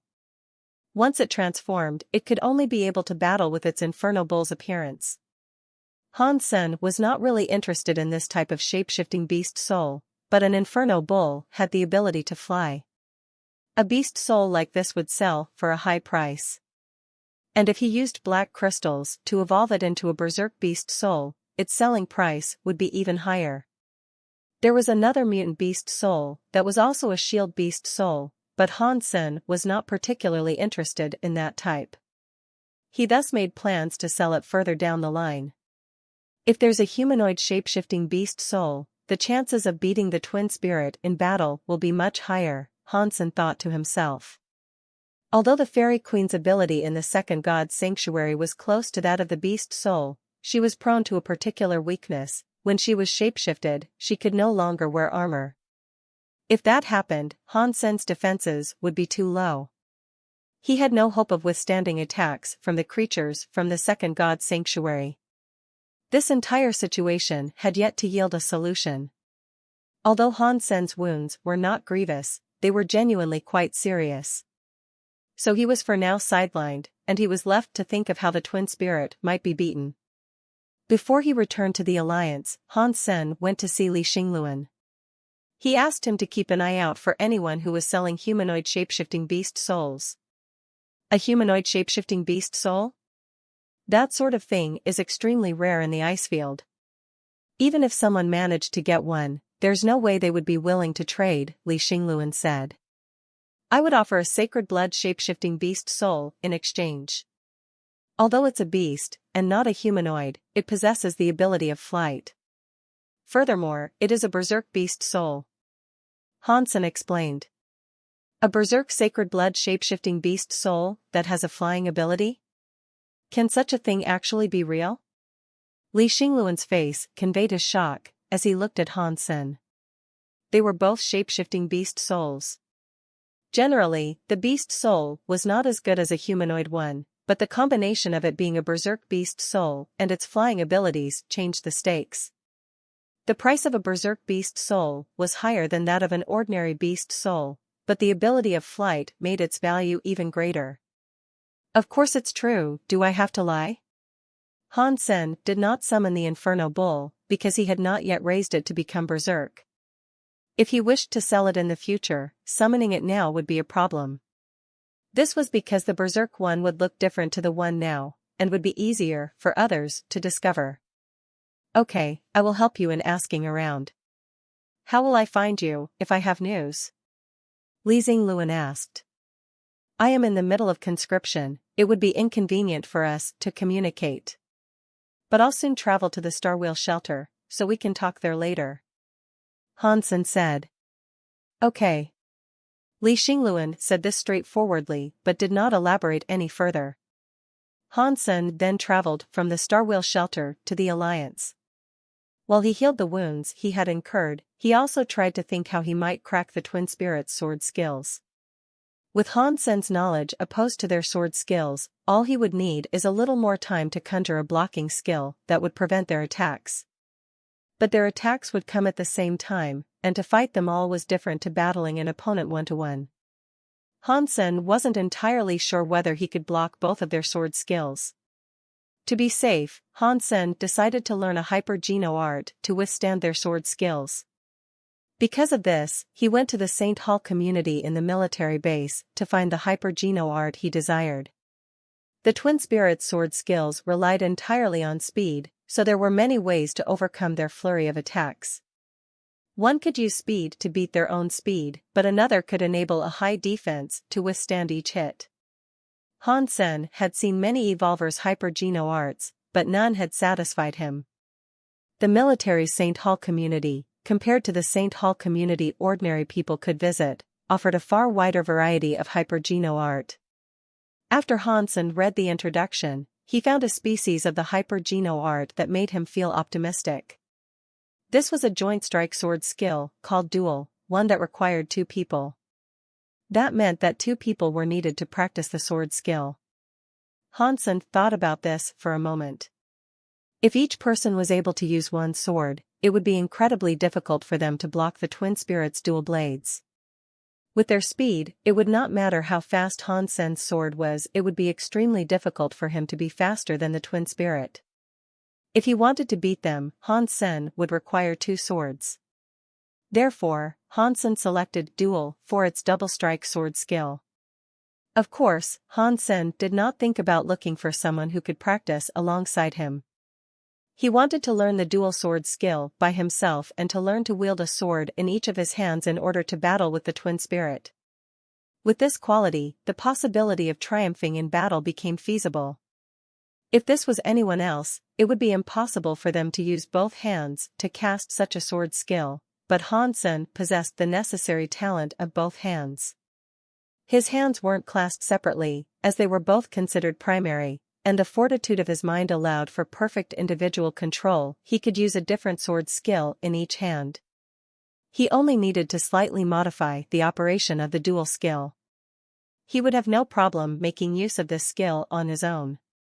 Besides this, Hansen used his body to remember the joint strike sword skill possessed by the twin spirit.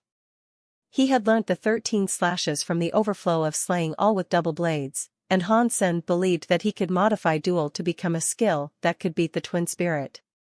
Hansen was the owner of many S-class licenses for the St. Hall, and without hesitating, he immediately purchased the sword skill duel. He now only had to wait for the Geno solution to arrive before he could begin to learn it. But the wounds Hansen had incurred still had to heal, so he couldn't put himself through exercises that were too vigorous. Every day he went to the shelter and ate the flesh of some mutant creatures that he had prepared, and spent the rest of his time figuring out how to modify the dual sword skill. After he had started learning it, Hansen noticed that the skills that required 2 people were completely different to one person wielding 2 blades. To complete the sword skill, it was nearly impossible for one person to do it solo. After all, if there were 2 people, they could strike from different positions. Being alone and using both hands, your position and angle was limited. So a lot of the moves in the dual blade sword skill were impossible to perform with 2 hands. But Hansen was not a person who gave up easily, and he could not think of any other ways he could defeat the twin spirit in battle. He was still set on making big changes to the dual sword skill, but before that, he needed to learn the default sword skill in each hand and then adapt it into a sword skill that suited the use of both hands together. Perhaps this would have been difficult for other people, but Hansen had practiced panorama for many years. He had a great talent for fighting, so it would not be impossible for him to modify the skill on his own. While he was thinking about the twin spirit sword skill, he was also modifying his dual skill, and at the same time, he referred to the 13 slashes double blade skill. His progress was rapid. Within 12 days, Hansen had modified a double blade skill. It was just that with this sword skill, there were many negatives. It was useless to dwell on them, so Hansen decided to go to a virtual training camp. There, he would test out the skill he had created for real. There were a lot of negatives associated with the dual sword skill, and they created problems that would arise during combat. This made Hansen realize that creating a sword skill was no easy task. But Hansen had no other choice. Any new sword skill creation required vigorous combat testing, so he had to be patient and make a note of every flaw he noticed during battle, in order to rectify and improve later. If there were any mistakes, he was free to make changes now, but if a problem arose during a real field of battle, the price for such a mistake would be paid in his own blood. Knowing this, Hansen was in no rush. Hansen continued to improve over time as he tried to perfect the dual-blade sword skill. Today Hansen had visited the shelter again. Li Xingluan was there and found him, wearing a strange facial expression. Hansen, I found a humanoid sacred blood-fused transfigured beast soul. Li Xingluan's tone of voice was also somewhat strange. Is its owner willing to trade? Hansen asked. Li Xingluan did not answer directly, instead saying, earlier, I sent out word that a friend was willing to swap a berserk beast soul for a humanoid beast soul. Although many people wanted to trade, and many people called me, humanoid transfigured beast souls were too rare and no one was willing or able to make a trade like that. Li Xingluan paused for a moment, then continued. Yesterday, Black God contacted me. He said he wanted to use an egregore soul to trade for your berserk beast soul. Does he really have an egregore soul? Hansen asked. Yes, I looked. It is a sacred blood class Snow Lady beast soul. The abilities of the Snow Lady beast soul are quite special. It does not increase one's strength, just one's speed.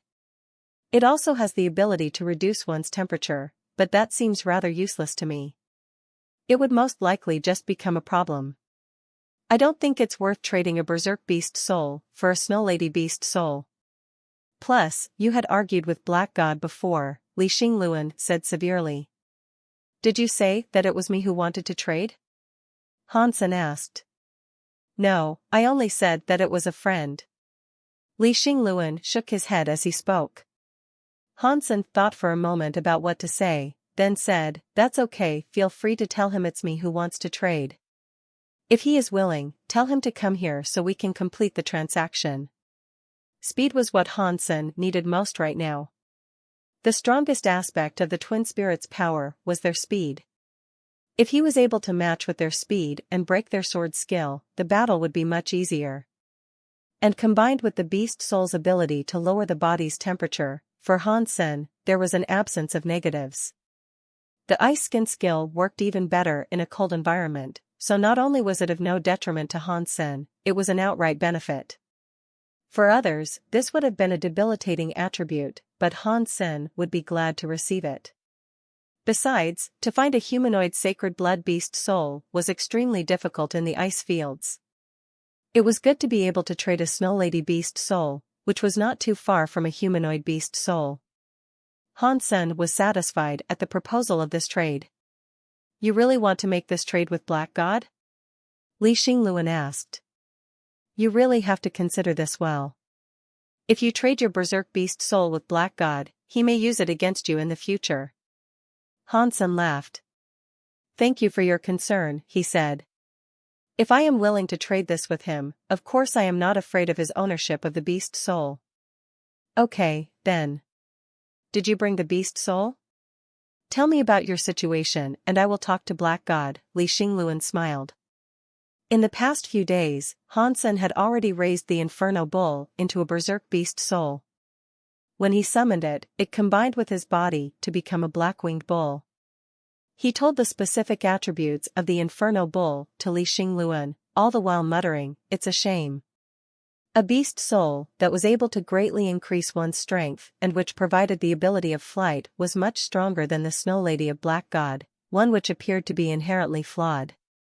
The Snow Lady beast soul, aside from being humanoid and providing a passable speed boost, did not appear to be anything special. The ability to lower one's own temperature seemed pointless and stupid.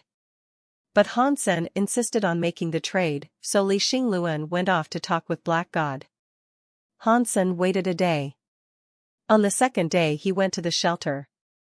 Li Xingluan was there, and he had already spoken to Black God. Aside from the Snow Lady, Li Xingluan had managed to bargain for an additional 2 mutant beast souls. "Thank you, Brother Luan. But for those 2 mutant beast souls, we should share them. Let's take one each," Han Sen said. But Li Xingluan did not want any, no matter what. He only told Han Sen that after the saving of the Star Wheel shelter, it was an honor to help. It was time to trade with Black God. Black God had brought people with him to the Star Wheel shelter. He noticed that Han Sen's eyes were a little cold, but of this he made no mention. After they both observed the beast souls they were to receive, they handed their own over to Li Xingluan. Then Li Xingluan completed the trade by handing the beast souls over to their new owners. The transaction was smooth and without incident. Han Sen received the 2 mutant beast souls and Snow Lady beast soul. He looked them over to ensure no mistakes had been made, and while he was getting ready to bid Li Xingluan farewell, Black God called to him. Black God looked at Han Sen with disdain, and coldly said, "Han Sen, you dare gamble with me? Perhaps now we can settle our grudge. What do you want?" Han Sen furrowed his eyebrows in response. "You and I engage in battle. Regardless of who wins or loses, our grudge can be settled." Black God looked at Han Sen and continued, "Of course, if you do lose, you must leave behind the Snow Lady beast soul. If I lose, however, I can leave behind the Inferno Bull beast soul." Li Xingluan frowned and said, "Black God, we only want to exchange beast souls on this day. Nothing else. I am merely suggesting a solution to our grudge. It is entirely up to him if he wants to partake in my idea. If he does not dare to engage me in battle, that is fine," Black God said sternly. "What if I do not wish to gamble?" Han Sen looked at Black God as he asked. "If you do not wish to settle our prolonged dispute, then you will become my enemy. And I do not go soft on those I deem to be my enemy." The few people who had accompanied Black God now summoned their beast souls. "Black God, this is the Star Wheel shelter. This is not Black God's shelter."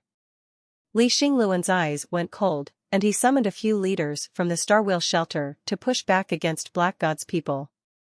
"Li Xingluan, this is about me, and Han Senator, this is none of your business." Black God furrowed his brow. "I am the notary of the exchange. I do not care for your grudge with Han Sen, but in my Star Wheel shelter, none can lay a finger on him." Li Xingluan's eyes were firm, hesitation and the desire to hold back entirely absent from them.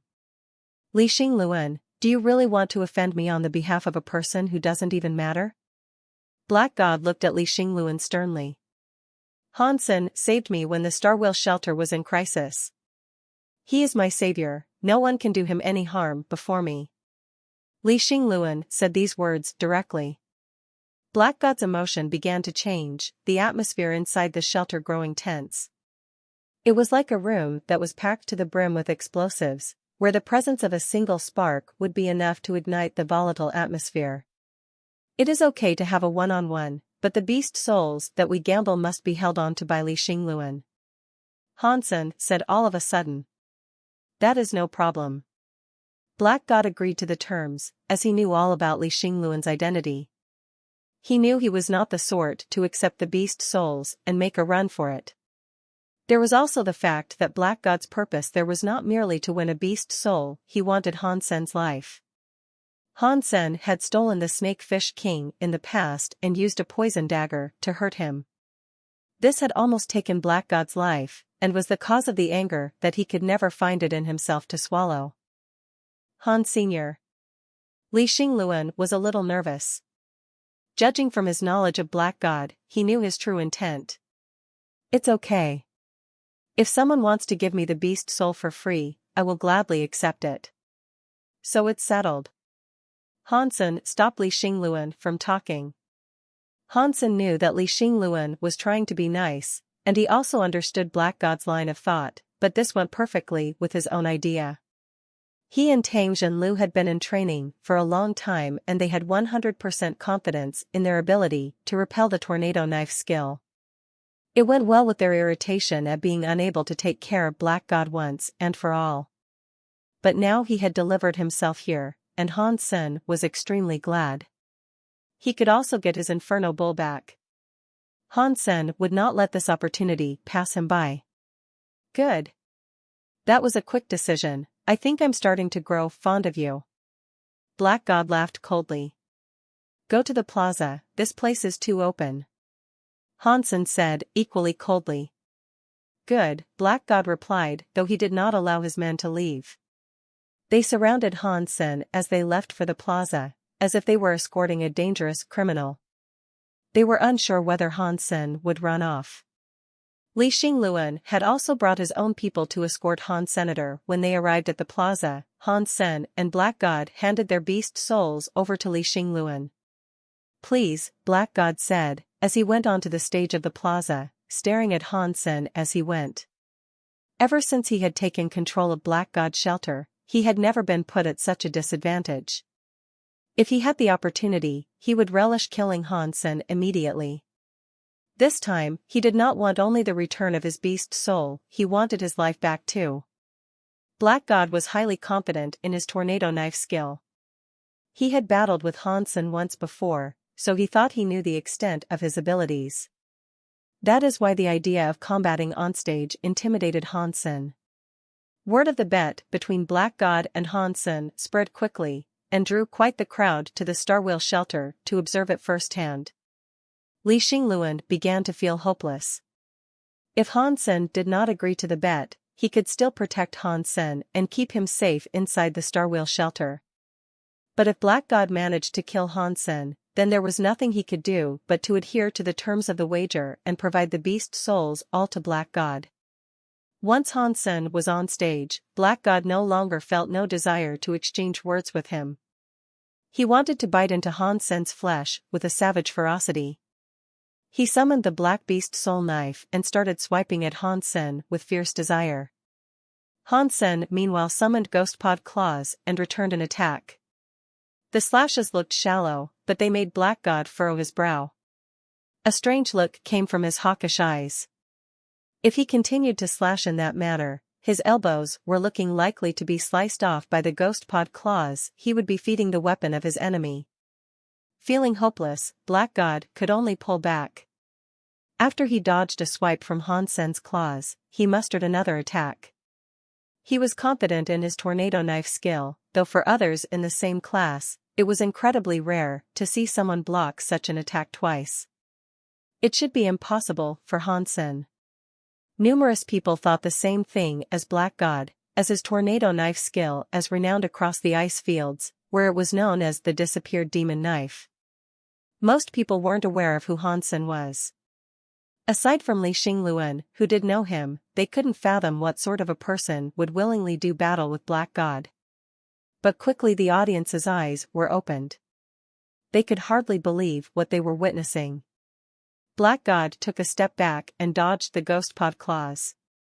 He took up his stance with the knife again and attempted to attack, but he had only raised his weapon halfway when he realized he couldn't do what he had planned. As before, if he opened himself up with a wide attack, his waist would be exposed to the fury of the Ghostpod Claws. Coincidence? Black God was stricken with worry, unable to believe what was happening. Nor could he believe that someone could so effectively block his tornado knife skill. Black God took a step back and attacked again, his face distorted into an ugly grimace. Black God swiped toward Han Sen a dozen times, but none of the attacks made in a whirlwind of madness landed. His weapon had barely extended past halfway before he was forced to return it. Black God had no chance but to cast the tornado knife skill twice as fast, which made his face darken with anger. He had never faced something like this before, though he still thought it might just have been an unlucky day. The people watching were already shocked. Those outside as well inside the arena could see quite clearly everything that was happening. The famous knife skill of Black God was utterly useless against Han Sen. It wasn't just useless in terms of effectiveness, but also that few attacks could be made due to Black God having to constantly return his weapon. If the sword Black God used had been a scabbard, he would only have been afraid that he would not even be given the opportunity to draw it at all. Every time Black God moved his waist to unsheath a knife, the next moment, he would be forced to bring it back. No matter what he did, he couldn't find any opportunity to draw his weapon. From head to foot, Black God kept backing off. Watching him was like viewing an apprentice trying to draw a knife out for the first time, or like training in front of a teacher, where the teacher can predict every move and strike a weak spot before his student even knew it was there. The disappearing demon knife, tornado knife skill seemed to have all of a sudden become a total joke. Black God could not even draw his knife out, so there was no way he could attempt to attack twice as fast. Fall back, keep falling back. It seemed as if there were no choices other than to fall back. Black God had never appeared so lame, so feeble, as at this very moment.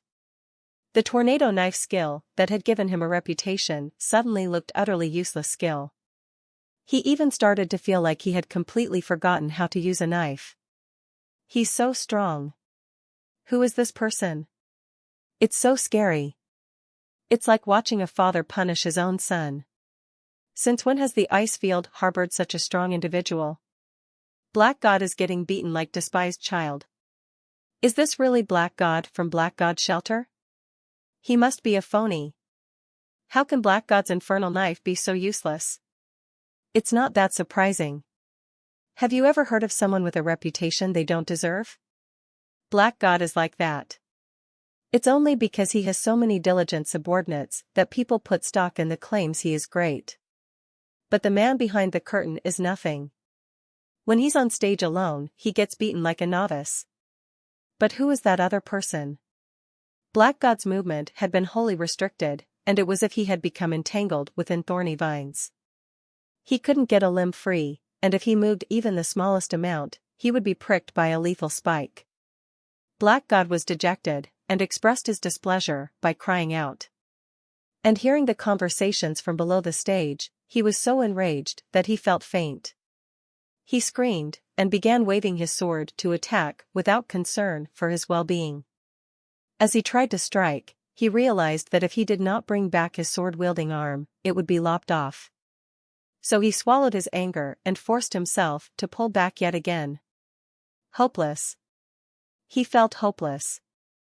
Black God was suddenly overwhelmed with the fear that he was going to die, and that his bladder would give way if he couldn't reach a bathroom in time. Even the few observers from Black God's shelter were shocked at what they were seeing. They were close to being unable to believe their eyes. They clearly knew the strength and extent of Black God's power, and the ferocity of his tornado knife skill ought to have made him unbeatable in the ice fields. How could it be suppressed in the way they were seeing? Where did this guy come from? Their faces were bursting with surprise. If Black God was already close to submission, they would end up in a far worse condition if they were to go on stage. 2 or 3 hits would probably be enough to end their lives. You win. Black God's face was deep like water as he coldly spoke. Had he had any choice, Black God wouldn't have admitted defeat like that. But now he was frightened, he had been pushed to his limit and he had reached his breaking point. If he continued fighting, he knew it wouldn't be long before he was killed. In Han Sen's heart, he felt disappointed. His blocking skill was the last he would have wanted to cast. It was easy to break the tornado knife, but had he wanted to slay Black God, he would have had to rely on it. It was impossible to kill him with one swipe, so Black God had been given the opportunity to concede. He watched Black God call for him and his men to depart, his face draped with sullenness. Li Xingluan then returned the Snow Lady and Inferno Bull to Han Sen. Brother Han, you have very impressive skills. I can't believe your skills denied Black God the time to perform any actions, Li Xingluan complimented him. My skills are ordinary, perhaps it was just Black God who was weak. Han Sen laughed. Black God was still in earshot and felt his face turn scarlet when he heard what they said. But he did not turn to speak, and continued to leave. After the fight, all the people across the ice field knew the name Han Sen. His fight against Black God quickly became renowned, a widely spread tale that quickly established itself as the latest hot topic of discussion. Hansen did not have the time to hear what others were saying, for as soon as he received the Snow Lady, he returned to the Crystal Palace. He drove the Crystal Palace to the goddess shelter, so he could inspect the situation there. At the same time, he gathered a batch of meat from deep-sea creatures to sell. On the way, Hansen tried to get the Snow Lady to possess his body. But all he felt was his body going cold and his face turning pale. His hair turned white and the structure of his body became significantly more feminine, compared to his previous masculine appearance. Hansen tested his speed, and noticed it had increased greatly. Although the beast soul only elevated his speed, the degree to which it had increased was truly significant. The chill in his body allowed Hansen to cast his ice skin skill with far greater ease. If it was an ordinary person taking advantage of the Snow Lady, however, he feared their entire being would be frozen. And now, with regards to the Snow Lady beast soul, Hansen was wholeheartedly satisfied with the results. He fed a black crystal to the Snow Lady and evolved her into a berserk variant. Having returned to the goddess shelter, Hansen delivered the flesh to young Manly. He had been planning on venturing forward now to the Alliance, but young Manly told him that Zero had not been eating enough recently, and she hadn't eaten at all in the past few days. "Why are you not eating? Is the food here not to your liking?" When Hansen caught sight of Zero, she was sitting by a window of the tower. She watched the falling snow outside, seemingly lost in a blissful reverie. Zero shook her head and said, "I am not hungry." "You are not God, how can you not be hungry? Come, tell me what you would like to eat and I shall make it for you." Hansen gently cuffed her head as he spoke. "Can you take me with you, the next time you leave?" Zero turned gazing at Hansen when she spoke, showing her wide eyes. Sure." Hansen hesitated for a moment. Zero's identity was rather mystical, and he did not want her to know much about who he was. But thinking of her, without any family, he was probably the only person she had a true connection with. He felt sorry for her, and so did not wish to reject her. Zero's face finally took on a smile. Although it was merely a raising of the lips, it would melt the heart of anyone who saw it. "Come. Let us eat first. Tell me what you would like, and I shall make it. I'm not bluffing when I tell you that my cooking skills cannot be below those of a 3-rank restaurant's chef." Hansen tugged at her to eat something. Hansen was bluffing. In truth, his cooking abilities were quite poor. The extent of his abilities spread to cooking stews and grilling meat. If the food he wanted to eat could not be prepared and served through either of those methods, then he would simply eat it raw. For Zero, he grilled the freshest red shell shrimp he had. She delicately supported her head with her tiny hands as she sat at the table. Hansen diced the shrimp and after he grilled a portion, he delivered it directly to her mouth. Zero would open her mouth and quickly consume the entire spoonful of shrimp. Her eyes were shut tight in delight, as her face beamed with joy. Hansen watched her, and all of a sudden felt sorry. The clothes Zero was garbed in was the outfit he had bought her a long time ago. He then recalled it was the very same outfit he had bought her on their first meeting. It seemed as if he didn't care much for her life anymore.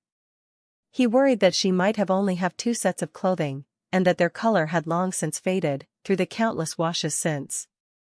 After they had eaten, Hansen decided to buy a few new outfits for Zero from the shops that populated the goddess shelter. He gave her time to return home and change into her new clothes. When she came back to reveal herself, she looked far prettier and youthful than she had earlier in the day. This is what a young girl should look like, Hansen told himself. Hansen was not isolating Zero as much as he was previously because he really thought that she had no one else she could depend on. But that wasn't the only reason either. He knew how much stronger his own body had become, which gave him less reason to avoid her. He brought Zero into the Crystal Palace, and they searched for a lonely deep-sea mutant creature together. They also tried to figure out the dual sword skill. While Hansen was content to freely travel in the nearby area, he did not dare to enter the shelter that resided on the seabed there. The creatures in those waters mostly traveled in groups, and their numbers were multitudinous. If he wanted to hunt a high-rank creature, he would have to find one that lived alone. Zero quietly sat in a corner, with her hands firmly planted upon her jaw as she watched Hansen practice the dual-blade sword skill. She had no interest in talking with the snow charmers. The boat had been sailing for a few days when Hansen saw a jellyfish that lit up like a giant lantern, coursing through the water with great energy. It looked beautiful. It seems as if there are many jellyfish in the sea, but most of them are in a group. It's rare to find one that is content to remain alone. Let us see if we can hunt it. Hansen thought about what to do, and then summoned golden armor and a glyph. He then left the crystal palace and swam towards the jellyfish. Though there were no other creatures around him, Hansen was wearing armor and a glyph for protection. Even if the jellyfish was of the sacred blood class, Hansen had the power to protect himself. It would not be difficult for him to escape and return to the crystal palace if he needed. It was different being in the sea. Due to the flow of water, when Hansen was swimming, it was possible for his presence to be detected by other creatures fairly quickly. But the jellyfish that looked like a giant lantern seemed now to be moving quite slowly, remaining where it was, then rising up and down in the water. It seemed as if it did not notice Hansen closing in on it. That jellyfish looks so stupid, there is no way it could be a high-class creature. Hansen approached the jellyfish but did not summon the ghost pod claws. He simply got close and punched the semicircular body of the jellyfish. The ghost pod claws were poisonous. Although Hansen was not afraid of poison, the taste of the afflicted creature would be tainted by the substance. He therefore opted to using force to punch the jellyfish to death. It would taste better when they barbecued it later. Hansen punched the translucent, wobbling jellyfish and his fist and arm tore right through the body. Then, all of a sudden, Hansen's face contorted. He felt as if his fist had punched through a mound of mud. He lost all strength, and the force no longer worked. He wanted to bring his fist back, which was still lodged in the body of the jellyfish, but he realized that the creature was holding on from the inside and not letting him go. No matter what direction he pulled, the jellyfish followed and remained stuck to him. The jellyfish's tentacles then encircled Hansen and tied him up. He felt electricity surge from the jellyfish, making his body convulse and cramp. Unable to control himself, his mouth opened to gulp in the seawater. What the hell is this? Hansen was shocked, literally and figuratively. He clamped down to withstand the electricity that surged into him, and then summoned the ghost pod claws to slash wildly at the jellyfish. But the ghost pod claws went straight through the gelatinous skin and became lodged inside the creature as well. Hansen was taken aback. This jellyfish was like a living mound of viscous syrup. All slashes and punches were useless against it, as they would have no effect and his foe would maintain its grasp on him no matter what. Hansen was holding back the cramps caused by the surging electricity and desperately wanted to return to the Crystal Palace as soon as he could.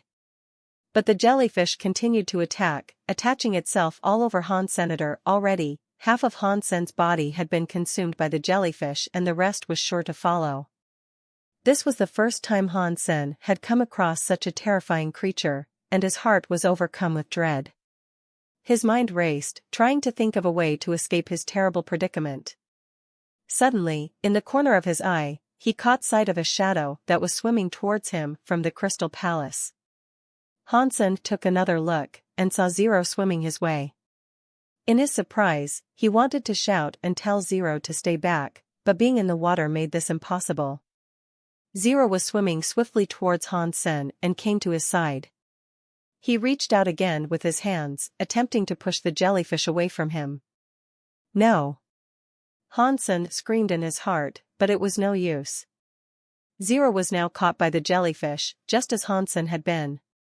More electric currents surged into his body, and his body continued to convulse with spasms. It felt as if he would become charcoal any second now. Hansen withstood the pain and desperately tried to think of a way that he could save himself and Zero. But he then noticed Zero's eyes flashing with a strange purple light. Her black pupils were now beaming purple, and the color spread to consume her black hair, too. Little purple horns appeared from the top of her head. All of a sudden, she became the royal Shura that Hansen had once seen during their first encounter. Ching. Zero, who had taken on the appearance of a Shura, used her hands to tear the jellyfish apart. The creature, which was like mud, seemed to have lost its power under Zero's counter-offensive. As though it had been struck by a Goliath knife, the monster was split into two halves. Hansen was shocked by what he saw. When Zero was in this form, it was quite difficult to believe how much power she possessed. Even the monstrous jellyfish could not withstand the power stemming from her small, delicate hands. Zero's eyes continued to shine with a purple light, and her hands trembled. In a moment, she cleared Hansen's body from the vine-like tentacles that had imprisoned him. Then she quickly hauled him back to the crystal palace. Splash! They both hurriedly emerged from the water. Zero quickly got back on board and lay down on the floor. The color of her now purple hair began to fade and return to black, as the horns that had appeared on her head shrank and disappeared. All of a sudden, she looked like a typical human female once again. Hansen quickly went to check on her. He noticed that she had passed out but was free from any serious injuries. Once his survey was complete, he let out a long sigh of relief. Zero remained passed out for over 2 days. When she finally awoke, her body was weak and she could not muster the desire to eat for the next few days. Is she a human or a Shura? Hansen pondered in his heart, and the doubts he had over her heritage heightened. But right now, he was mostly worried about her well-being. He did not know if Zero turning into a Shura would damage her, because right now, she was in an extremely weak state. She looked like a patient who had undergone lengthy, intensive surgery. The complexion of her face was devoid of color. Luckily, however, she was not in a critical condition. Hansen gave her a nutrient solution to drink, alongside fluids that were designed to repair weary bodies. The latter medicine came straight from the Alliance. Through the grace of good fortune, her condition steadily improved. After the incident with the jellyfish, Hansen did not dare go hunting in the deep sea by himself. He salvaged the jellyfish's corpse and cooked it so that he could understand where it had come from. It turned out that it was a Sacred Blood class red demon jellyfish, and it increased Hansen's Sacred Geno point score by 8. Upon returning to the Alliance, Hansen carefully investigated his puzzle a great deal, but he could not unearth anything that would give him any greater understanding of Zero's status. Humans are human, Shuras are Shura. Although they shared similar attributes in terms of appearance, they were two separate species. It was impossible for someone to be both a Shura and a human. Hansen even looked into the information alongside a biologist. The biologist proved to him that the genes separating Shuras and humans were far too different to be compatible, or for even a hybrid to be birthed. Even if it was an artificial culture, it was impossible for a crossbreed between a human and a Shura to emerge, too. So, how would you best define Zero and the peculiarities of her situation? Hansen thought about it deeply but could not come to any remote conclusion. Hansen was also curious about the 9-life cat tattoo on Zero's back. Sen, can you come with me please? Hansen had been scouring various outlets of information when Ji Yanran knocked the door and entered the room. Of course, where are we going? Hansen was surprised when he looked at Ji Yanran. This was because Ji Yanran rarely came to Hansen's room, and usually resorted to contacting him only through a communicator. If Ji Yanran was willing to come straight to his room, it had to be a matter of some importance. Therefore, Hansen did not question her motive for coming and promptly agreed to go with her. Ji Yanran opened her mouth as though she wanted to say something, but she stopped. Are there certain issues we cannot discuss between us? Hansen blinked as he asked. Ji Yanran felt hopeless, and sighed.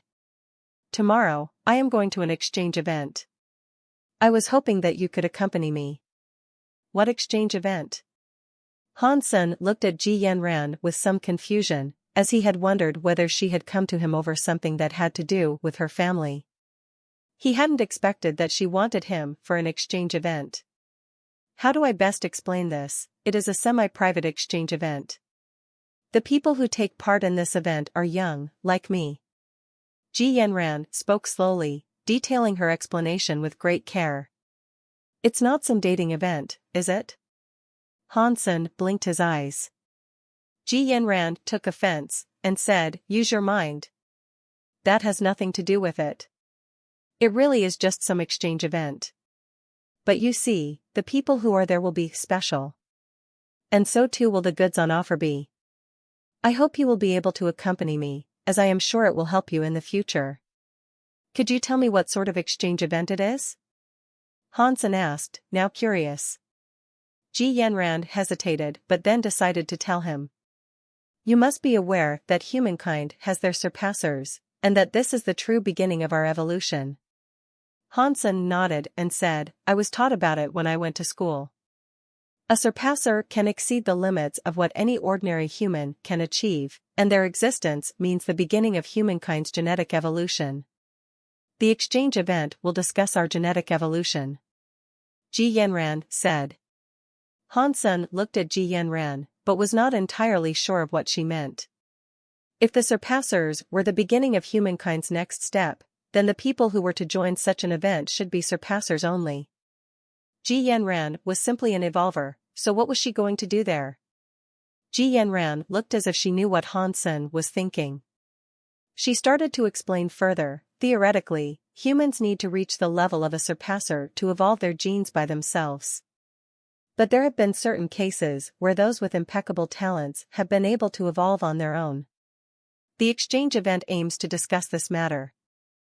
Ji Yanran patiently explained what it was all about, but Hansen quickly understood what she really meant. In his heart, he felt shocked. The information he could gather on the Skynet regarding surpassers was rather limited. The population of the entire alliance exceeded several billion, but the amount of registered surpassers was below 1 million. Ordinary people were aware that the third shelter was dangerous, and the surpassers there were extremely powerful. They possessed powers that regular humans could not. As for what the third shelter looked like, there was no way to know. Therefore, ordinary people had no idea what to think about it. People only knew that powerful creatures were said to reside there in the third shelter, but that was about it. As for the information the Alliance was willing to put out detailing the third shelter, it was minuscule.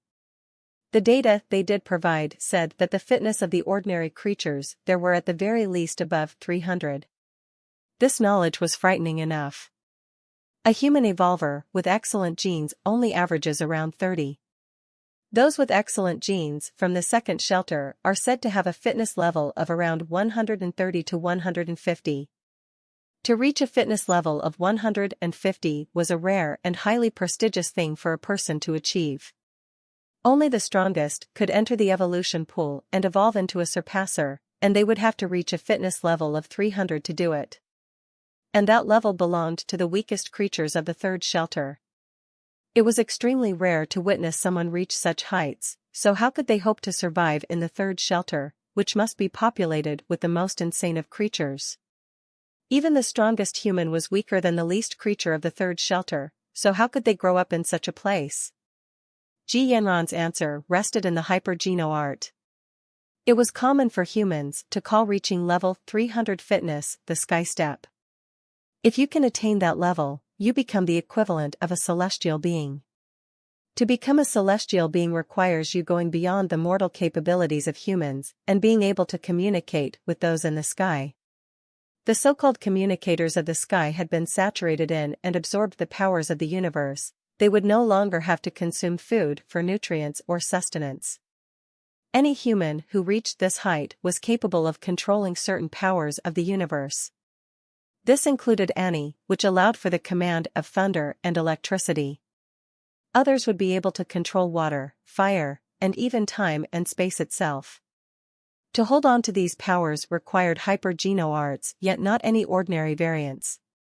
Ji Yanran spoke a word that Han Sen was quite familiar with, Qigong. Only the hyper-Geno arts that had been modified by Qigong could be used to maintain control of the powers of the universe. According to what Ji Yanran told Han Sen, some high-level Qigong hyper-Geno arts did not require celestial being modifications for use. Even when humans are children, they are able to use Qigong to observe the power of the universe. But before a person reaches the level of a celestial being, the powers that could be absorbed was weak and few. Therefore, they were not very effective. But after years of training, the efficiency of one's absorption could rise greatly. If, after that, you choose to become a celestial being, you would be much stronger than the others. Certain people were gifted, however, and it was possible for them to not even have to become a celestial being before they could control the powers of the universe. The Ji family is the clan that owned Qigong. There were, however, 3 other families that were gifted in the same way. Each family inherited Qigong from the same lineage and heritage. All that was different was the family name. Ji, Lin, Wang, Shui. Ji Yanran spoke these 4 surnames to Han Sen, and it made his heart leap in his chest. Killing of Shui Long Yan had given him the ice skin skill. Once he had gained it, he had kept an eye on anyone possessing the surname Shui, but he was never able to glean much information regarding big individuals that belonged to that family. Now, all of a sudden, he heard the surname Shui spoken aloud to him, and his face changed. If possible, it would be best if you could raise your fitness to 150 so that you can become a surpasser. The higher the better, Ji Yanran told Han Sen. Why? To become a surpasser, I would need to raise my fitness level to 300 and reach the sky step, Han Sen said. To be 300 is the level of a celestial being, but there are differences between the talents they possess. If your base is better, then your talents can be higher. But no matter what, you cannot change it once you have become a surpasser. Therefore, it's best if you try raise your fitness level as high as you can always become a surpasser later on. Your genes should be perfect, Ji Yanran reminded Han Sen again. Ji Yanran was going to join the exchange event, due it being the Qigong exchange for the Ji, Lin, Wang, and Shui. Ji Yanran also told Han Sen that at the exchange event, he was sure to meet someone familiar. Who? Han Sen asked, curiously. Wang Meng from the Wang family. I have heard she's quite fond of you. Ji Yanran giggled while saying this to Han Sen, and she looked at him with devious eyes. Meng only treats me like a big brother, and I treat her like a little sister in return. You know that, don't you? Han Sen felt a little surprised, because he knew that Wang Meng was not an ordinary person. He had not expected her to be a future inheritor of the Qigong, however. Han Sen really wanted to ask who the Shui family were, and also ask whether they possessed a special skill called ice skin, but he kept his question back, for now. I don't think I should go. Could I truly go to an event such as this? Han Sen was trying to test Ji Yanran's resolve to bring him. If Shui Long Yan had really come from the Shui family, then he would be in great trouble if they discovered that Han Sen was in possession of the ice skin skill. Ji Yanran peered directly into Han Sen's eyes. With an intimidating voice, she told him, "You have to." After she spoke, her face reddened and she quietly said, "Although you can purchase modified versions of Qigong hyper-Geno arts from the St. Hall, they are mostly low-level Qigongs. You and I should go to the exchange event to learn as much as we can. When we marry in the future, you can learn the Qigong directly from my family." Speaking of marriage made Ji Yanran's face turn beetroot red and she went silent. "I will go then." Han Sen knew that he would have to get through the Shui family eventually. He couldn't delay the inevitable forever. The people who went to the exchange event were ordinary people, and their views and opinion could not, at least, be as bitter as those possessed by the older generations of their families. And at least Han Sen would be able to meet the Shui family and finally learn whether Shui Long Yan had indeed belonged to them. With regards to the Ji family's Qigong, however, Hansen wasn't particularly interested. He only wanted to finish his translation of the Dongxian Sutra. No matter how strong the qigong of the Ji family was, he had never seen a family member manage to break through the vacuum with their bare hands. The Dongxian Sutra had to be the strongest qigong to have ever existed. Ji Yanran brought Hansen to take part in the exchange event, but Annie followed as well, though once they reached the venue, she had no choice but to wait outside. The reason why Hansen could accompany Ji Yanran there was because when Ji Yanran first introduced him, he was already her fiancé. Lin Feng. Hansen had not yet seen Wang Mengmeng at the event, but he saw that familiar shadow. The exchange event was taking place in a large auditorium. By they arrived, many young people had already arrived in groups of their own. Hansen and Ji Yanran's coming was not given too much attention. Ji Yanran wasn't the only member of the Ji family, after all, nor was she a person of any particular outstanding renown. Some people from the Ji family noticed her, however, and they came over to say hello. As they did, they made sure to observe Hansen. Ji Yanran then introduced Hansen, and although she did not say it explicitly, her family acknowledged who he was to her, and why she had chosen to bring him. Hansen had thought it would simply be an exchange event between the Ji, Lin, Wang, and Shui families, and that the attendance could not be greater than a few hundred people. Needless to say, his expectations were blown out of the water when he saw that several thousand had shown up. Ji, Lin and Wang are the biggest families of recent times. You can find a trace of them in every nook of the alliance, even if they are simply young people who are below 40. I'm not sure whether this auditorium will be able to host more than 10,000. Ji Yanran noticed Hansen's confusion, and prepared to explain further. Aren't the Shui considered a big family? Hansen's heart jumped when he posed this question. The Shui family keep to themselves, and there aren't many of them. Admittedly, the qigong possessed by the Shui family exceeds that of other families, my own included. Hansen was curious, and wanted to learn more about the Shui family. Before he could ask anything, however, someone came over to speak with Ji Yanran and interrupted her. Hansen looked around and saw a table beside a podium on the stage, where a number of people had already gathered. One of the people there was Lin Feng.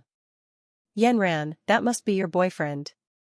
A woman of similar age to Ji Yanran approached. She looked over Hansen as she spoke. The genes of the Ji family were strong.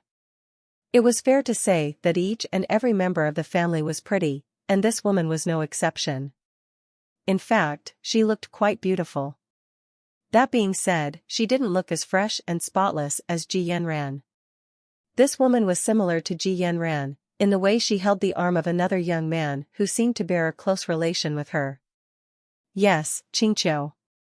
Ji Yanran confessed to her. If she had brought Hansen here, that meant that she had no intention of hiding his identity.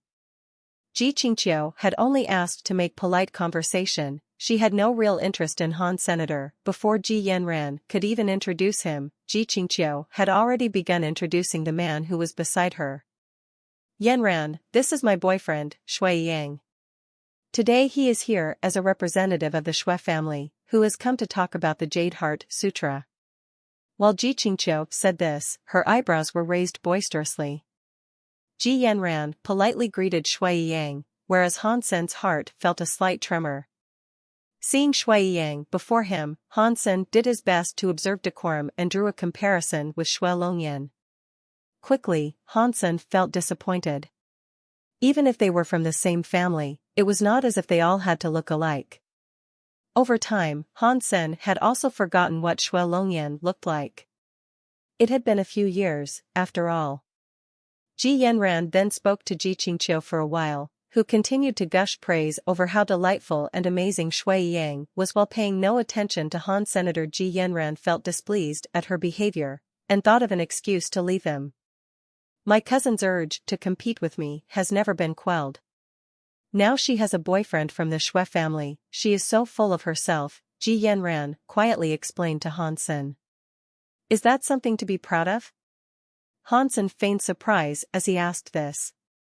Ji Yanran pursed her lips and said, I suppose it isn't something to be particularly proud about, but if he can go on stage and talk about the sutra, he must be a figure of some importance in these 4 families.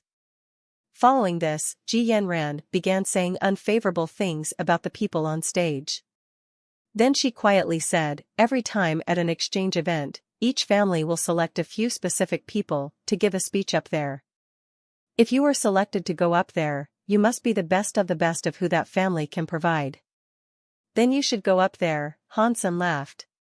Ji Yanran rolled her eyes, then replied, when my father was young, he was always up there discussing sutras. Unfortunately, I did not carry the flame of his talent. My qualifications aren't particularly outstanding, thus I lack the necessities required to be chosen to go up there. Who said that? If I had a say, I'd be telling everyone that you were the most qualified to go up there. Once you were up there, you wouldn't have to talk or speak. You could just sit there, and the people that saw you would see the true meaning of beauty. Then they would know the answer to everything. That would be better than making some boring speech, wouldn't it? Hansen's flirtation was strong. Ji Yanran's hands were squeezing Hansen's waist, as her face lit up with the light of 1,000 smiles. Ji Qingqiu and Shui Yang walked around for a bit, but then approached Ji Yanran once again. Ji Qingqiu laughed and said, Yanran, we are going up there to take a seat. Would you like to come along? You two go without us, Hansen, and I will be fine down here. Ji Yanran smiled. I suppose it's a good thing to be down here, at least you have the freedom to move about. Up there, you're locked in place by the stares of 1,000 people. It all feels rather awkward. If it wasn't for Yang, who has to make an important speech up there, I wouldn't have go either. Ji Qingqi's cocky, holier-than-thou face tarnished her seemingly pleasant words. After that, Ji Qingqiu looked at Hansen and asked, oh yes, I forgot to ask, which family does your boyfriend come from? Hansen does not come from a Qigong family, Ji Yanran replied. Oh. Ji Qingqiu quickly looked away and ignored Hansen again. She spoke to Ji Yanran for a little while longer about other concerns, and then happily grabbed Shui Yang's arm as he led her up to the stage. You really can't judge someone by the way they look. That Ji Qingqiu is a beautiful woman, but her personality isn't quite as pleasant, Hansen said. Ji Yanran laughed and said, you cannot blame her. Ever since we were kids, all she has ever wanted is to compete with me. It's difficult to find an accomplished man. I would be foolish to believe she wouldn't want to show off her boyfriend and his status to me. By saying that, are you suggesting that I'm not accomplished? Hansen joked. In my heart, you're not only accomplished, you're flat out the best. To the families present here, however, being selected to make a speech before everyone in attendance is quite the honor. It is a glorious thing for them. Ji Yanran laughed and continued, besides, the Shui family always think highly of themselves. They believe themselves better than any other family. Did you not see Shui Yang's eyes rise to breach the stratosphere? Because the 4 of our families come from the same bloodline, the Shui family likes to present themselves as the primary lineage. They also possess the most secrets and enigmas that outsiders to their blood can never be made privy to, Ji Yanran explained. What secrets? Hansen's heart began to skip. The Frost Sutra, Ji Yanran replied. Hansen sighed in relief, having worried she might say jade skin. Ji Yanran then quickly added, but the Frost Sutra is not easy to learn. Only a few people in the entirety of recorded history have been able to practice what it teaches. The Shui family in recent times, however, have been trying to turn the Frost Sutra into a hypogeno art, so all of the family can learn it. I heard that they have been seeing results in the past few years, and that it has been modified into a hypogeno art called jade skin. But that said, no one has seen anyone from the Shui family cast it. Hansen's heart jumped, and he thought, so it is true, Shui Longyan does indeed belong to this family. Hansen carefully inspected Shui Yang, not knowing whether he had learned. If you were to search people with smooth skin, you'd find that many people's skin was like ice. It seemed as if the people who learned Qigong all had skin that appeared particularly smooth. That made Hansen feel more secure. Hansen wanted to ask around about the Shui family, but before he could, the speech began. Everyone fell quiet, and Hansen had to swallow his questions and turn his attention to the stage. The first woman who came out to talk was called Lin Weiwei. He could not tell her age, but she looked so elegant that his eyes felt refreshed just from looking at her. Her whole body was like silky jade, and even her hair possessed a halo of sparkling cleanliness. The third worldview she spoke of was a classic in Qigong. It was supposed to be a proper speech, but all she did was stand on stage and discuss her own opinions on the subject. She did not even read out the sutra. Hansen had never learnt the third worldview, but hearing Lin Weiwei's explanation of the sutra made him happy. The reason why Hansen could not understand the Danshan Sutra was because he could not decipher a certain section that was composed of an abstruse lexicon. It was extremely difficult to read. Fortunately, Lin Weiwei's speech provided comments and explanations on the Qigong. After Hansen heard what she had to say, he felt that he understood it far better. He was captivated by her talk, and so he perked his ears, eager to catch every single word. The events on stage were unlike what he had expected. Ji Yanran had told him that Qigong started with the legend of the timeline of the 7 emperors, but ended with the Qin timeline. After Qin, no one was quite sure why Qigong began failing. After it was found again in the God's sanctuary, Qigong returned to be something well known. Because it was just some ancient book and codex like the Danshan Sutra, its contents were incredibly difficult to decipher. Hansen thought that the Qigong they spoke about was equally difficult. But after hearing the speech, he noticed the third worldview Lin Weiwei spoke of had already been translated to the language used by the Alliance. It also related well to modern science, and to the God sanctuary. Even people who could not speak or read ancient texts could understand what she said. Although Hansen had never learned the third worldview, hearing her comments about the Qigong was incredibly beneficial for him. It was better than learning the ancient language outright. Hansen was enamored by the proceedings on stage.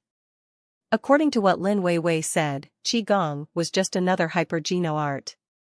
It just wasn't like the ordinary types, being designed for humans to maximize the potential of their genes instead.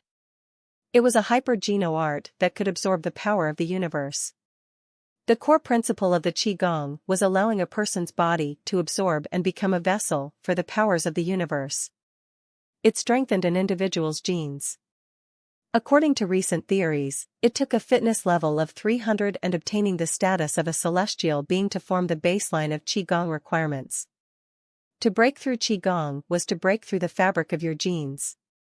The entrance of the Qigong, to use a genetic systematic term, was a sudden change in the gene lock. To reach the level of a celestial being meant an individual had managed to open their gene lock. If you opened a gene lock, your genes would take a great leap in evolution. For some Qigong, however, you did not need to become a celestial being before training how to open the gene lock. Very few people would have the talent to do this, however. But even if you could not open the gene lock before ascending to the level of a celestial being, learning Qigong was still a way in which you could refine your genes. After you opened the gene lock, the changes within your genes would be even greater. After Lin Weiwei concluded her talk about third worldview, Hansen was still eager to hear more. Ji Yanran noticed how intently Hansen had paid attention to the speech and asked, "Have you learnt third worldview?" "No," Hansen replied. Ji Yanran thought he couldn't have learned it before because third worldview was a Qigong codex that was exclusive to the 4 families. It was only natural that he didn't know about it. But if this was the case, why had he been so focused on the speech? After Lin Weiwei, it was time for Shui Yang to give his speech. He went on stage and began to talk about Ice Heart, a subject which he could discuss with great thoroughness. Through a combination of modern science and a sheltered gene system, Hansen was able to learn a great deal about it. This Ice Heart seemed quite familiar. After hearing Shui Yang's speech, although Hansen did not fully learn Ice Heart, his understanding of it had undoubtedly reached another level. Hansen had not expected the exchange event to be so beneficial to his understanding of so many things. The words of their speeches and the content of the Dongxian Sutra flooded his mind. There were many sections he had not previously been able to understand, but now did. Hansen's heart was burning, and he wished he could start learning Dongxian Sutra right away. But he continued to patiently and intently listen to what was being said on stage. Perhaps there was even more he could learn. A total of 13 people would give speeches out of the 4 families. Each would make a speech each day for 3 days. This meant 39 Qigongs learned greatly through the speeches on stage. Unfortunately, each individual's commentary and personal review colored each on-stage discussion.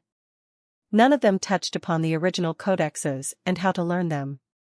It would be impossible to learn the codexes only through hearing them speak. But the special terms and knowledge that comprised Qigong is what fascinated Hansen the most. Although Ji Yanran felt it strange that Hansen was so interested in the discussions, it made her happy, all the same. It was nice to see Hansen so engrossed in learning Qigong, as it would make it easier for him to learn the Ji family's Qigong in the future. The 3 days of speeches were over far too quickly for Hansen, and although he had learned a fair bit, the speeches hadn't gone deep enough for his complete satisfaction. After Hansen retired to take another look at the Dongxian Sutra, he noticed that the speakers had spoken little more than a basic page of the sutra.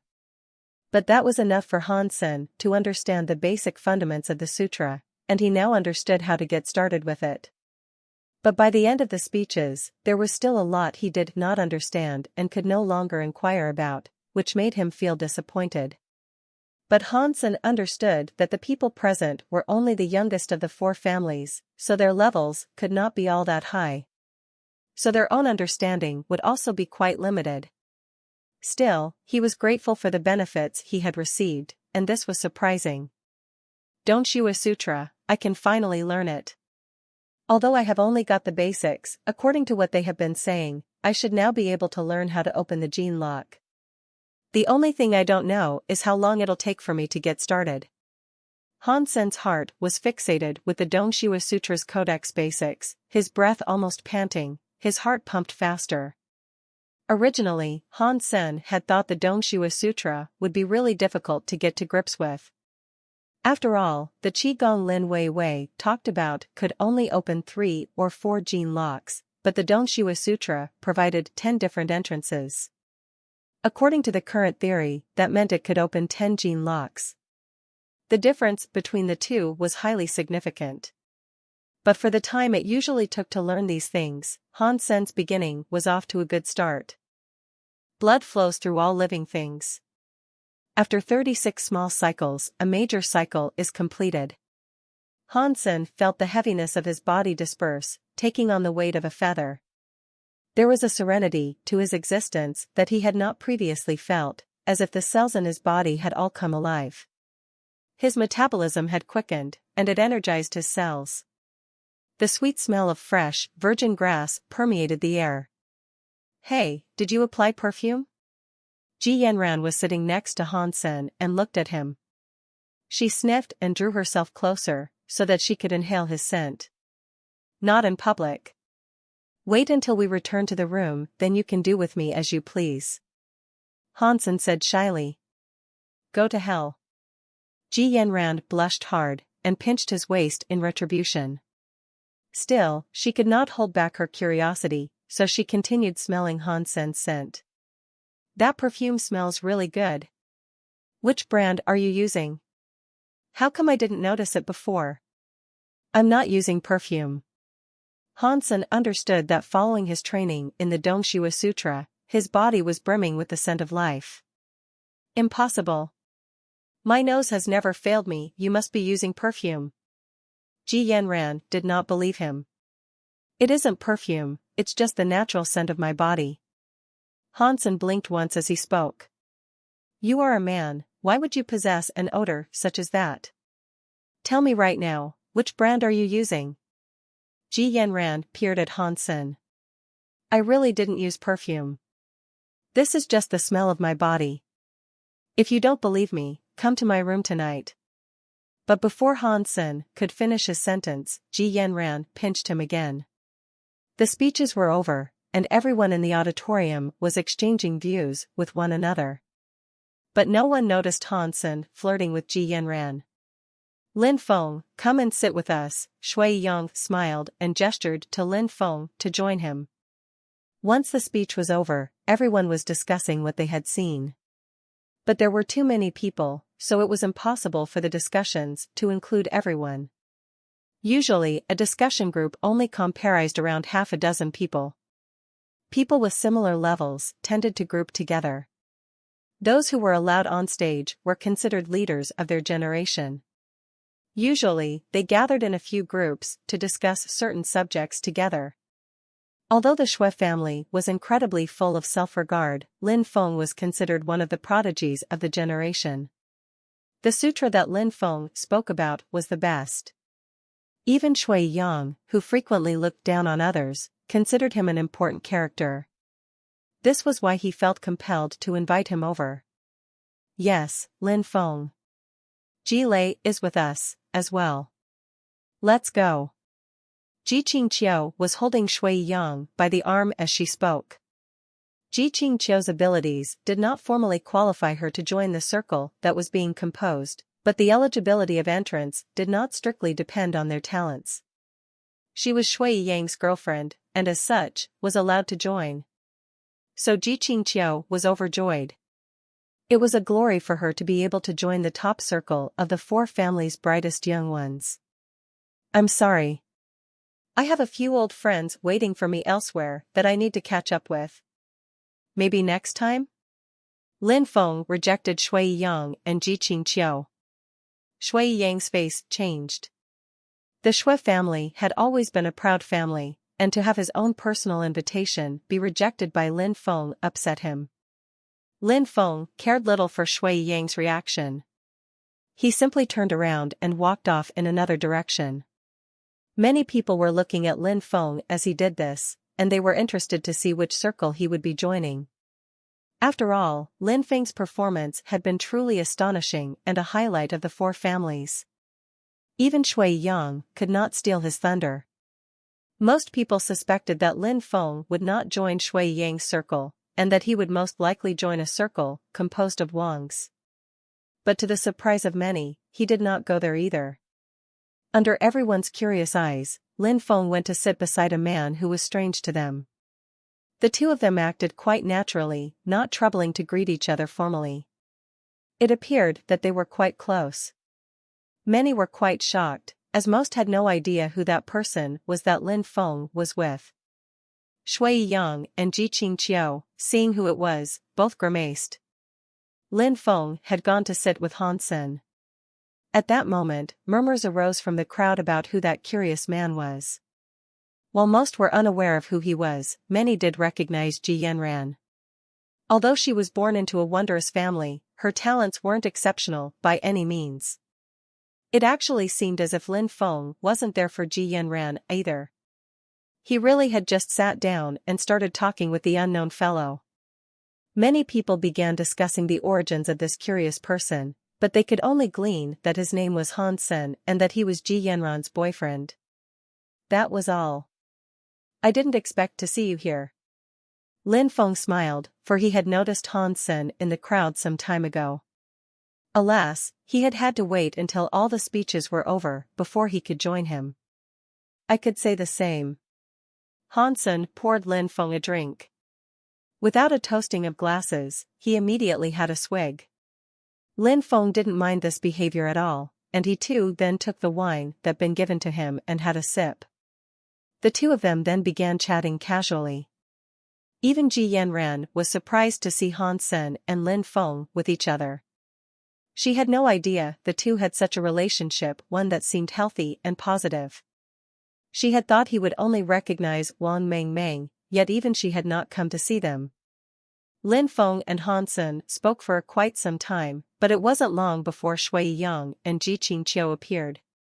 Ji Qingqiu smiled and asked, Yanran, you wouldn't mind if we joined you, right? Qingqiu, you can sit here.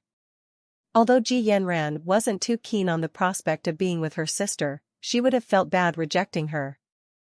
Both of them sat down. Shui Yang's black eyes were shining brightly towards Han Sen, and he asked aloud, "Lin Feng, is this your old friend?" Lin Feng nodded but did not elaborate. "Little Feng Feng, are these friends of yours?" Another person now appeared, uninvited. She sat next to Lin Feng and put her arms around him as she laughed. Han Sen looked at the person who had called Lin Feng Little Feng Feng and saw that it was in fact Lin Weiwei, who had given her speech about Third World View. Lin Weiwei was unbelievably elegant, and her entire presence and being felt radiant. Although she was restrained, Han Sen could feel the enormous power that emanated from within her. Lin Feng felt hopeless, and said, "Sister, this is my friend Han Sr." She did not wait for Lin Feng to introduce Han Sen and instead peered directly into Lin Feng's eyes. She then reached a hand over to Han Sen and said, "I am Lin Feng's big sister, Lin Weiwei. You can call me Sister Weiwei." Han Sen caught sight of Lin Feng's emotionless face, but still, he smiled and shook Lin Weiwei's hand. With a sweet voice, he said, "Sister Weiwei." Lin Feng's forehead was already full of creases, but Lin Weiwei was very happy to look at him in such a condition. She said, "Little Feng Feng, your friend is far more interesting than you. Sister Weiwei, this is my girlfriend Ji Yanran. Yanran, come and greet Sister Weiwei." Han Sen very rarely got to see Lin Feng's hopeless expression, and finding it amusing, joined in. Ji Yanran sweetly called her Sister Weiwei, but in her heart she felt taken aback. The friendship between Lin Feng and Han Sen must undoubtedly be special, for Han Sen to make such a joke without Lin Feng getting mad. Han Sen did not know much about Lin Weiwei, though Ji Yanran did. Lin Weiwei was Lin Feng's aunt. Before his own rise to fame, Lin Weiwei was something of a prodigy herself. She was 10 years older than Lin Feng, although that counted for little. Lin Weiwei was a renowned little minx, known to play with others and get them wrapped around her finger.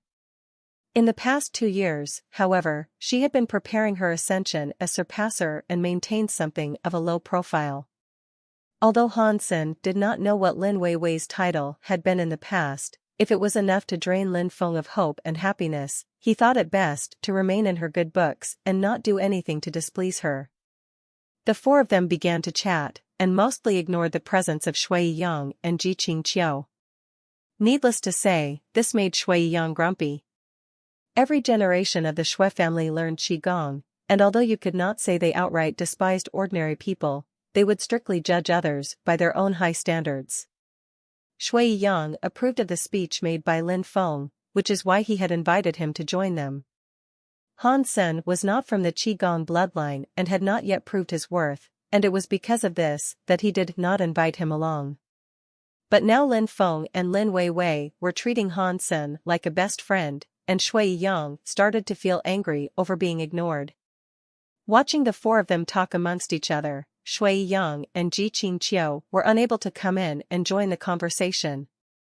Shui Yang looked around and then said aloud, "Lin Feng's Qigong is quite excellent, and you are Lin Feng's best friend by the looks of things. I can only assume you are learning Qigong, as well. How about you and I duel?" The people around Han Sen suddenly turned to look at Shui Yang. Ji Qingqiu quickly supported her boyfriend's proposal and commented, "To sit here is really quite boring. We should definitely show off Yanran's boyfriend to everyone." Ji Qingqiu did not believe Han Sen had even a remote possibility of beating Shui Yang in a duel. Everyone in the Shui family had an elite status, and in Ji Qingqiu's heart, only Lin Feng could possibly come close to rivaling the level of Shui Yang out of the four families. People like Han Sen had no hope of competing with Shui Yang. Ji Qingqiu deliberately pointed out that Han Sen was Ji Yanran's boyfriend because she was afraid that people might not be made aware that it was her own boyfriend who was set to beat up the newcomer. "If you want to have a duel, fight against me." Lin Weiwei squinted her eyes but smiled with the radiance of flowers. Shui Yang frowned. Although he was confident of his own abilities, it would still going to take some time before he was close to becoming a surpasser. There was no way he could compete with Lin Weiwei, who was close to becoming one herself. Sister Weiwei, let the man do his thing. We are just pretty girls who shouldn't let them take advantage of us, Ji Qingqiu smiled. Which family are you from? Do you not know who the boss is around here? Who do you think you are calling me sister? Are you not aware that I am Lin Feng's aunt? Judging from our comparative, familial tiers and ties, you should be calling me aunt. Are you silly or merely ignorant of the rules? Lin Weiwei really was a little demon girl, and her temper could change in an instant. In a second, her warm face and composure turned ice cold.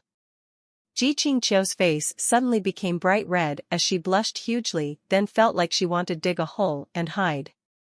She heard Ji Yanran call Lin Weiwei sister, which is why she thought she could do the same. It did sound friendlier, after all.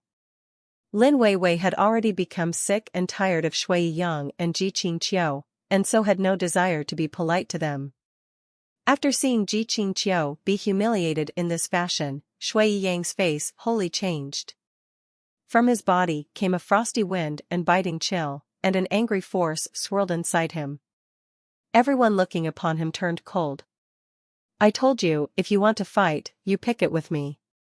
Lin Weiwei cared little for his behavior, and she had already stood up and got ready to compete. It was normal to witness duels take place during an exchange event, but what was happening here wasn't normal. Sister Weiwei, allow me. She was right in saying you are a beautiful woman, but to battle with a little child would mean you are stooping to his low level. Hansen now stood up, smiling at Lin Weiwei. Lin Weiwei was shocked. She looked at Lin Feng, who nodded to her, and she then sat back down on the sofa. She said, Little Sen, I will be watching you. The reason why Lin Weiwei stood up for Hansen was because she had seen that Shui Yang only get angry with Hansen over Lin Feng's friendliness towards him. Otherwise, she would not be helping a person she had just met. Now Lin Weiwei was actually surprised to see Hansen stand up for himself. Ji Yanran was feeling nervous as she watched Hansen and Shui Yang depart for the battleground. Although Hansen was a talented battler, he was going up against someone from the Shui family, so her anxiety was fully justified. The Shui family, although they weren't very famous, were always full of pride and confidence in themselves. They were even quite arrogant. But the skills the Shui family possessed were powerful and justified their self-regard. One generation of the Shui family could account for the knowledge and power by 3 generations of another family. These days, Qigong was becoming more and more important to the alliance. It was extremely beneficial to the strengthening of one's genes. So, the Shui family was quite important to the cause. Had that not been the case, the Ji family wouldn't have wanted a marriage with the Shui family. After hearing Shui Yang's 3 speeches, everyone knew how powerful his Qigong must have been. No ordinary man could dare to oppose him. Little Feng, can Little Sen actually beat him? Lin Weiwei could tell that Shui Yang was a formidable opponent and extremely talented, but she had no clue what to expect from Hansen, a person she had just met. Lin Feng quietly replied, I don't know. But when he goes against those in his tier, he never loses. After Lin Feng said that, it wasn't only Lin Weiwei who looked surprised. All the other families were shocked, too. They did not expect Lin Feng to say something like that in such confidence, and their view of Hansen now changed instantly. Earlier, all they had known is that Hansen was Ji Yanran's boyfriend. His lineage was not associated with Qigong, and even if he was a good friend of Lin Feng, they could not take him seriously. No one would have guessed that Hansen was to be the opponent of Shui Yang. Although no one had seen Shui Yang fight before, he was from the Shui family. The power he had with the Qigong had to undoubtedly be stronger than anyone he opposed. But Lin Feng had surely spoken too strongly about Hansen. Everyone's curiosity over the young man's identity and talent therefore increased tenfold. When Hansen went on stage, he calmly looked at his opponent, Shui Yang. He had survived many life-or-death trials and experiences, and he cared little what he felt were trivial matters. As such, he was rarely angered by unpleasant words that might be spoken to him. But he really wanted to see if Shui Yang had learned ice skin and to see if it was any different to the one he had. If the ice skin he possessed was discovered, he would undoubtedly become a personal enemy of the Shui family. Before such a thing could come to be, it would be best to gauge their power first. Shui Yang stood upon the battlefield, and the chill in his eyes solidified. His skin was like ice, and a frigid wind blew from his eyes. His whole body looked strange, as if he personified the entire concept of cold. He looked like a demon composed of ice, and the chill air that surrounded him frightened those that saw him. Many of the people who saw him took a step back. They thought it safer if they maintained a greater distance from the battleground. In shock, they each said, "This must be the ice skin, modified from the Frost Sutra. It is really a secret codex unknown to our heritage, and too powerful for any of us to comprehend." Han Sen looked at Shui Yang, who bore the appearance of an ice demon. In his heart, he was shocked. The skill that Shui Yang had just used might have been ice skin, but it was obviously different from the one that Han Sen had learned. Although the ice skin Han Sen learned was easier to train while in cold air, unless you could lower your body temperature by 2 or 3 degrees, it was nearly impossible to gather as much frosted air as he had. If Shui Yang could be described as ancient ice, Han Sen was cool jade by comparison. It was the same general hyper-geno art, but it had been modified. You strike first. If I go first, you will not be given the opportunity to fight back. Shui Yang looked at Han Sen coldly. Little Feng Feng, is little Sen Sen going to make it? Although this Shui Yan is rather annoying, his ice skills are truly powerful. Lin Weiwei looked at Shui Yan, who was like an ancient iceberg and couldn't help herself from asking once again. He should be fine. Lin Feng merely smiled, not seeming to display the slightest hint of agitation. Although it had been a long time since he had last seen Han Sen, he had been informed of Han Sen's recent endeavors by Tang Jinliu. Based on what he had heard, he did not think Shui Yang would be able to beat him. Han Sen didn't seem to do anything except watch. He couldn't tell whether or not Shui Yang's ice skin was better than his or not. Because of this, he did not hold back. In a flash, his body began to shine and crystallize. Little Sen Sen is quite good. Has he managed to learn nanocrystal at this age? Lin Weiwei was taken aback. No matter how he looked, Han Sen was still only around 20 years old. To learn nanocrystal at such a young age was impressive because it generally took decades to learn it through a hyper-geno art. The talent he possessed was quite surprising. He actually learned nanocrystal? This man really is something. This can't be real. How old is he? How has he learned nanocrystal? Yes, nanocrystal is a lower-tier qigong, but his talents are scarily good to have already learned it by his age. No wonder he's a friend of Lin Feng. He is frighteningly talented. Which is stronger? Nanocrystal or ice skin? According to current theory, there is a big difference between the two. Han Sen's nanocrystal has already been made, however. I am only afraid that the ice skin Shui Yang has learned is something recent and not fully developed. It's impossible to tell who will emerge victorious. People from across the 4 families were discussing with ravenous interest the events unfolding before them. There was a man who looked quite similar to Shui Yang sitting in a corner and coldly looking at the stage, devoid of emotion. Shui Kuang, your brother is an opponent in this battle. Next to this cold-looking man, a bookwormish sword explained the situation. The only opponents that the Shui family have are other members of the Shui family, Shui Kuang said, not much caring for what the other person said. His confidence was enough to suffocate those in his presence. Really? The bookwormish man smiled but said nothing more. Han Sen did not say anything. He just raised his fist and threw a punch, trying his hardest, knowing that ice skin was highly powerful. When going against the Shui family, he did not dare to underestimate the talents of his enemy. In each attack, he gave his all. His heart was jumping and thumping like an overactive generator, and the body that looked like crystal was annihilating the atmosphere around him. The sound of crackles, bursts, and bangs erupted from the air being pummeled near the human machine. Shui Yang's eyes went cold, and from the corner of his lips a devilish smile arose. He cast an icy tornado that had the power to freeze the world and send it hurtling towards Han Sen's fists. Ping! Two fists collided, and the air at their meeting thundered. The air was swirling all about in distress, but neither of the fighters moved. The punch resounded with a boom. But after a second, Shui Yang's face changed. Blood dribbled from the corner of his lips. Everyone was aghast at the sight. No one would have expected one punch to injure Shui Yang. Han Sen's eyes were still icy cold, and the fist was still pushing through Shui Yang's defenses. Shui Yang screamed. He raised up his fist once more, but it lacked the strength of his first strike. The fists collided once more, and Shui Yang started to bleed from his nose now. He was getting beaten by Han Sen, and he had to take a few steps back to rebalance and gather his composure.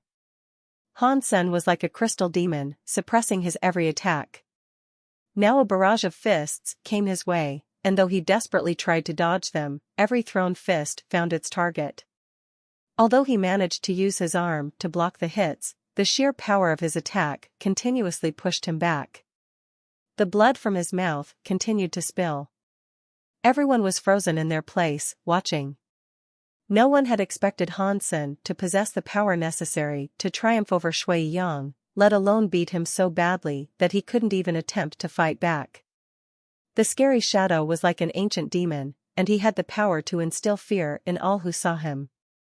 The smile had quickly vanished from Ji Qingqiu's face. She did not expect Shui Yang to get beaten by Han Sen, let alone beaten so harshly.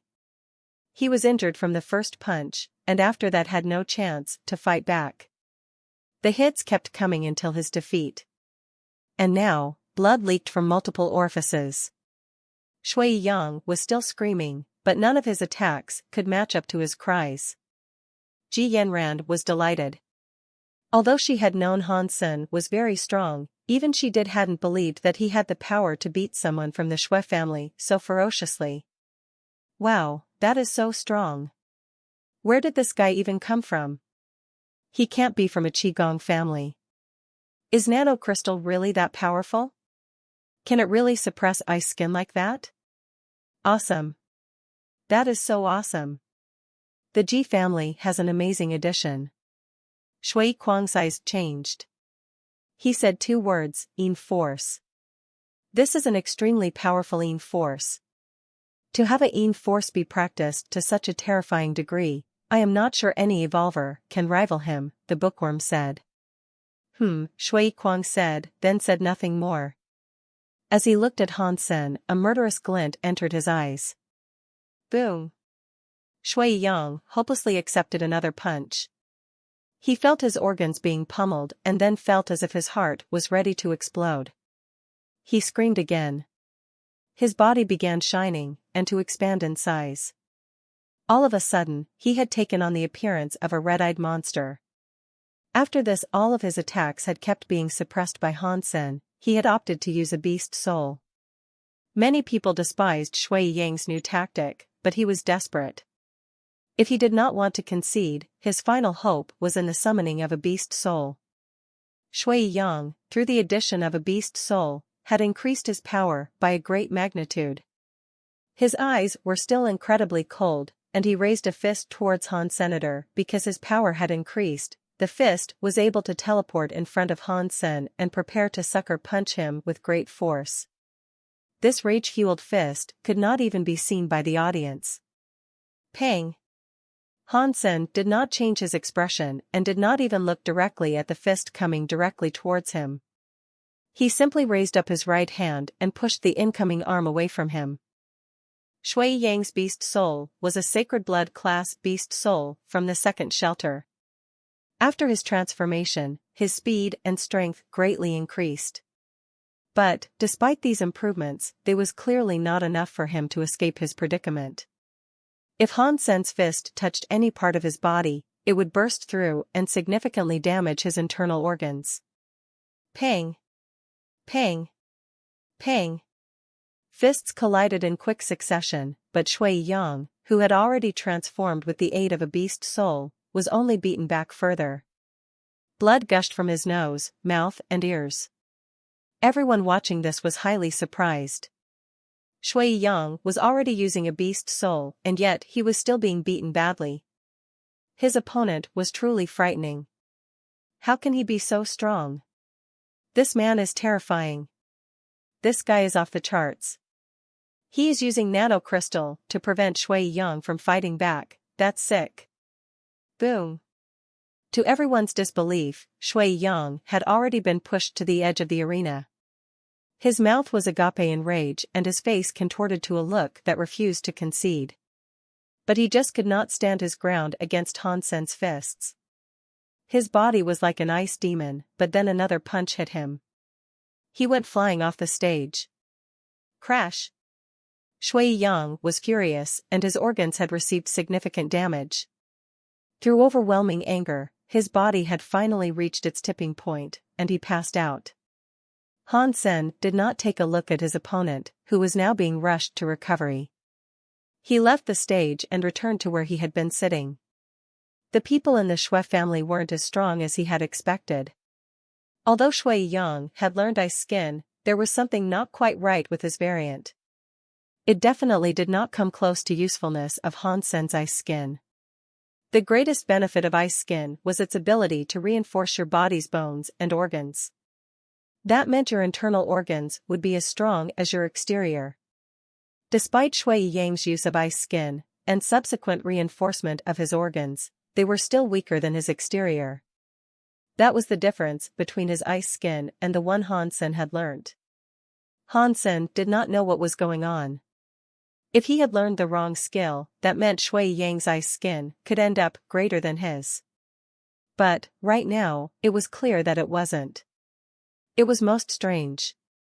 But after all, it was just a duel in an exchange event. Han Sen had not fully exerted himself. If he had, all of Shui Yang's organs would have been destroyed. Little Sun Sen, you are really good. Lin Weiwei smiled and patted him on the shoulder. It was only because that guy was so weak, Han Sen replied casually, but that was the truth. The Shui family was definitely not as strong as he had thought. After the exchange event ended, they went inside the airship. The bookwormish man looked shocked at Shui Kuang and said, "You did not do anything to Han Sen, that's not your style." Shui Kuang's jaw was sharp like a blade. His eyes were black like onyx, and just as cold. His long hair casually flowed down his shoulders. It was still tidy, and each strand was refined like ice. That was an exchange event. What difference does it make if I go out there and beat him up? He had hurt my family, beating him up would be too small a punishment. Help me check which shelter he comes from, Shui Kuang said. His face displayed no emotion, and his manner could run chills down the hardiest of spines. The second shelter is too dangerous. Is it necessary for us to jump to another shelter to kill him? The bookworm asked. Yes, Shui Kuang said quietly. The bookworm laughed and then started his search for Han Senator. Soon after, he sent his findings to Shui Kuang's communicator. Your luck is bad. He is in the ice field bordering the North Ice Sea. That place is too isolated. You would have to cross a great amount of large, barren landscapes to reach there. There are many spirit shelters. That's fine by me. Shui Kuang replied. Then, he stepped inside a teleporter. After Han Sen returned, he immediately started to learn the Dongshiwa Sutra. He was already a beginner in the practice, but that was all. It was still going to take him a long time to pass the first entrance and open his first gene lock. In the exchange event, Han Sen had received many benefits. According to the Qigong that Lin Weiwei discussed, Han Sen had to look back to the ice skin skill. He realized he should have already opened his first gene lock. Although ice skin was not as effective as the Dongshiwa Sutra, it still had 9 tiers, only one less than the aforementioned sutra. According to what Hansen had heard, if he had learnt the first tier, then he should have unlocked the first gene lock. But Hansen did not feel any different or special following his opening of the gene lock. Aside from being able to inhale frost air and to progress with ice skin more quickly, there was no sign of him being able to control the powers of the universe. This was unlike the tales of others who had opened their first gene lock. Shui Yang's ice skin had not even gone past the first tier, but his usage had already yielded large amounts of frost air.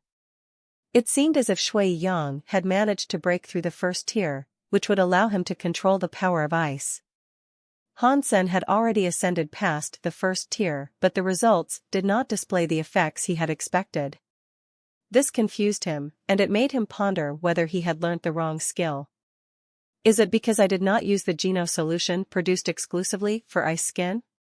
Hansen asked himself. This was just one idea to pass through his mind. Although he did not have the power to control ice, he was still satisfied with his ice skin, particularly in the way it would reinforce his genes. Now that he had learnt the basics of the Dongshiwa Sutra, he was confident about learning it in its entirety. Hansen closed his eyes. His blood coursed through his body exactly as he wanted it to, and the cells in his body made happy noises. Even if it was for just a second, Hansen's body was crystal clear, like jade. A pleasant scent permeated the air around him. The sound of his breathing was divine, coming in and out of his nose. The blood flow in Hansen's body steadily accelerated. It was as if his entire body had become a magnet, and a sparkling light was being drawn into his body. He was becoming transparent, and exuded a glorious light. Slowly, his breathing began to weaken. The cells of his body started shrinking with his air intake. If someone touched Hansen's nose, they would be scared. He was no longer breathing at all, like a dead body. Although no longer breathing, Hansen did not feel unpleasant. The cells in his body possessed a strange strength that made him feel as if he was just a baby again. Inhaling fresh air and exhaling dirty air, his body became more and more transparent. The fresh scent of life now grew stronger, too. One circle had been completed. Hansen opened his eyes. His black eyes looked around, and he was overwhelmed by a blissful, magical feeling. The pleasant-smelling aura of his body began to leave. He felt as if he was ready to fly and launch straight towards the heavens. It really is a qigong for break through the vacuum, and yet it is just a beginner skill. I already feel as if I've been reborn. The cells in my body can freely breathe by themselves. No longer do I have to be afraid of running out of oxygen in deep waters. Hansen's heart was overwhelmed with joy. With this power, he could finally hunt creatures under the sea without fear of drowning. Hansen had always needed a hyper-geno art for underwater fighting. To fight in the water was completely different to fighting on land. The effects of water pressure and resistances were considerable. The shift in the effectiveness of certain land hyper-geno arts to how they performed in the water likewise very acute. Hansen had many S-class licenses of the St. Hall, so spending one more did not concern him much. And now here he was, arriving in the St. Hall to purchase an additional hyper-geno art. Humans found it hard to hunt creatures in the water, so there were not many underwater-based hyper-geno art to select from. Hansen's choices were strictly limited. Out of the 8 underwater ones available, he picked one S-class licensed hyper-geno art. He did not dwell on the purchase too much, and quickly bought it outright. Hansen had picked the S-class licensed hyper-geno art called Tide. It was a water-based skill that allowed its user to draw power from the surrounding water itself and so amplify their own powers. Although it did not sound particularly special, Tide's amplified power was nothing to be sniffy about. After he drank the exclusive Geno solution for Tide, Hansen returned to the shelter and drove the Crystal Palace into the sea so he could practice his new ability. Hansen spent most of his time practicing Tide, but for the Dongshiwa Sutra, he decided to only practice one cycle each day. That practice itself only took 2 minutes. This wasn't because Hansen did not want to continue, it was because after one cycle, his body was already filled to the brim with power. Practicing further would not deliver any more benefits. Hansen guessed it was because his body had not yet reached the status of a celestial being. There was a limit to how much his body could take. There was a further natural benefit from Hansen practicing tide. Ordinary evolvers could not breathe underwater, which made it impossible for them to dive and explore the deep sea. Their inability to breathe underwater was an extreme handicap for any of their seabound ventures. But now Hansen was free to explore and practice within the deep sea as much as he wanted. He was not unlike a yiksha, forming ripples and waves across the sea. His swimming speed had increased a great deal, and he could have been mistaken for a creature that had been born and lived in the sea all its life. Not bad. Not bad. Although I can't yet perform my skills and abilities as well as I do on land, 80% of my power now translates to my talents in the water. I will be able to battle sacred blood creatures now. Hansen was tremendously excited about his rising powers. The rate at which Hansen could learn and effectively utilize tide was exponentially faster than he had predicted. He wasn't sure if it was because he had learned the Dongxian Sutra, but whenever he was in the water now, he felt no resistance. He was like a water fairy. I need to find a sacred blood creature out in the sea, so I can test my abilities on it. Hansen's exhilaration was unbridled. Recently, he has taken to eating the flesh of various mutant creatures, which led to his mutant geno points increasing a good deal, but his sacred geno points had been at a standstill. Hansen drove the Crystal Palace deep underwater in the hopes of finding a solo sacred blood creature. He would also have to find one with a head that wasn't too large, otherwise he would not be able to eat it. Why do the creatures beneath the sea have such big heads? Hansen caught sight of a sea monster that looked not unlike a dragon, with a body that was over 100 meters long. It swam dangerously close past the Crystal Palace, which made Hansen gulp. The views one could observe down in the deep sea were astoundingly beautiful, fascinating, and otherworldly. A large band of sea bugs now caught Hansen's attention, and they shone purple as they winded their course across the seabed. What are these little creatures? Hansen watched the football-sized sea bugs through the windows of the Crystal Palace with great curiosity. They rather resembled sea urchins.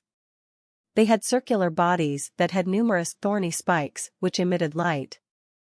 It was quite beautiful to see them shining so. But after what occurred with the red demon jellyfish, Hansen was not willing to underestimate any creature that lived beneath the sea. There were many thousands of those sea bugs, and until he learned more about the powers each possessed, he wasn't willing to blindly venture out and start attacking. He summoned the Golden Rockworm King and suited it up in armor. The Golden Rockworm King's defenses were now almost up to the level of a sacred blood creature hailing from the second shelter. This was the perfect opportunity to test out its abilities and resiliencies. If they were to meet a sacred blood creature out there, the Golden Rockworm King was definitely sturdy enough not to die too quickly. Hansen could have the Golden Rockworm King retreat whenever he chose. The Golden Rockworm King had its battle mode initiated, and it dove out into the dark waters. Before it could get close to the sea bugs, the target of its venture had already taken heed of its approach. The spikes that shone purple now discharged a violet solution of some sort. All of a sudden, the water of the area became a thick and murky purple. When the Golden Rockworm King touched this purple emulsion, the super pet armor corroded instantly. Understanding what is happening, Hansen quickly recalled the Golden Rockworm King. Whoa, those are some powerful sea bugs. Hansen summoned his own armor and glyph, and then reached out to touch the purple liquid himself. Fortunately, the purple fluids could not corrode his own armor. Hansen did not hesitate. He jumped into the water and swam directly through the murky compound. He was almost like a shark, homing in on the urchin-looking sea bugs. The sea bugs seemed to feel even more threatened, and so they squirted out more of their corrosive purple toxin. The water began turning black and Hansen struggled to see anything. Luckily, he could outpace the sea bugs he was after.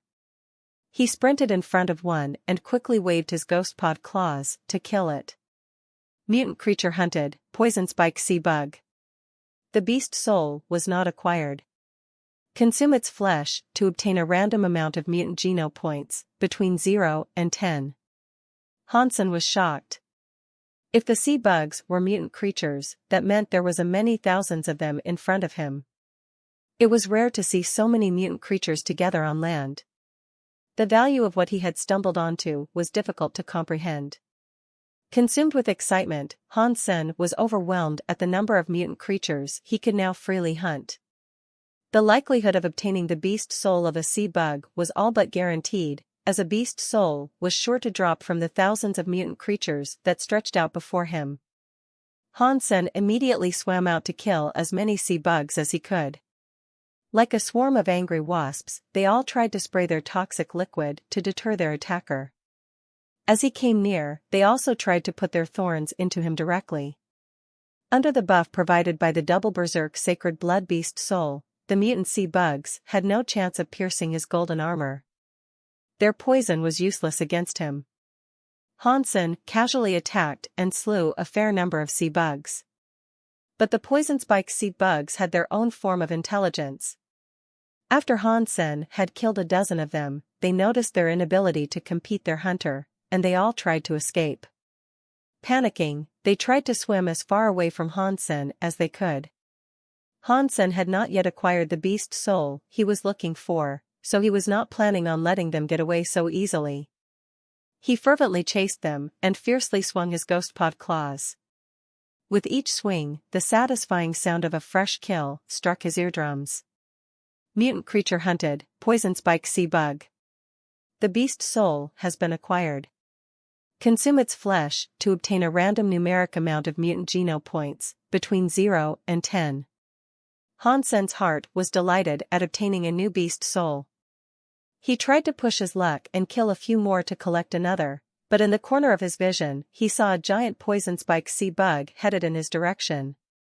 This sea bug was like a hot air balloon, and it shone out of the darkness of the sea like a renegade neutron star. Its brightness made it impossible for Hansen to open his eyes at all. A sacred blood creature. Hansen was not alarmed and instead was feeling happy. He had been looking for a sacred blood creature to train upon, after all.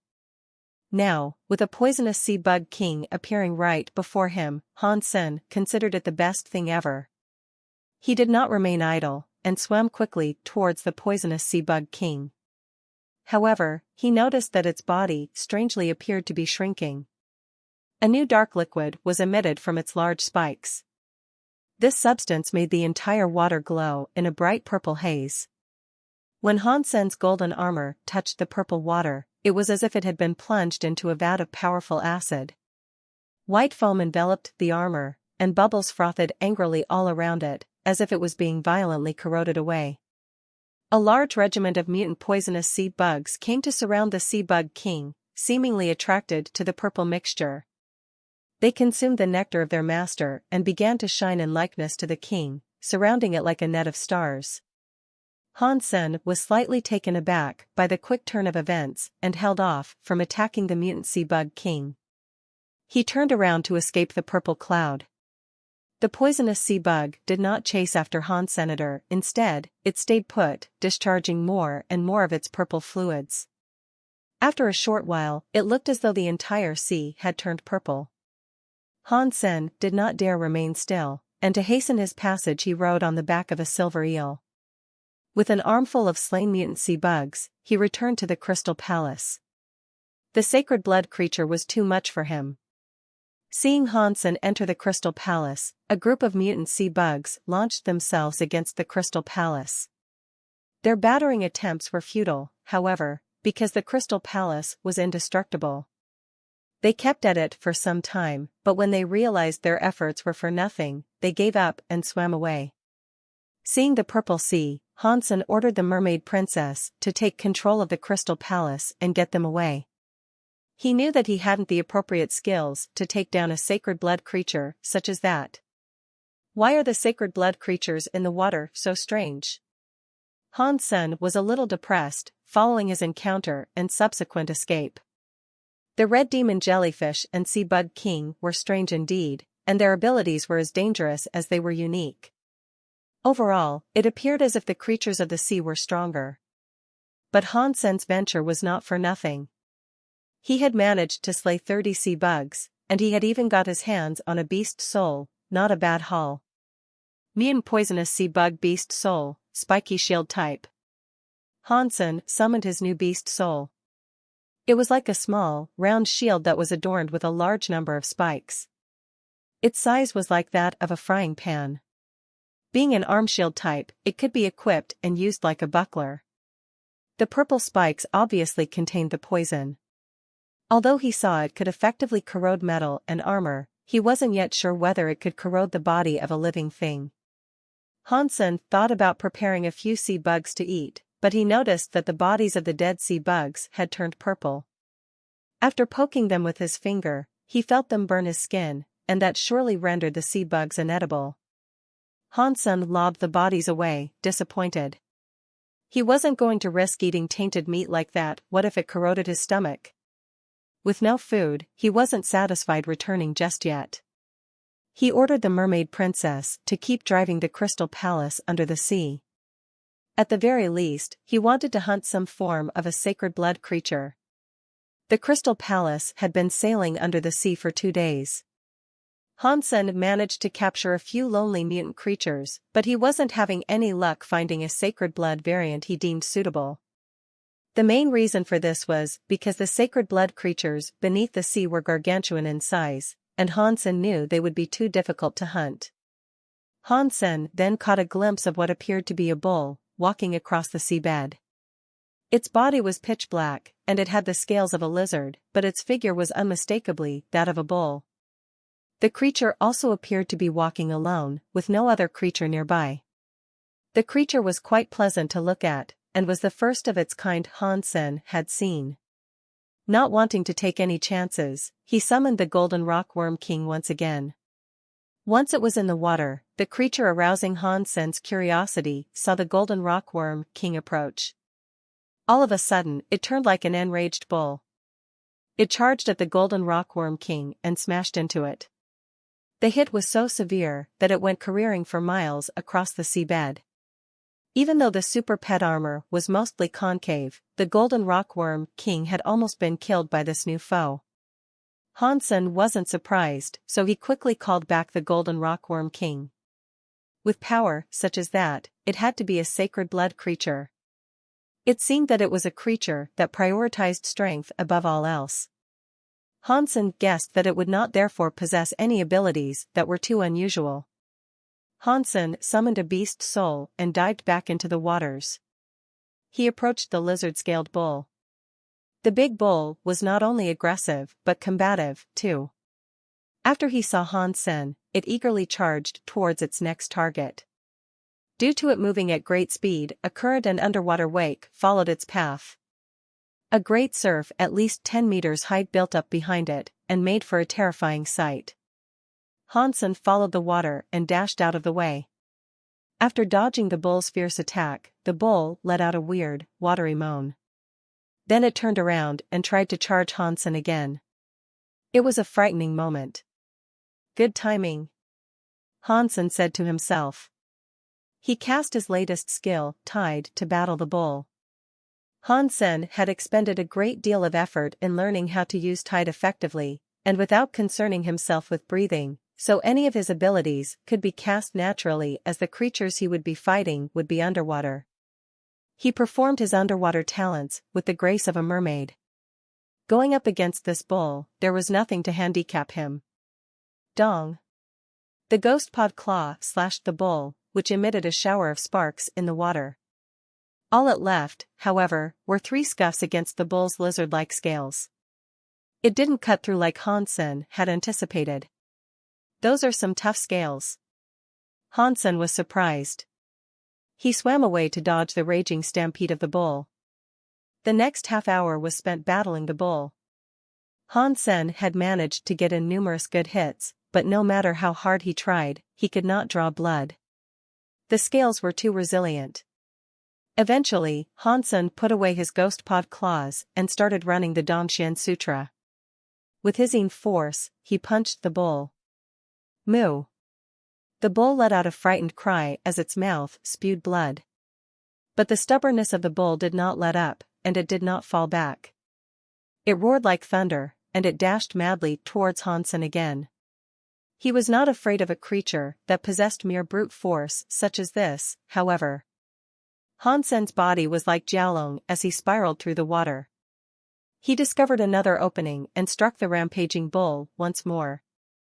The yin force punctured the bull's body and blood gushed out of its mouth. Pow! Pow! Pow! A huge amount of yin force was drilling its way into the bull's body. It did not matter how strong its body was, or how resilient its scales were, nothing could withstand the yin force. The bull was being beaten to a pulp as blood streamed from its mouth, ears, and nose, and its organs had been dealt critical damage. It was by now too late for the bull to even think of retreating. It had been struck by Hansen's yin force dozens of times. The creature's heart had been mashed into jelly and its body was limp in the sea. Sacred blood creature hunted, water buffalo. The beast's soul was not acquired. Consume its flesh to obtain a random amount of sacred geno points, between 0 and 10. Hansen was overjoyed. He had already received the ability that enabled trouble-free underwater sacred blood battling, and all he had to do was track one down before fighting it. He no longer had to worry about a lack of resources. Hopefully, I can maximize my sacred geno points in the near future. Hansen's heart was ecstatic. Hansen was excited. Already, he was preparing to search for another high-class lonely creature of the sea. But all of a sudden, he felt goosebumps, and his chirpy mood was quashed by a foreboding sense of dread. Stop! Don't move! Hansen called out to the mermaid princess to stop the crystal palace. He also wanted the little angels to stop what they were doing and to stop moving completely. As far as they knew, the crystal palace was indestructible. Now that he was safely inside, there should have been no danger. But still, Hansen felt something wasn't quite right. He couldn't shake the feeling that something awful was about to occur, and because of the worry, his body kept breaking out in cold sweats. Ever since he had learnt the first tier of ice skin, his perception had heightened and its sensitivity had continued growing. Hansen was a man who put a lot of stock in his ability to perceive what was happening. He didn't move an inch. He used his eyes to peer through the windows of the crystal palace and into the creeping black of the deep sea. Nothing strange happened. Passing the window, a shoal of fish went by. They looked happy. Across the resting sands that composed the seabed, various types of marine life ventured. But Hansen, despite the serene scene, still felt something was not quite right. His body began to tremble. All of a sudden, a large creature appeared in Hansen's vision. It was a 30-meter-long silver shark. Its body was composed of metallic scales. As it swam, great waves followed in its wake. The giant silver shark was terrifying to look at. But after Hansen gave it a thorough look, he realized that it wasn't the crux of his anxiety. This wasn't what had made him scared. The silver shark opened its mouth, attempting to swallow a scarily large amount of fish. As if they were to be consumed by a sealing cave entrance, the fish that had felt the danger began swimming in a frantic panic. It was chaos. As this happened, Hansen caught sight of a small blue light in the distance. It was getting nearer, and as it did, the power of the blue light increased. It then began to jump strangely around. As the blue light drew nearer and nearer, the concern in Hansen's heart grew. When it finally reached a discernible distance, Hansen at last saw what it was. It was a 3-meter-tall seahorse. Its body was shining blue, as if it was wrapped in a blue, blazing flame. A giant blue seahorse. Its skin, although blue, was quite faint, faded like the bark of an old, withered tree. Its eyes were the opposite, however, sparkling like 2 refined sapphires. A cold blue light shone from within them. If you stared into those eyes, it would feel as if you were being drawn into a bottomless well of despair. Han Sen's forehead was dripping with a cold sweat, and the droplets had already reached his cheeks. As he watched the seahorse, he did not move a muscle. That which he had feared was confirmed in the presence of this new sea creature. As the seahorse neared, the silver shark's giant body came to a standstill in the water. It then began shivering, as if it had just seen something most awful. The seahorse did not swim in haste, instead drifting steadily towards the shark. The closer the seahorse came, the more the shark shook. Still, it was locked in place, seemingly unable to move. Eventually, the seahorse reached the giant silver shark. Although the seahorse wasn't particularly small, it was dwarfed when compared to the silver shark. How strange it was to see a silver shark of that size be terrified by such a small seahorse. The metal scales that plated the shark rattled in fear. The blue seahorse took a look at the shark, then opened its mouth like a speaker. A blue flame exited its mouth, yet was not extinguished by the sea water. The flame was shot at the shark's silver scales. The small blue flame was only about the size of a fist, but when it came into contact with the shark, the entire creature lit up in flames. The blue flame raged in the water. The giant silver shark writhed in agony, but still refused to flee.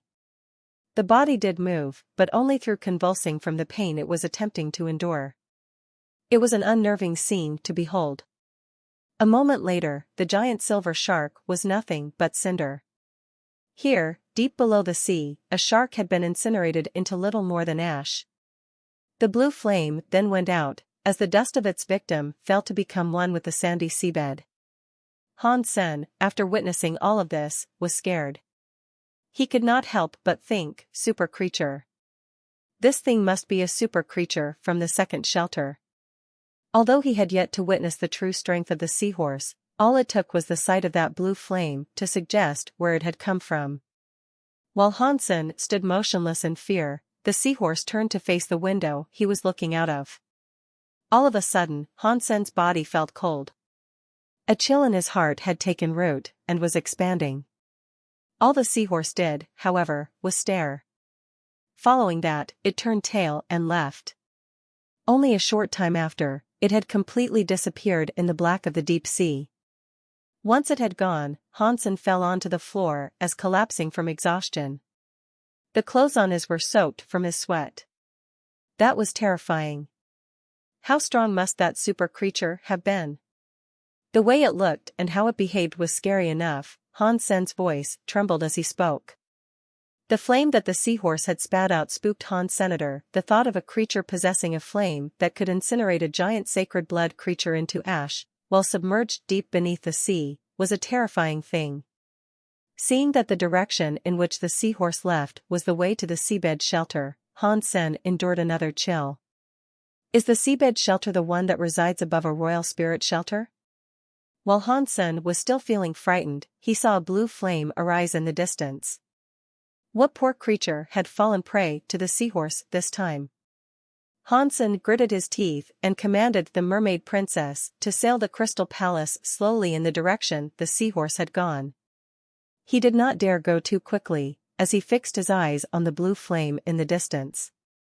Han Sen thought it wasn't fair, and wanted to see if the seahorse was a creature from the seabed shelter. In order to learn more, he now sought to follow it. Before long, Han Sen was disappointed. They reached an area not far from the seabed shelter, and he realized that the seahorse did indeed head towards it. In its wake, the charred remains of various sea creatures had been left to smolder on the seabed. Why was it doing this? Now, in the distance, the giant seabed shelter had come into sight. Han Sen had the mermaid princess turn around and leave. If the blue seahorse had indeed come from there, that meant Han Sen would not be willing to visit for many more years. The crystal palace was on its way back when Han Sen noticed that the seawater had lit up. The water around the crystal palace was now blue, and as bright as the daytime.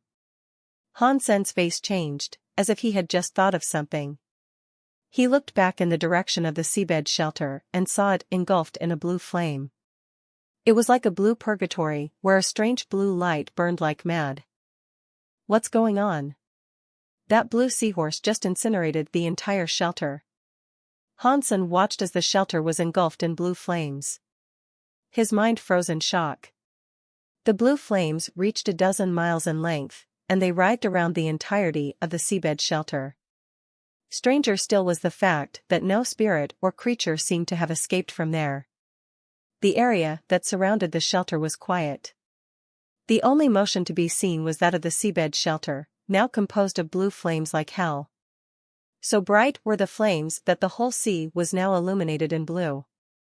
The fires blazed across the seabed for an hour, and when the sea's new color finally dimmed, the seabed shelter had become nothing more than a mound of ash. Had the blackened, charred dust not remained on the clear sand of the seabed, Hansen would not have believed that the place known as the seabed shelter had even existed.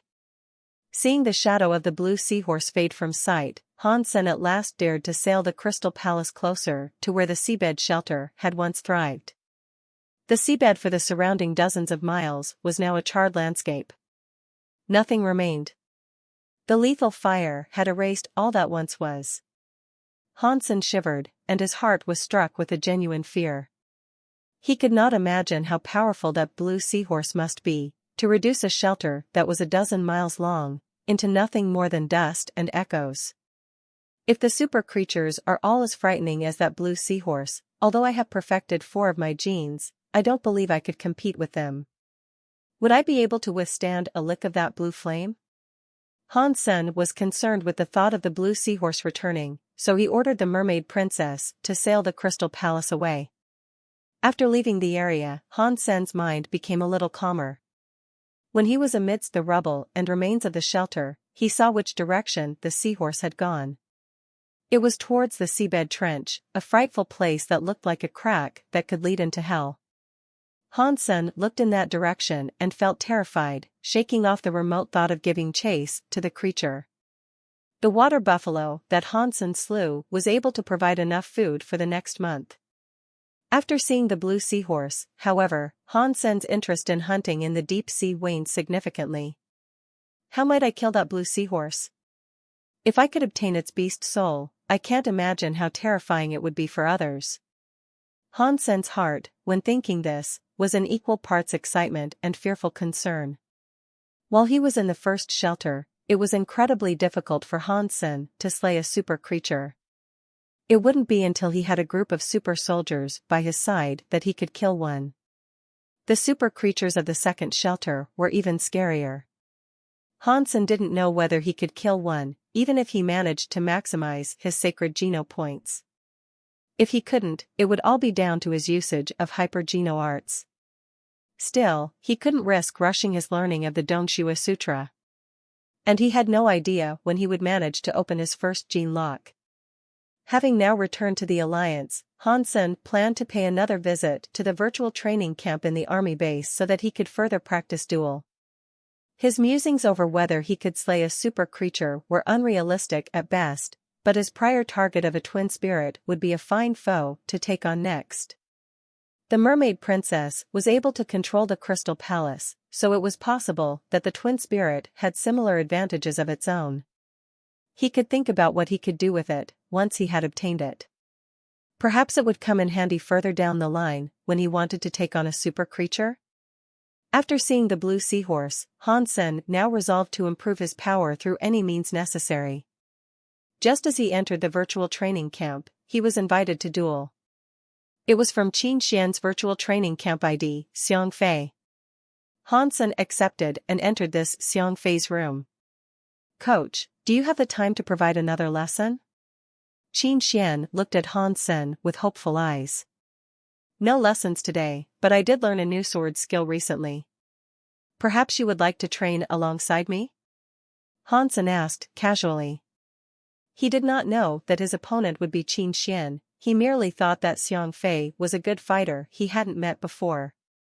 To train duel with her would be fine. New sword skill? Qin Xian's eyes widened. For an elite to adopt a new sword skill, she was curious to know what it was. Hansen picked up a longsword and started to duel with her. Han Sen's dual sword skill had been significantly modified.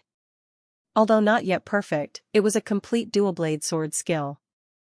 Qin Xian was using a dagger. She thought she was going to be attacked by a mad hurricane of sorts, but it wasn't so. Although Han Sen's attacks came in strongly, they weren't very powerful. This confused Qin Xian. Why would an elite such as Han Sen bother to learn a skill that wasn't all that potent? This was because Qin Xian assumed Han Sen's character was some mighty elite and didn't know it was actually Han Sen himself. She didn't doubt his decision, however, and only mulled over why he would select such a skill. Quickly, Qin Xian noticed the problem and recognized the sword skill Han Sen was using. She thought to herself, isn't that a sword skill traditionally cast by two people? He's actually using a sword skill designed for two, isn't he? Is he modifying it for use by only one person? Qin Xian had seen the skill in action before, and after recognizing it, felt quite surprised. A person had to be a strong elite to be able to modify an S-class skill that way. Who would spend that much time and effort to do it, as this person had? Besides, modifying a two-person skill into a solo skill, wasn't that pointless? If he had that time, why did he even bother learning a two-person skill? To have the time and effort to commit to something like that, he must have been really bored, or something. Qin Xian did not dare to slow down and gave battle with Han Sen all that she could. If not for her own self-improvement, then perhaps for his benefit. With the skills Qin Xian possessed, she quickly noticed that there are many flaws and issues with Han Sen's modified skill. So she put more focus onto her offense, to try to reveal those errors to him. Qin Xian trained with Han Sen for quite some time. She noticed that he kept changing the skill and improving its efficiency as he went on. The longer they battled, the more powerful Qin Xian believed Han Sen to be. No matter what flaw or weak point she discovered, after her first attack to draw attention to it, he quickly had it fixed and it would never appear again, demonstrating an efficiency she admired. Qin Xian thought he must have only started modifying it and did not know he had actually been improving it for a long time. He had uncovered many issues in his previous testing of the skill, but had then lacked the opportunities to trial it further. With Qin Xian's help in highlighting all the issues, the sword skill rapidly nearing completion.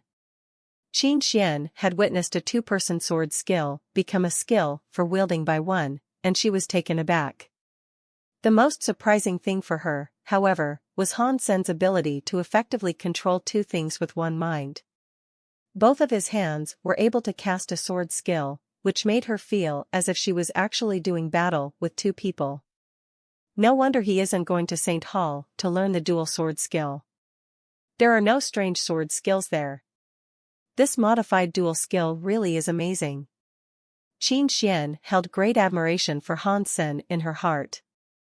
Having learned and watched Han Sen modify the dual sword skill, she wanted to see if she could learn the skill for herself. Han Sen left the virtual training camp in a good mood. After practicing with Ms. Perfume, the dual sword skill had significantly improved. Han Sen took a shower, all the while humming a song. When he was done, he lay down on the bed right as his communicator rang. Taking a look at who was calling, he saw it was Qin Xian. Qin Xian, it's very late for you to be calling. I can only assume you don't have a boyfriend, Han Sen joked with her. Qin Xian served the army, but the two frequently stayed in touch. Although they no longer traveled in the same circles, Han Sen was still used to calling her Team Qin. I often go on blind dates, it's just that I have yet to meet someone suitable. Qin Xian did not care too much for these things. Casually, she continued, I heard Yang Monli has been talking about you, you've been doing a great job, and she was complimenting you a good deal. I almost thought it was a Monli doppelganger. To have Team Qin compliment me makes my deeds worth the effort. Han Sen laughed, but wanted to change the subject.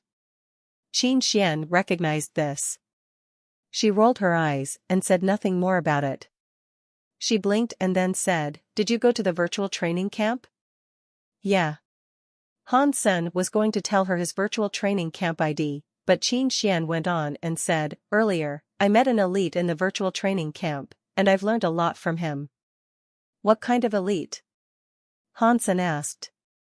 I presume it was a great general in the army, or even a top surpasser. He wasn't just a master of all the hyper-geno arts, he could even modify them to suit him, Qin Xian told him excitedly. Hearing her, Hansen thought something was amiss. In a strange tone, he said, what was this elite's ID? It was a little soldier on the battleship. Have you seen him before? Qin Xian asked. No. Absolutely not. Hansen replied quickly. He was shocked, for he did not know that Qin Xian was Xian Fei. It's okay if you haven't. There's no need to look nervous about it. Qin Xian rolled her eyes again and then said, if you happen to see him, sometime in the future, you should remember to ask him. He might be able to teach you a thing or two. The well of that person's abilities is bottomless. I guarantee you that whatever he teaches will be incredibly useful. I'll keep that in mind. Hansen maintained his cool. What's your ID in the training camp? Qin Xian asked. I'm afraid I won't be able to visit the training camp for some time. Tell me your ID and I'll add you the next time I am there. Hansen said. Okay, my ID is Ms. Perfume. Qin Xian said. Ms. Perfume? Well, who is the emperor? Hansen knew that Qin Xian was Ms. Perfume, so he laughed.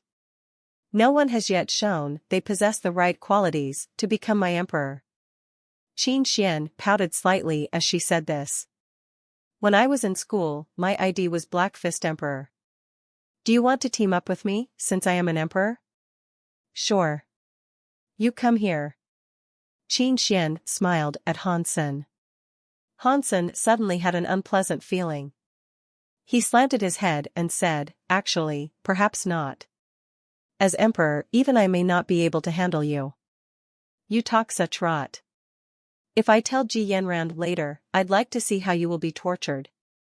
Qin Xian took a deep breath then continued, I was going to ask you to help me practice the sword skill I learned from the elite. But it's okay if you don't have time to visit the virtual training camp. I'm going for a shower now. After that, Qin Xian hung up. This is too much of a coincidence. Ms. Perfume is Team Qin? Hansen licked his lips. He was wondering if she secretly knew that he was the great elite she kept referring to. If she didn't, what would she look like if he told her? I didn't expect Team Qin to miss something. Hansen was thinking of a way in which he could prank her the next time they met. That would be sweet justice for the last time prank she had played on him. Before Hansen could think of a way, the communicator rang once more. This time, it was Yang Monli. The special security outfit of the goddess shelter comprised only the two of them. They had not yet been able to find new members, as no potential candidates wanted to go to the goddess shelter. The shelter was too far away from everything else, and the numbers that visited were too few to choose from. After he answered, he saw Yang Monli dressed only in her pajamas. Her snow-white shoulders were exposed, as were her lovely, snow-white legs. Hansen complimented her by saying, it is a little cold, but those legs are amazing. I could play with those beautiful legs for many years. Hansen then felt a little strange. Yang Monli was a serious person on most occasions, and very rarely would you see her not wearing her military or battle outfits. Why would Yang Monli change her clothes and suddenly start talking to him in her pajamas? Something is wrong. Yang Monli's face did not look well, and her speaking was rushed. What happened? Hansen furrowed his eyebrows. If Yang Monli was in such a hurry, then it must have something to do with the goddess shelter. Some people from outside have discovered our shelter. There are dozens of them. I think they are the people you spoke of, out in the ice fields. Yang Monli said. Do you know which shelter they come from? Hansen looked serious, too. Someone asked them, and they said they were from the Black God shelter. But before I could arrive, they had already left. Yang Monli looked worried, and then asked, are they going to do something to us? There's a 90% chance they will attempt something. Out on the ice fields, there aren't many resources readily available to build a royal shelter. They're not likely to let the goddess shelter go. Hansen said. What should we do? The goddess shelter lacked the power to withstand the attack of a major force. Aside from Hansen, there was not a single elite that possessed 100 sacred Geno points who belonged to the goddess shelter. There's nothing we can do. If they dare come, then let them. You should send someone to keep an eye on the snowy mountains. If you receive new information, don't hesitate to contact me. If they don't come, then that's fine. If they do come, then it is good that I can confront them. I will kill any who draw near. Hansen said coldly. In the Black God shelter, Black God and the manager of the Black God shelter were deep in discussion. The looks on many people's faces were ones of excitement. A group of Black God's people had ventured past the snowy mountains, and had discovered the presence of a royal shelter that had been claimed by humans. They had also heard that inside the shelter, there existed an evolver who possessed over 100 sacred Geno points. This was extremely good news for them. The owner of the shelter is Hansen? Black God's eyes were cold and frightening to see. He could not wait to rip Hansen apart. It was just that Hansen was always alone and tracking him down was difficult. It was great news to learn that they had discovered his shelter. Boss, there is no way our information is incorrect. This shelter must belong to Han Senator. We even asked the people in there about Hansen's appearance, and they practically confirmed it for us, an evolver said. Good. Rally the troops, I am taking over that shelter. Black God's eyes possessed a murderous look. Going to the goddess shelter, Black God brought with him 6 evolvers, each possessing over 100 sacred Geno points. He also brought with him over 200 elite evolvers from the Black God shelter. Following their investigation of the powers of the goddess shelter, they surmised that their forces were more than 10 times the amount needed to wipe out the goddess shelter. Black God and the troops traversed a safe trail that had been marked and signposted to avoid the dangerous regions of the mountains. They traveled all night to get to the goddess shelter. Crossing the length of the mountain range, Black God and his people were finally able to see the big white castle atop a snow-capped peak. It looked as if it had been taken straight out of a fairy tale. It is a royal shelter, Black God said sternly, as he marched his people towards it. Their army was closing in fast. It had been no small feat for Black God to uncover the fact that Hansen owned the goddess shelter. There weren't many skillful people there, and its location atop a mountain was sure to make things easier for Black God and his army. He wasn't going to grant Hansen a moment's reprieve. However, he was still concerned about the possibility that Hansen could end up requesting the aid of Li Xingluan, who would happily bring his own men to bolster the defenses of the goddess shelter. Although someone did return to say that Hansen was the evolver with over 100 sacred Geno points in the goddess shelter, they added that as far as they were aware, there were no other elites present. But Black God was still afraid of Hansen's abilities, which was why he had brought with him 6 evolvers with 100 sacred Geno points each and an additional 200 elite troops. He was ravenously keen to crush the goddess shelter. If Hansen was present, also, then he'd kill him without a second thought. Black God wanted to make his trip there as short as possible, knowing that Hansen may have already guessed he was on his way. That was fine, however. Even if he was aware of what was about to happen, he wouldn't have the power to resist and fight back. Black God wanted nothing more than to crush Hansen's goddess shelter, as quickly as he could. Hansen woke up and received word from Yang Monli of what was going on. In no time at all, he had teleported himself to the goddess shelter. Over the next few days, he did nothing. All he did was wait for Black God to show himself. He knew him well enough by now to know that he wasn't going to let this opportunity pass him by. The whole goddess shelter was on high alert, primed for the battle that was to come. Troops from the goddess army had manned the ramparts, while ordinary citizens and various merchants watched from afar, with bated breath. No matter how slow they were, they could sense something major was going to happen in the goddess shelter. As Hansen reached the gate's tower, Black God and his troops had at last arrived at the empty field of the mountain, the one that stretched out before the walls of the goddess shelter. Over 200 of the Black God's elite were mounted atop snow wolves, and were lined up in formation. The 6 evolvers Black God had brought with him spearheaded the formation. They too rode beasts, and the eyes of everyone on that field were now fixed upon the goddess shelter ahead of them. Where did all these people come from? Is there another shelter nearby? Of course there is. Our goddess shelter does not possess that many elites. Take a look at the 200 snow wolves out there. Even if we managed to sell everything in the goddess shelter, there would be no way for us to purchase such a vast amount. Look at the formation they are in. It seems as if they are going to attack our shelter. Things might be better if they took over our shelter. Hansen is quite the tax collector, perhaps the new management wouldn't rob us of so much money.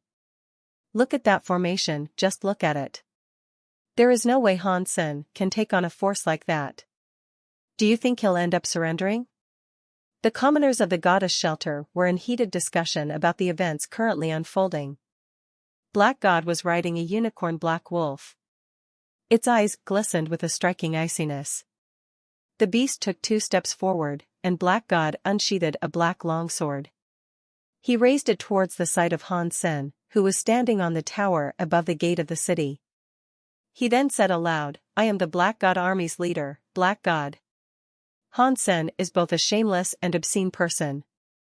He sneak attacked me with a brutal poison, and I almost died.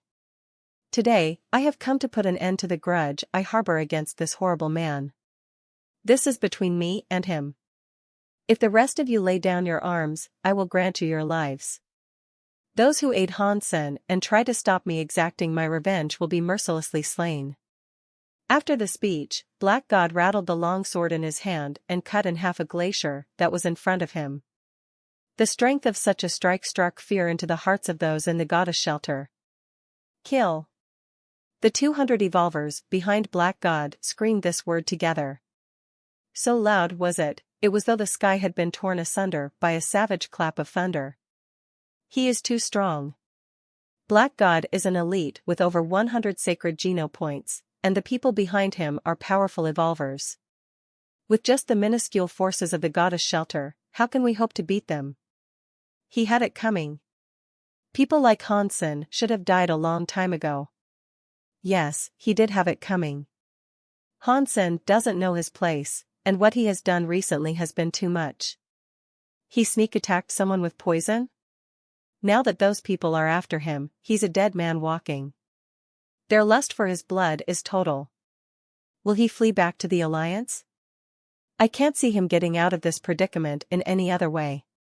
Did you see the 6 other people behind Black God? They all looked like tigers and wolves. Frighteningly powerful. Maybe they are evolvers that are over 100 too. The soldiers Hansen has at his command most likely can't even repel the advance of one. And that Black God fellow has 6 of them. 6. It's good that Hansen is on his way out. The amount of money he takes from us each month is ridiculous. He deserves what's coming to him. The people talking were those who had joined the goddess army but later quit. They did not want to complete with their service, instead just wanting to reap the welfare. When Hansen took over the goddess shelter, he had treated those in the goddess army with far greater care. But for these who complained, he made sure to collect their rent, taxes, and entry fees. As a result, they disliked Hansen and wanted to see him suffer great misfortune. It never crossed their mind that if Hansen had not taken over the goddess shelter, their lives would likely be a lot worse. But this is what humanity is like. No matter how well you treat someone, doing one thing that goes against their ideals is something they will remember. They will rarely remember the good. The merchants of the goddess shelter were perturbed. They did not care who the current owner of the goddess shelter was, they only wanted to know that if the place was to see another exchange of ownership, whether the taxes would be higher or lower. The goddess army's solders were all pale. Some elites were able to tell that Black God's elites were really powerful, and thought that their attempt to defend the goddess shelter would likely be futile. "Boss, should we retreat?" Uncle Ching furrowed his brow. The power on display from Black God was clearly far beyond what the goddess shelter could repel. "No. You guys stay here," Hansen said calmly. He stared at Black God and his army of 200 evolvers. Hansen leapt from the gate's tower and landed on the field before the gate. Alone, he ventured towards Black God. Black God raised his hand and signaled for the army to stay put. He sternly watched Hansen approach and smiled. What is Hansen going over there for, all alone? Idiot. But oh well, what else can he do? It looks like he is surrendering already. The gulf in power cannot be bridged. He can't fight. Teehee. Hansen, who has been so cocky all this time, is finally getting what's coming to him.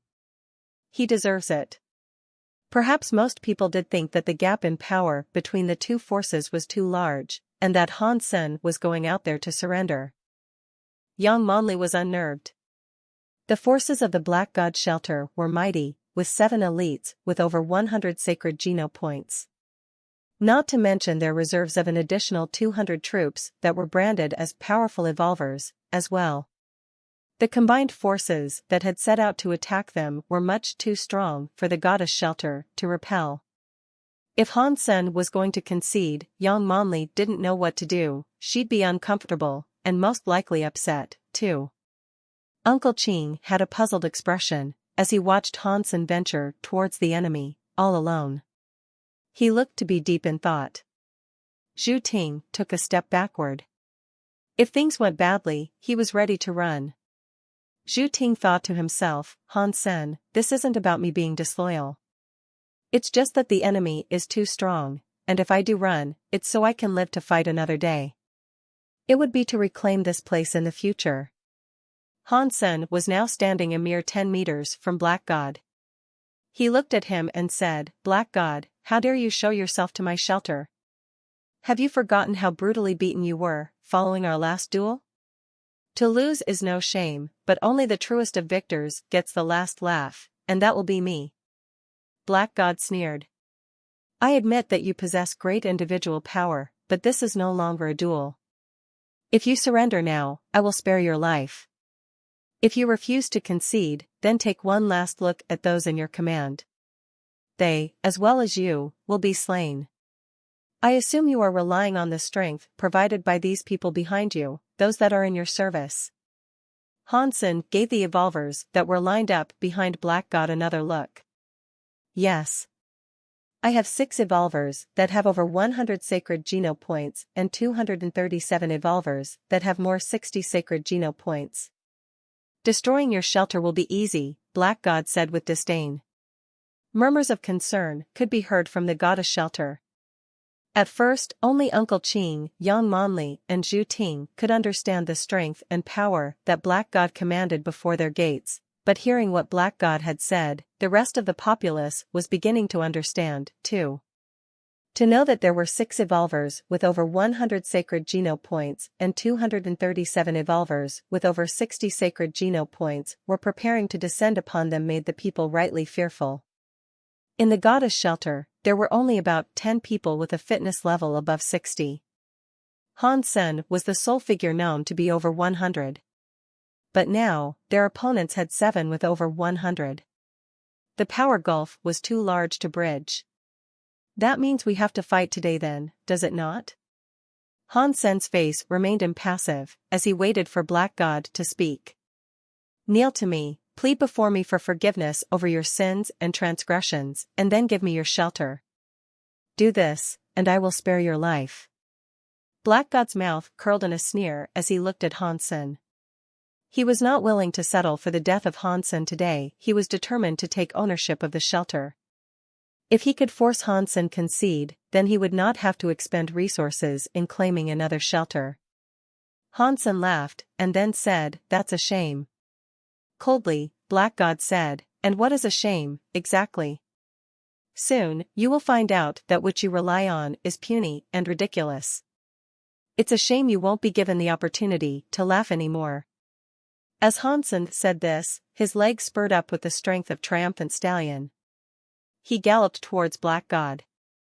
Is he crazy? The people screamed in the goddess shelter. No one had expected Hansen to charge at the Black God army all by himself. There were 7 evolvers with over 100 sacred geno points, and over 200 elite evolvers that had over 60 sacred geno points. If Black God's army was a formation of hefty rocks, the goddess shelter was a basket of eggs. For Hansen to rush into the enemy looked like a futile suicide mission. How dare you? Black God shouted. He lifted his black longsword to signal his 6 supreme evolvers to step forward, attempt to block Hansen's coming, and to potentially surround him. From what Black God was seeing, he too now assumed Hansen to be a suicidal maniac. This was bizarre, because he personally knew how powerful he was. Still, such power paled in comparison to that of a whole army. No matter how strong someone was, in a battlefield that was comparable to a meat grinder, Hansen was just a single soldier. For a confrontation such as this, Black God believed it would all hinge on how a commander led his troops. What Black God was doing now was using his army to crush Hansen. Seeing Hansen race towards the opposing forces alone, it wasn't just Black God who thought he was being suicidal, everybody else was, too. Crazy. This man is crazy. Wretched people meet a wretched fate, how unsurprising. Oh well, nobody told him to behave this way. We should open the gate while he is away and roll out the red carpet, give Black God a proper welcome. You know, just in case they decide to kill us after they're done using Hansen as a chew toy. Yes. Get that gate open. Let's welcome them in. A few commoners went out towards the gate and attempted to open it. I'll kill whoever gets close to this gate, you hear me? Young Monley stared down those who had ventured forward, while bellowing at them. The goddess army that was guarding the gate then turned around to raise their weapons at any would-be meddlers. Seeing them receive such a hostile reaction, the commoners became afraid and stopped their approach. Vice Leader Yang. Hansen is rushing out and welcoming his demise with open arms. There is no reason for you to die alongside him. We seek to open this gate for the benefit of everyone. Yes, Hansen may not want to live, but we do. He is like an egg playing conkers with a stone. Oh, Vice Leader Yang, you are so pretty. Do not squander your beauty like this. Although they did not dare to march any closer to the gate, they were still willing to argue with young Monley. Instead of being this worried now, you should be more concerned about what will happen when we beat Black God, young Monley stated coldly. The commoners all felt a chill run down their spine, but one person dared to speak out in continued defiance. Young Vice Leader, perhaps you are too hopeful. The Black God army is too strong, and Hansen is going to get himself killed. And now you think you can repel the march of their army? You are daydreaming. That's right, you're just daydreaming. Many others agreed, most of them being those who had quit the goddess army. Outside the gate, out on the battlefield, Hansen was racing into the enemy's army. His hands were empty, having not summoned a single weapon. He did not even wear armor either. He might as well have been naked. The 6 evolvers instantly launched forwards to fight Hansen. They wielded beast soul weaponry, and unleashed their evil powers as they leapt towards Hansen. But Hansen was incredibly fast. And even at the high speed he was going, he could take sharp turns without slowing down. He avoided 2 attacks that came towards him by quickly dodging left and right, then pushed on towards Black God. The 4 evolvers were alarmed at Hansen's advance, and attempted to cut him down before he could come any closer. But Hansen possessed the agility of a bird, and to move as he did, while maintaining his furious speed, was almost like magic. Within a second, he had got past the 4 that had attempted to stop him. He was unbelievably fast. And he was unbelievably strong. Not one of the 6 evolvers had managed to stop Hansen, and now, this solo assassin had nothing to stop him. Once he passed the 6 evolvers, Hansen advanced towards Black God. Impossible. Black God was shocked. It hadn't been that long since their last match together, but his powers had increased immeasurably. With a speed like this, heaven knows how much better he was now.